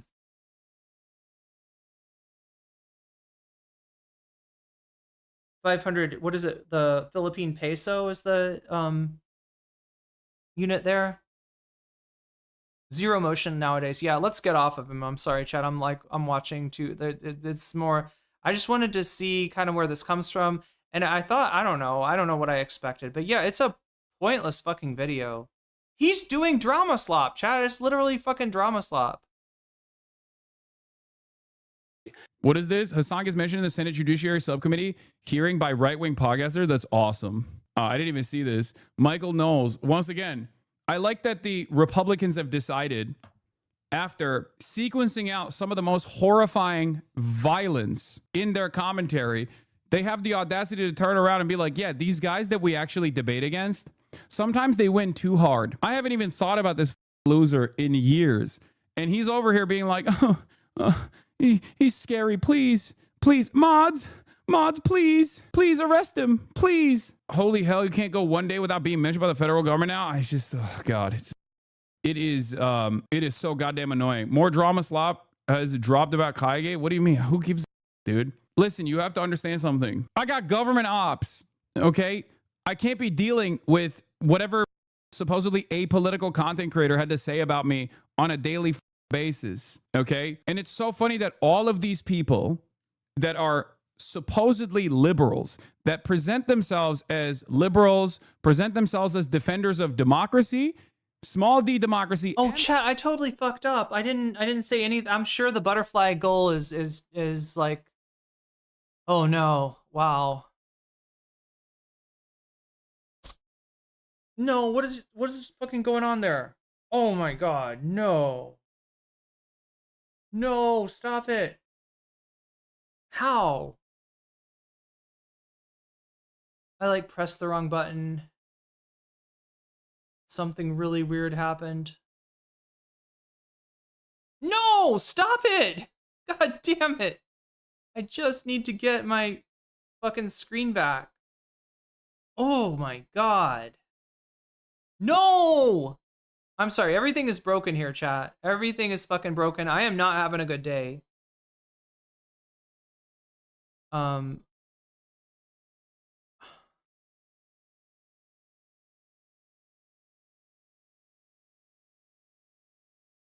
was just trying to check on the butterfly thing. I'm sure the butterfly is flown. Yeah, time ended. I didn't even remind you. We got 3 out of 10. I will even say 4 out of 10 on the butterfly goal, but I didn't remind people in time. So no butterfly again. I should just put these somewhere else, right? Here's what we'll do, chat. We're not going to do the butterfly goal anymore. Somewhere else for the butterflies.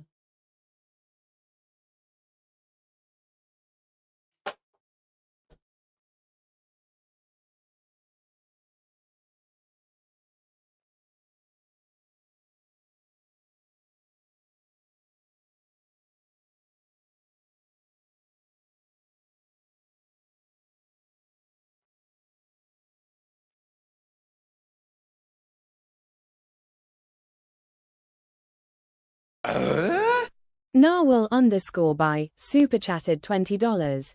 In case you don't watch the new H3 nuke, I think it's relevant that Ethan mentions he has OCD at the beginning of his career and has obsessive when anyone tells him he's obsessed. He's lying when he says he's not.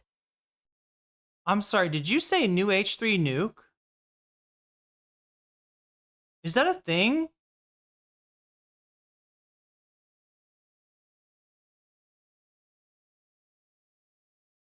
I need to find a super chat goal that people actually care about.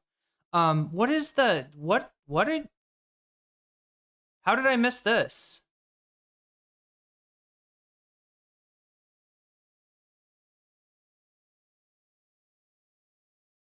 There's a new nuke chat. How come nobody told me about the new nuke?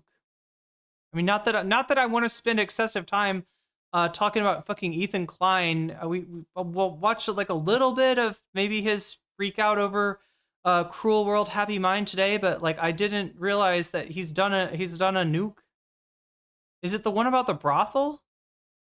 The Democratic Party are so quick to align with some of the most nefarious right-wing forces. Something to consider. Just saying, okay? Something to consider. It's just strange that all these people who are like, I hate Donald Trump, I hate JD Vance, but you know who I hate more?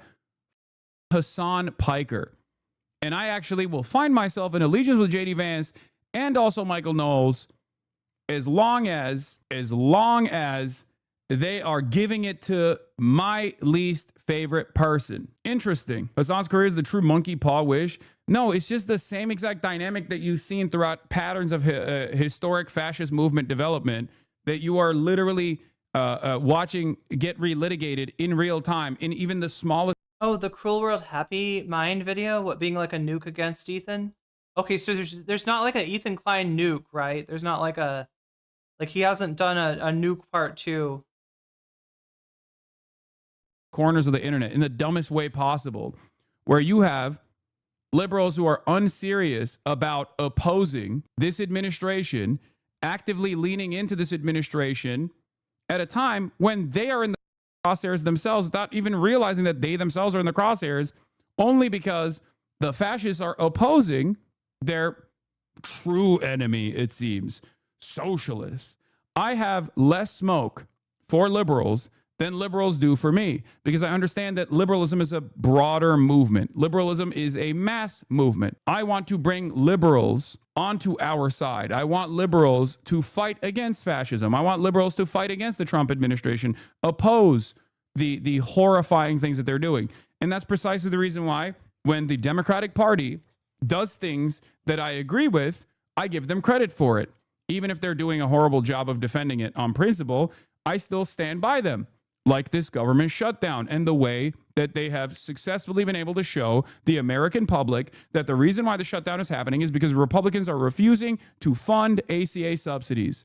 Okay? And in the process, they are dangling the starvation of 40 million Americans in an effort not to offer those subsidies where people's premiums are going to triple. Okay? It's crazy. If I can let bygones be bygones because I don't give a shit about irrelevant drama or the back and forth, because I recognize that there's a far more consequential thing happening here with respect to what the goddamn with respect to what the goddamn government is doing to the American people as a whole, including even MAGA voters, okay, then you should be able to do that too. So I always say, one, judge me by my enemies, and I always tell you, two, pay close attention to what people focus on, what your favorite content creators focus on. Maybe you find yourself watching some of these other content creators, and they spend a good deal of time attacking someone like myself every step of the way. In this day and age, right now, in this very moment, when we are in the throes of fascism, if they are spending most of their time aligning with the administration against a person that they've declared the true enemy of their movement, someone like myself, then they're unserious. In the most charitable interpretation, they're unserious. And in the least charitable interpretation, I just thought, Cruel World Happy Mind, her name is Madison, right? I would love to get a chance to talk to her. about this experience, about making this video, and the reaction, and dealing with Ethan Klein. I would love to have a conversation about that. Interpretation. They don't care about the growing fascist movement in this country. You're not worried these libs won't throw you to the wolves because it feels more likely every day? No, I'm not.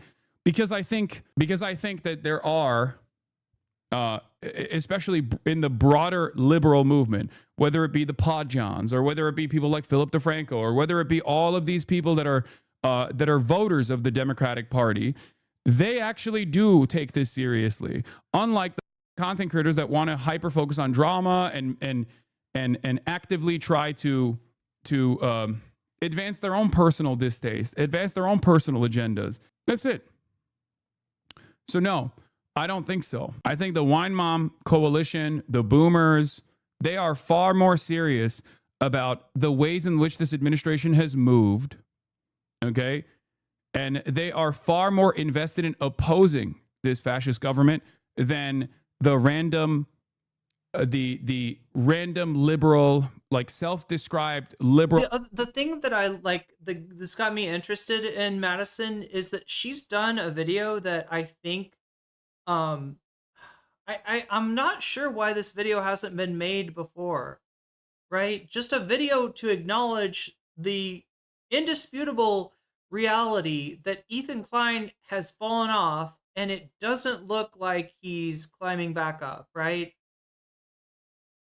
He's basically putting sugar in his gas tank every time he does, either a piece on Hasan or a piece that just like where he just seethes anger. And Madison's video, although it is 3 hours long, so it's only a component of the video essay. It touches on some stuff that I hadn't heard of before, that kind of does shed some light. Like what was somebody saying earlier? Something about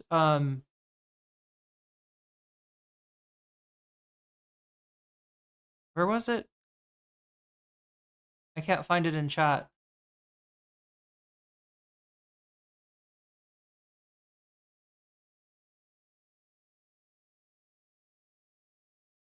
Somebody said something about that Ethan had talked about dealing with obsession early in his career, and like it's pretty obvious that he's still dealing with that. Although if you bring it up, in the here and now, he will absolutely deny it. Right? He will absolutely portray himself as the victim in this situation, even though Hasan never wanted to do like fuck Ethan content. Hasan had to be pushed over the course of something like a year to even say anything bad about Ethan, despite the fact that, yeah, obviously he disagrees with the guy. So she wasn't comfortable talking about Palestine since it was way out of her field, and she might say something wrong. Yeah, well, in some ways that makes... Look, obviously this is a huge issue of our time. I understand, people being upset when it's not covered correctly. I understand people being upset when something like a genocide is referred to as as like a conflict or a war, or there's like an equivocation between the IDF and Hamas, or I get that, but on some level, like, she is,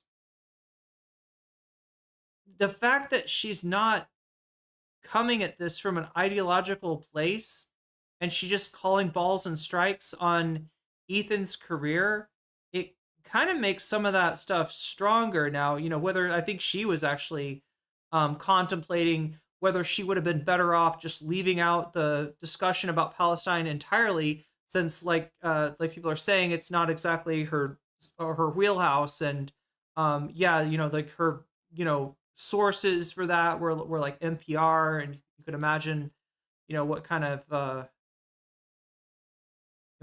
framing that's going to provide the issue. But in some ways, it's kind of useful to have somebody that is not a particularly politically oriented person, come in and call balls and strikes on Ethan's career, and just say the thing that the DGGers and the Fupa Troopas and like there's so much denial in Ethan's community, and they haven't reckoned with the fact that like you're missing half of your community. If you're in Ethan's chat, there was twice as many people there like 2 years ago. Why is that, right? And you really have to go out on a limb as far as Ethan's, almost like embodying Ethan's persecution complex in order to come up to craft a narrative that is not Ethan shot his own career, a massive, lucrative career in the foot, right? That part I think is undeniable now, and I would love to see some of the people that hate Hasan's guts, that think that Ethan's right on the nuke, that I don't know, right? That think that Ethan brilliantly handled iDubbbz. Please explain where half of his fucking audience went. Please explain that. Please explain why the audience that's left is apparently enjoying someone's mental illness and empathizing with it. What does that say about his audience, chat? So mad with Bad Empanada jokingly threatening her via email. What was the deal with Bad Empanada? Did he tried to get her to look at what the Ethan lawyers, Rom and oh my god, what's her name? The other Tiffany?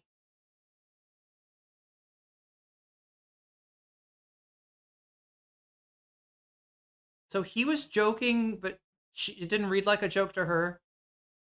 Red flag. I'm just refusing to move out of. Yeah, I mean, I haven't really. I know. We'll see what we have. We'll see how much time we have, chat. I'm just noticing right now that I think I have about an hour left before Thai class. I do feel better than when I started. I'm just a little bit like, I don't know. I'm a little bit upset just so like I'm just frustrated with the fact that streaming has just become so difficult because of my time zone. And like the optimum time to stream would be to get up like first thing in the morning and just go to stream. But to do that, I have to have everything prepared the night before. And if I have everything prepared the night before, it's going to be a little old, right? It's not going to be the stuff that people are talking about today. It's going to, because like when I go to sleep, it's like a whole day happens in the United States from the time that I go to sleep to the time that I wake up, right? The other option that I've thought about is maybe doing like a late night stream. But you got to understand, if I start streaming at 6 o'clock for me, that's 7 o'clock in the morning for you in the East Coast. I don't know how many people like watching like a literal like 7 in the morning stream. And that is what, 6 o'clock my time is 4 o'clock in the morning on the West Coast, right? So it's a little frustrating. And then there's other times that I don't come to stream because I don't think I have a topic that's interesting enough. And I have had people reach out to me, or when I've mentioned this to people, right? I have gotten the response of like, well, you know what? It's we don't care, cover politics, cover, it doesn't have to be, the sort of meta commentary on the space that I normally do. And like I do that because I think it's important, but I also do that because it feels like there's not a lot of people that are on that beat, at least from our perspective, right? You got your drama slop content creators like the, Nicholas Diorios of the world, the Turkey Toms of the world, the Willie Max of the world, etc., that are just gonna basically run interference for people like Ethan Klein. And then you've got people that, are covering, politics and the issues of the day and everything. And so I find my spot seems to be on this sort of meta commentary, like almost like what the Vanguard does with TYT, although we're focused on sort of a different sphere of content, I guess. They're focused on TYT. I'm focused on, the commentary space and Twitch and some of the things that they don't really cover. But like I always think that like, well, yeah, maybe I should just cover a political issue. And the one time like this isn't quite politics, right? If you don't notice, like this is politics. This is almost like a fusion, right? Because we're talking about JD Vance, political figure, and Hasan Piker, a streamer. So it's almost like there's okay, well, this is like a little bit, political, but it's kind of like my regular beat. And when the numbers are so low for something like this, it makes me wonder if I just talked about politics, am I going to be talking to 40 people, right? Because that's not sustainable. That's not, a stream that I can continue. And so like, it's just kind of like, I don't know, it worries me. It worries me that even something like this, that's got like a touch of meta commentary, that's got a touch of commentary, that's got even like a touch of drama to it, because JD Vance in this case is acting like a content creator, is acting like a podcaster. It makes me wonder, if like there's, even like a place to go covering political issues on days when there's not really something to cover from the meta commentary angle. Right. And I want to do like, ideally I'd be doing like 5 or 6 days a week. But I really do wonder like about, the ability to, get the butts in the chairs. His earlier stream was him laughing at a trans woman. Wait, who dared disagrees with his politics and, say they, get harassment and says, shut up because you're, shut up, you are trans. Bitch, you aren't trans. Wait, what is this? Whose earlier streams?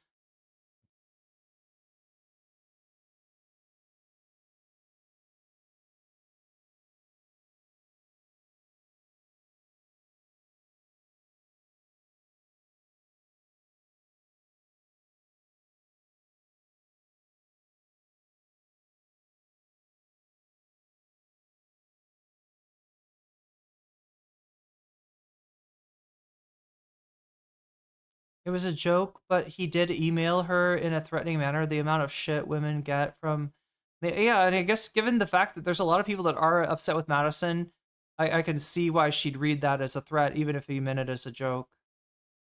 I mean, Bad Empanada has a very particular sense of humor too. Like, right, it's not everybody's gonna, like, especially if you don't know the references he's making, right? It's gonna be very confusing. At least Madison has experience with litigious content creators. She knows how to handle herself. Wait, his earlier stream, who were we talking about, Rave? Or sorry, Bad Empanada's earlier stream, thank you. Him laughing at trans women who dare disagree with his politics, say they got... Oh, I see.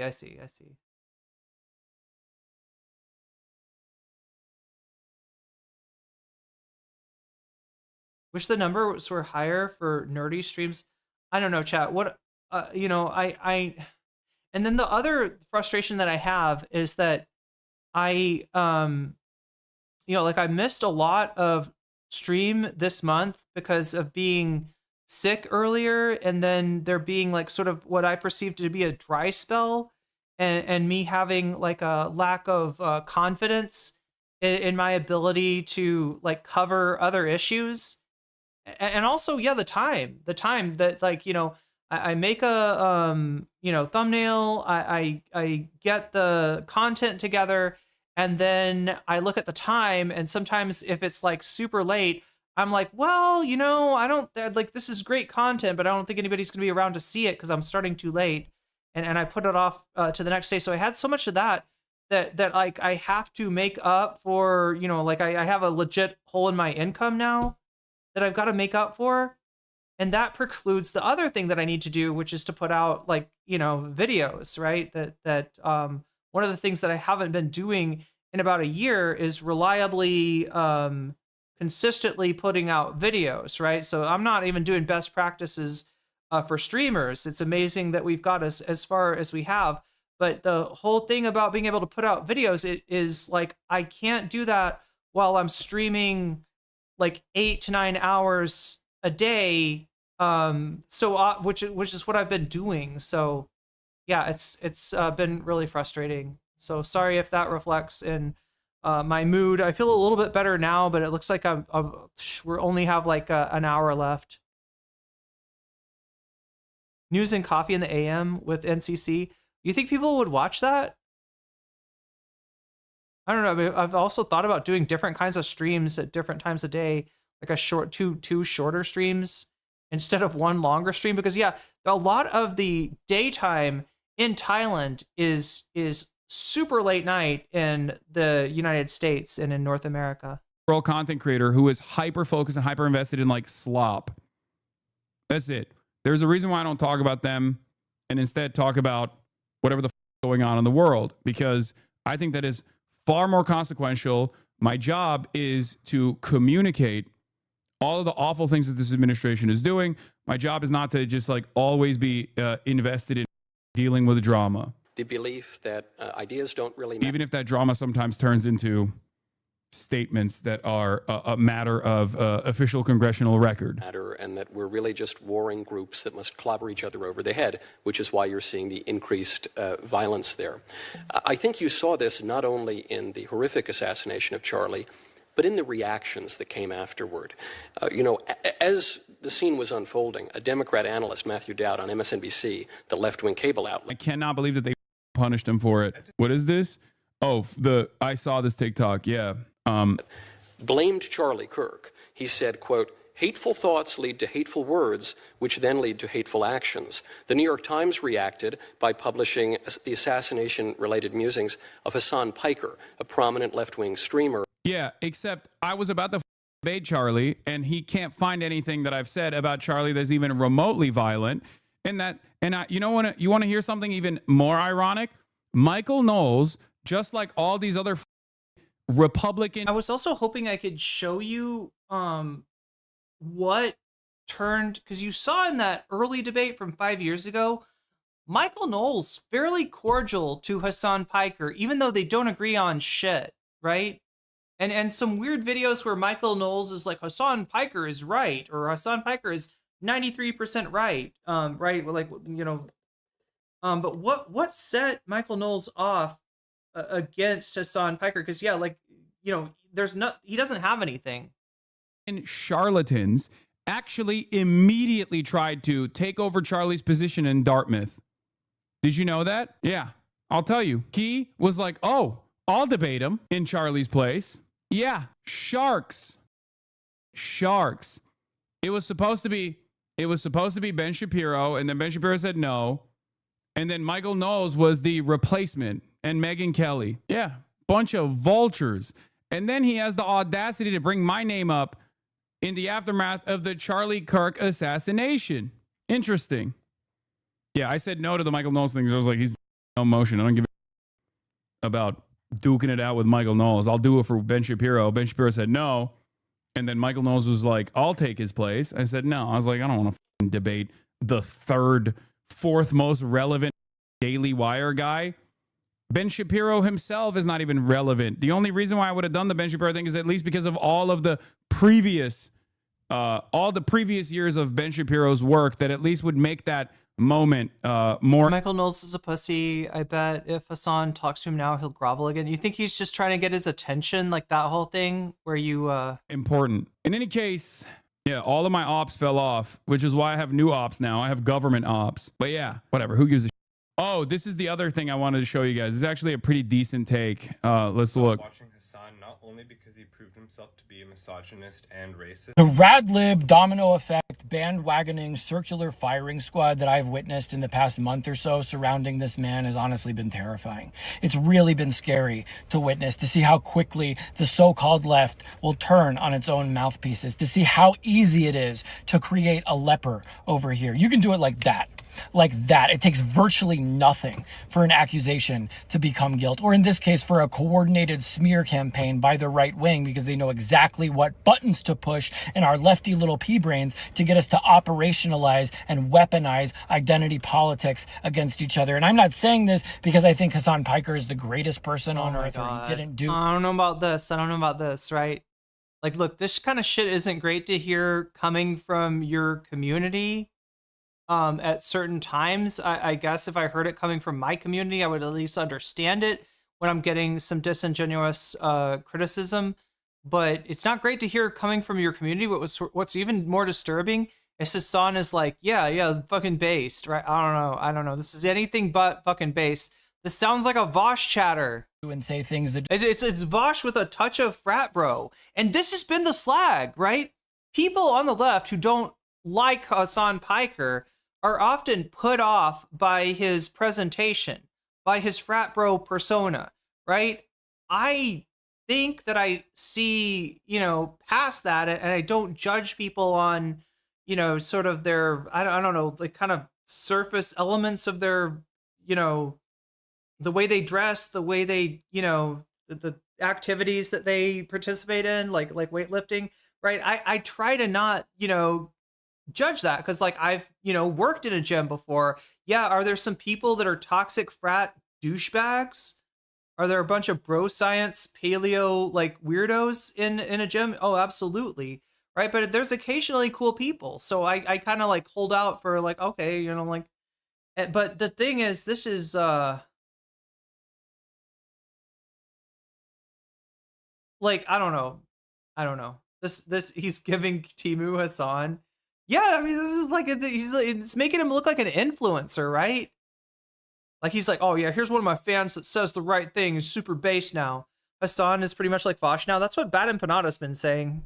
Deserve criticism, or that you have to listen to him. You don't have to listen to him. I'm just saying this because this is indicative of where we are. If we keep doing this, we keep creating lepers like this. Do you think that this guy's going into the gym after he gets out of do you think he's parked in front of LA Fitness?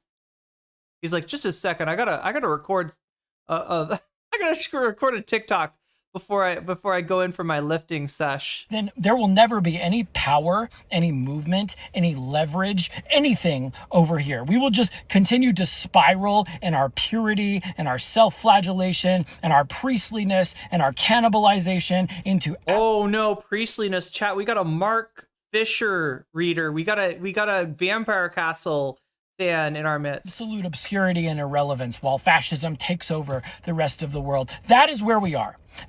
It's true. It's a self-defeating cycle. And the right wing know exactly how to manipulate liberals and leftists of different varieties into action. The thing that I've often, respected about Hasan is as like, triggered as he might be by the quote unquote like rad libs, he generally has had the good sense to avoid punching left like a Vosh. But I don't know. This latest round of shit like has seemingly really gotten to him. And it's not like he doesn't have places to go. It's not like there aren't still people that can talk to the people that are upset with Hasan that are still, nominally on Hasan's side. I mean, Sean DeBlack is a great example. The pumpkin is lit now. That's what it looks like, lit.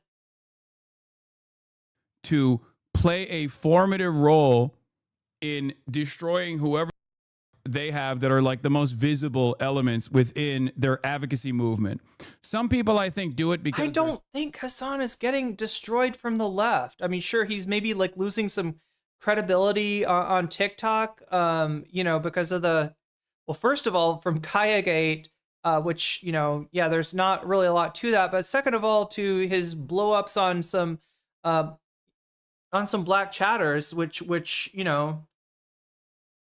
may not be as bad as some people are portraying it, but it's still bad. It's not great. And it's not him focusing on the ops that he needs to be focusing on, right?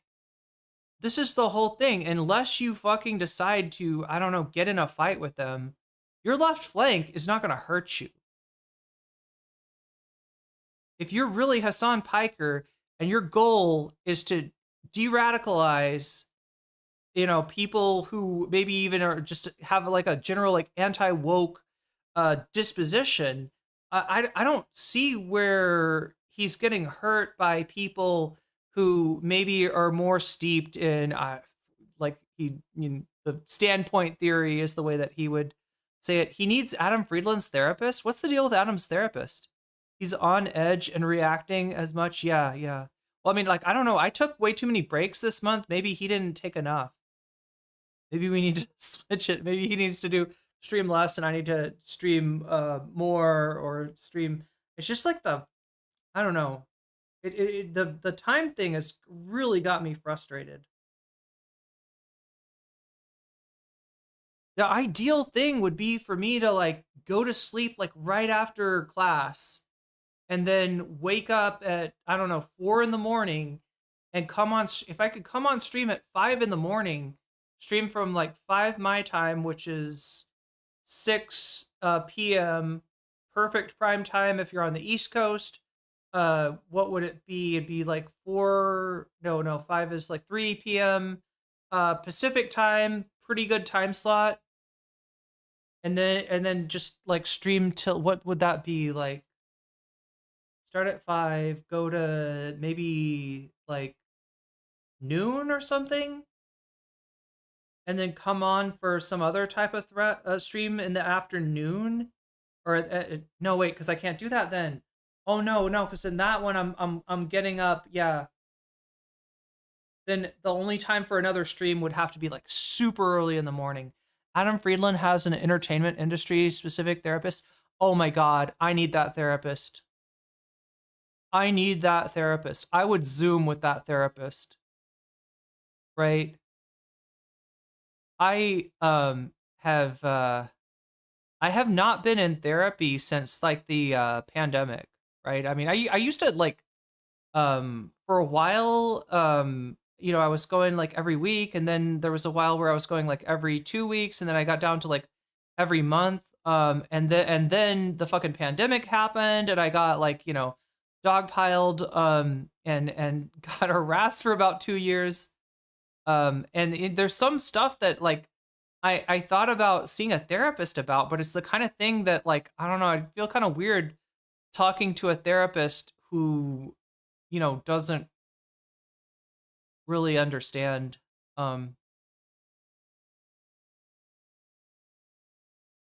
Mindfulness is only effective if you're in tune with the sensation of being. That's the other thing. I need to find some time to do exercise, and I'm in fucking Thailand. I should be doing Muay Thai. I prioritized learning Thai over kickboxing though, and you can understand why, right? I very much want to learn how to speak Thai. I very much want to be able to communicate with people I'm around, and to learn as much about the culture here and the people here, and make as many connections as I possibly can. So that's the reason that instead of, whereas I could have, you know, like I'm on an educational visa, an ED visa can be a Muay Thai, you know, your education is Muay Thai, and ED visa can be your education is, you know, Thai language or cooking, cooking. But like I chose language because I just prioritized that, right? But yeah, no, I definitely need to be doing more physical activity I need a Zoomer therapist. Maybe so. Wait, isn't there some weird, like, what's the company? Oh no, BetterHelp, right, is the company that does the ads. Why was I thinking there was like a Zoom, something Zoom? Is there some kind of therapy, like online therapy thing that's like Zoom therapy? I can't remember. I don't know if that's the only true language is spoken through fist. True, Davi. And actually, you know, like I don't know, like I probably learned a decent amount of Thai doing Muay Thai, right? And you know, whereas like when I do Thai lessons, I'm on Zoom with a bunch of, fellow Farang people from, not from Thailand, and then my teacher is Thai, but yeah, maybe if I was taking Thai at a less like touristy place, I have, I'd make Thai friends, and I don't know, maybe like maybe they could because there's like learning the language like intellectually, which I'm doing in class, but there's also like a whole thing with like applying it in you got to speak. You gotta do, like, if you take college level language courses, there'll usually be like a language lab that goes with those, right, where you're taking, I don't know, 2 hours a week, 4 hours a week to just practice speaking the language. Or if you're in another country, you can kind of immerse, and I'm in the perfect place to immerse myself. I don't know, chat. I've got to fix my I've got to absolutely fix my schedule. It could be so much better. I think it would make my content better, and I want that. I want to balance my life. I want to balance my work life, right? And I do think that would result in like better content for you too. So anyway, let's finish watching this. We'll see where we're at that. See if we have time to do bonus content. See if we even hit the bonus goal. Self-interested. We've seen a lot of those people. A lot of those people have been routinely disparaged because they've made a fool of themselves over and over again throughout the years. If you've been in here long enough, you got the, what is it, like Suki's mom or whatever. There's like so many different examples of like... I'm sorry, what's the story between Hasan and Suki's mom? People that used to say, I have betrayed the revolutionary cause. I'm not a real leftist. I'm sheepdogging people in the Democratic Party, only for them to turn around and become out and about right-wing MAGA supporters. Many such examples exist. One of the greatest ones is obviously Jimmy Dore, right? So there are people like that. There are people like that that have existed in this space for a very long time. I've never actually changed my perspective on any of this, but it is really interesting, and I have seen this so many times over where like, you don't have to be a streamer. There are easier jobs. Yeah, there's remote jobs, and they're not, I don't know if you're aware of like some of the what's on offer for remote jobs, but I don't think it would be nearly as stimulating. People are so easily duped, not just like the content creators or the advocates themselves. There are so many people who very quickly will just go, oh, this guy is... And of course, the other job that's not remote that I could do here that would have an advantage in that I'd be on a different type of visa and be more on maybe a track to, a track to eventually like immigrate, would be teaching English. And I've given that some thought, but yeah, the pay, the cost of living here is lower, but the pay is lower here. So that's the kind of thing. It's a lot of work for a little bit of money, but I guess there is the wait, did something just break? Are we okay, chat? Are we still coming through? Is bad because of this reason or that reason, and instead of actually doing their own research, instead of like coming to this conclusion on their own by like tackling the subject matter, looking into any number of different videos that I have on any number of different subjects that I'm being called out for having bigoted opinions over, people just immediately go, nah, he's bad, it's over, this guy's awful, we need to find someone else. And then they'll turn around and be like, why don't we have any cool leftists out there? I don't know, because we are whack. We're just broadly a whack movement, okay? There is this like weird gatekeeping culture on the left. Oh, here we go into the self-hating leftist. Which I find to be strange because like our goal is to educate the masses. Like this is a mass movement. You need to have mass mobilization. So like there's the weird gatekeeping aspect of the left where they're like, oh no, we're reaching we're reaching a lot larger of a movement. We got to make sure that we actually cut this in half, please. What is going on? And then there's also people that people that have this improper understanding or don't want to. You don't watch them, bro, and you are doing gatekeeping now. Wait, you don't watch who? Jimmy is good though. You don't watch him. Wait, what? That's got to be a joke. That's got to be a joke, chat. There's no way. Jimmy Dore, brother. I know Jimmy Dore personally. What are you talking about? I have rarely ever brought up Jimmy Dore. What are you talking about? This is one of the few instances where I've actually brought him up. Baited. Okay. Like, look, yeah, he's baited. Okay. I have heard sometimes Hasan is a little bit, I don't know, a little bit more positive towards the ACP, like the infrared Hawses and not so much the Jackson Hinkledink, because Hinkledink used to be a Hasnabi head. And I think Hasan is well aware of Jackson Hinkledink's grift, right? But yeah, there's occasions where I feel like he's a little too good faith towards people like Hasan. Sorry, like Hasan, like Hasan is a little too charitable to the infrared Hawses, and just like I'm just like, wait, do you know what a fucking Nazgul is, Hasan? Do you know what Alexander Dugin is about? Because if you want to understand where Haas is coming from, you got to read Dugin. And if you're like, I don't know, naive, or you somehow consider Dugin to be another form of leftism or something, you are not going to regard that as the, the fascist philosophy that it actually is.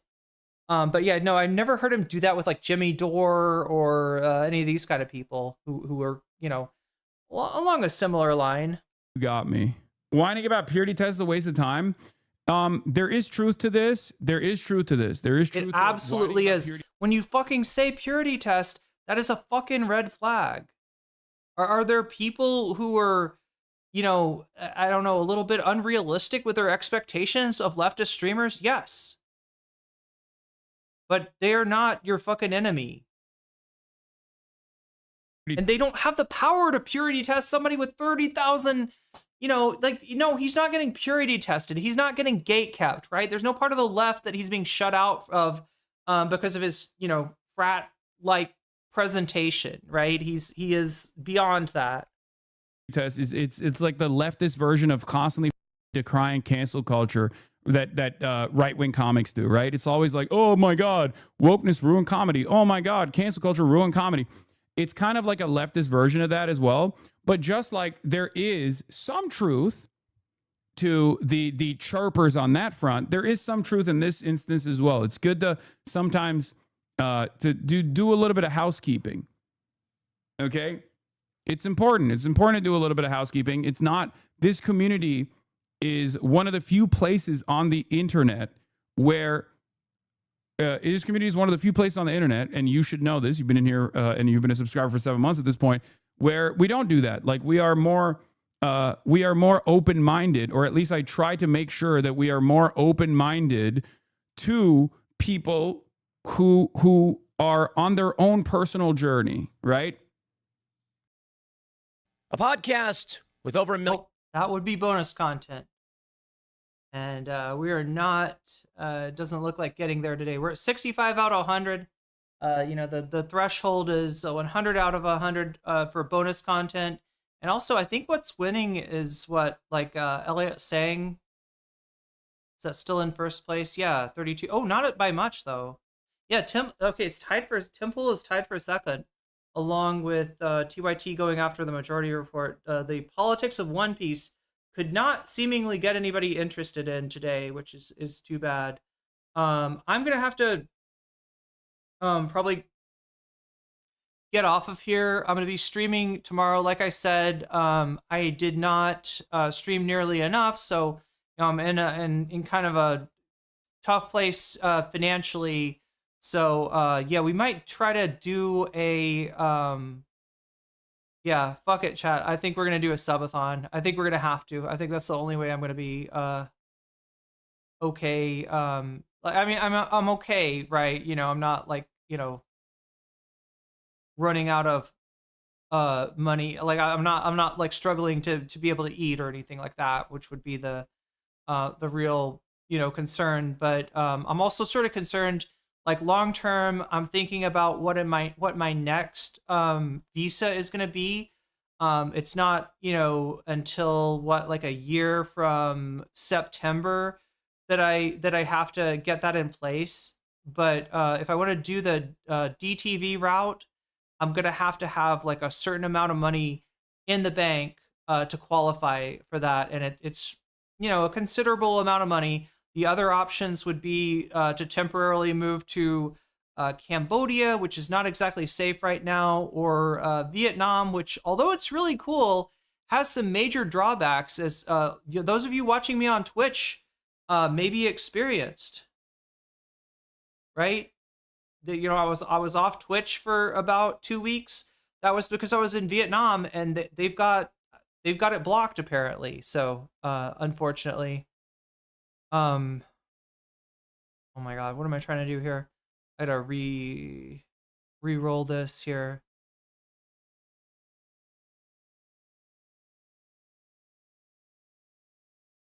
Jackson Hinkle is the brain. The schemer Haas is the pinky. He's definitely funny. He's a funny one. Let's try this again.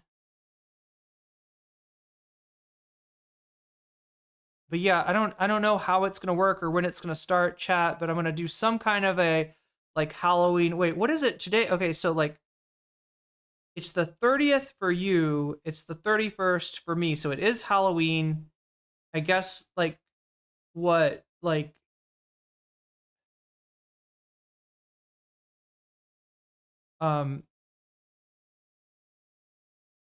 wait, no, it is Halloween for you, right?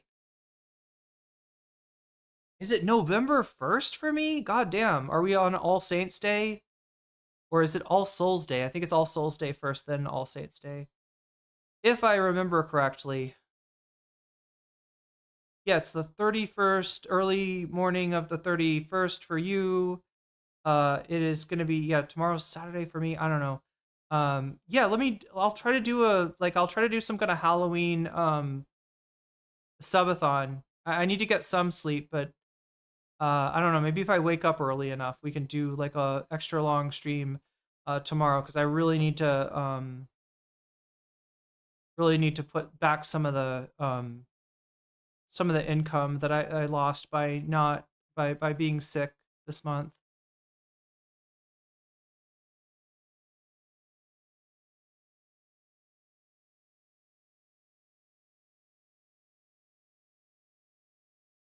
Now I've got the song, This Is Halloween, This Is Halloween. What is that from, chat? This is Halloween, is that the Nightmare Before Christmas that I'm thinking of?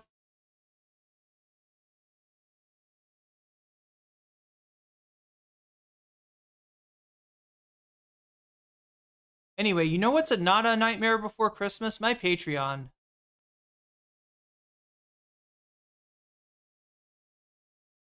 And if you support me on Patreon at the $5 level or above, you get shouted out twice every stream. Once at the beginning and once at the end. Since it's the end of the stream right now, I'm going to shout you out, all of my fancy weasels. So shouts out to User, shouts out to JMB, shouts out to Brian, shouts out to Emily French, shouts out to Big Al of the Cake Mix and the Cake Remix. Shouts out to Direful, shouts out to Sarah, shouts out to Izzy Mandius, shouts out to Steven Sayers, shouts out to Animus. Shouts out to Oral Ellipsis, shouts out to Nadia Yvette, shouts out to Choki, shouts out to Moe Noip, shouts out to Funky Monkey, shouts out to Temporal Insanity, shouts out to Good for Gabby, shouts out to Jules K, shouts out to Buffy Geek, and a fancy shout out to Sherry Safira, Rachel K, Omega Star, and Zara Xerix. Thank you for being here. Thank you for supporting me.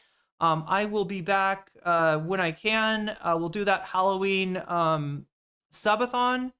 And then maybe when, November 1st hits for you, I'll try to fucking get my life together somehow. I need to just budget time. I need to figure out some way to be able to get a workout. Like I usually normally work out in the morning, and that's going to be near impossible. because the morning is the one time that kind of corresponds with daytime or not being late at night for the North American viewers out there. But yeah, I'm gonna figure stuff out. I'm gonna get my shit together and hopefully have time to do all the things, make videos, get a workout, do some kind of life work balance, and yeah, we'll figure it out after the subathon, which look for that. What would it be? Tomorrow afternoon, which is today afternoon, since it's in the AM. But you know what I'm saying. Anyway, I'll see you again then. I think we've raided. Did we successfully raid? That's my question. Did we success? We did. We successfully raided out. Okay. That's good to hear. I don't know what's going on with Neuro Detergent, but go over and give them a follow if you have not already. I will see you, chat, tomorrow for the subathon. I'll try to make sure that it's a multifaceted thing. We'll cover some politics. We'll cover the stuff that I've missed this week. And maybe even have time for some gaming if we're lucky. Who knows, chat? I will see you later. Until then, bye-bye. Thank you, mods, for keeping us safe. Thank you, Thumb Gang, for getting my voice out to more people. Thank you to everybody on Blue Sky. I really appreciate it if you take the time to click on the pinned link and go over to Blue Sky and give my Blue Sky thread some love. There too, because that's just another way to introduce my content to more people, and I massively appreciate that. I will see you again tomorrow for an extra long, possibly an extra long stream. You know how subathons work, right? They're as long as you want them to be. So we'll see how if we can make this one go tomorrow. Anyway, till then, much love.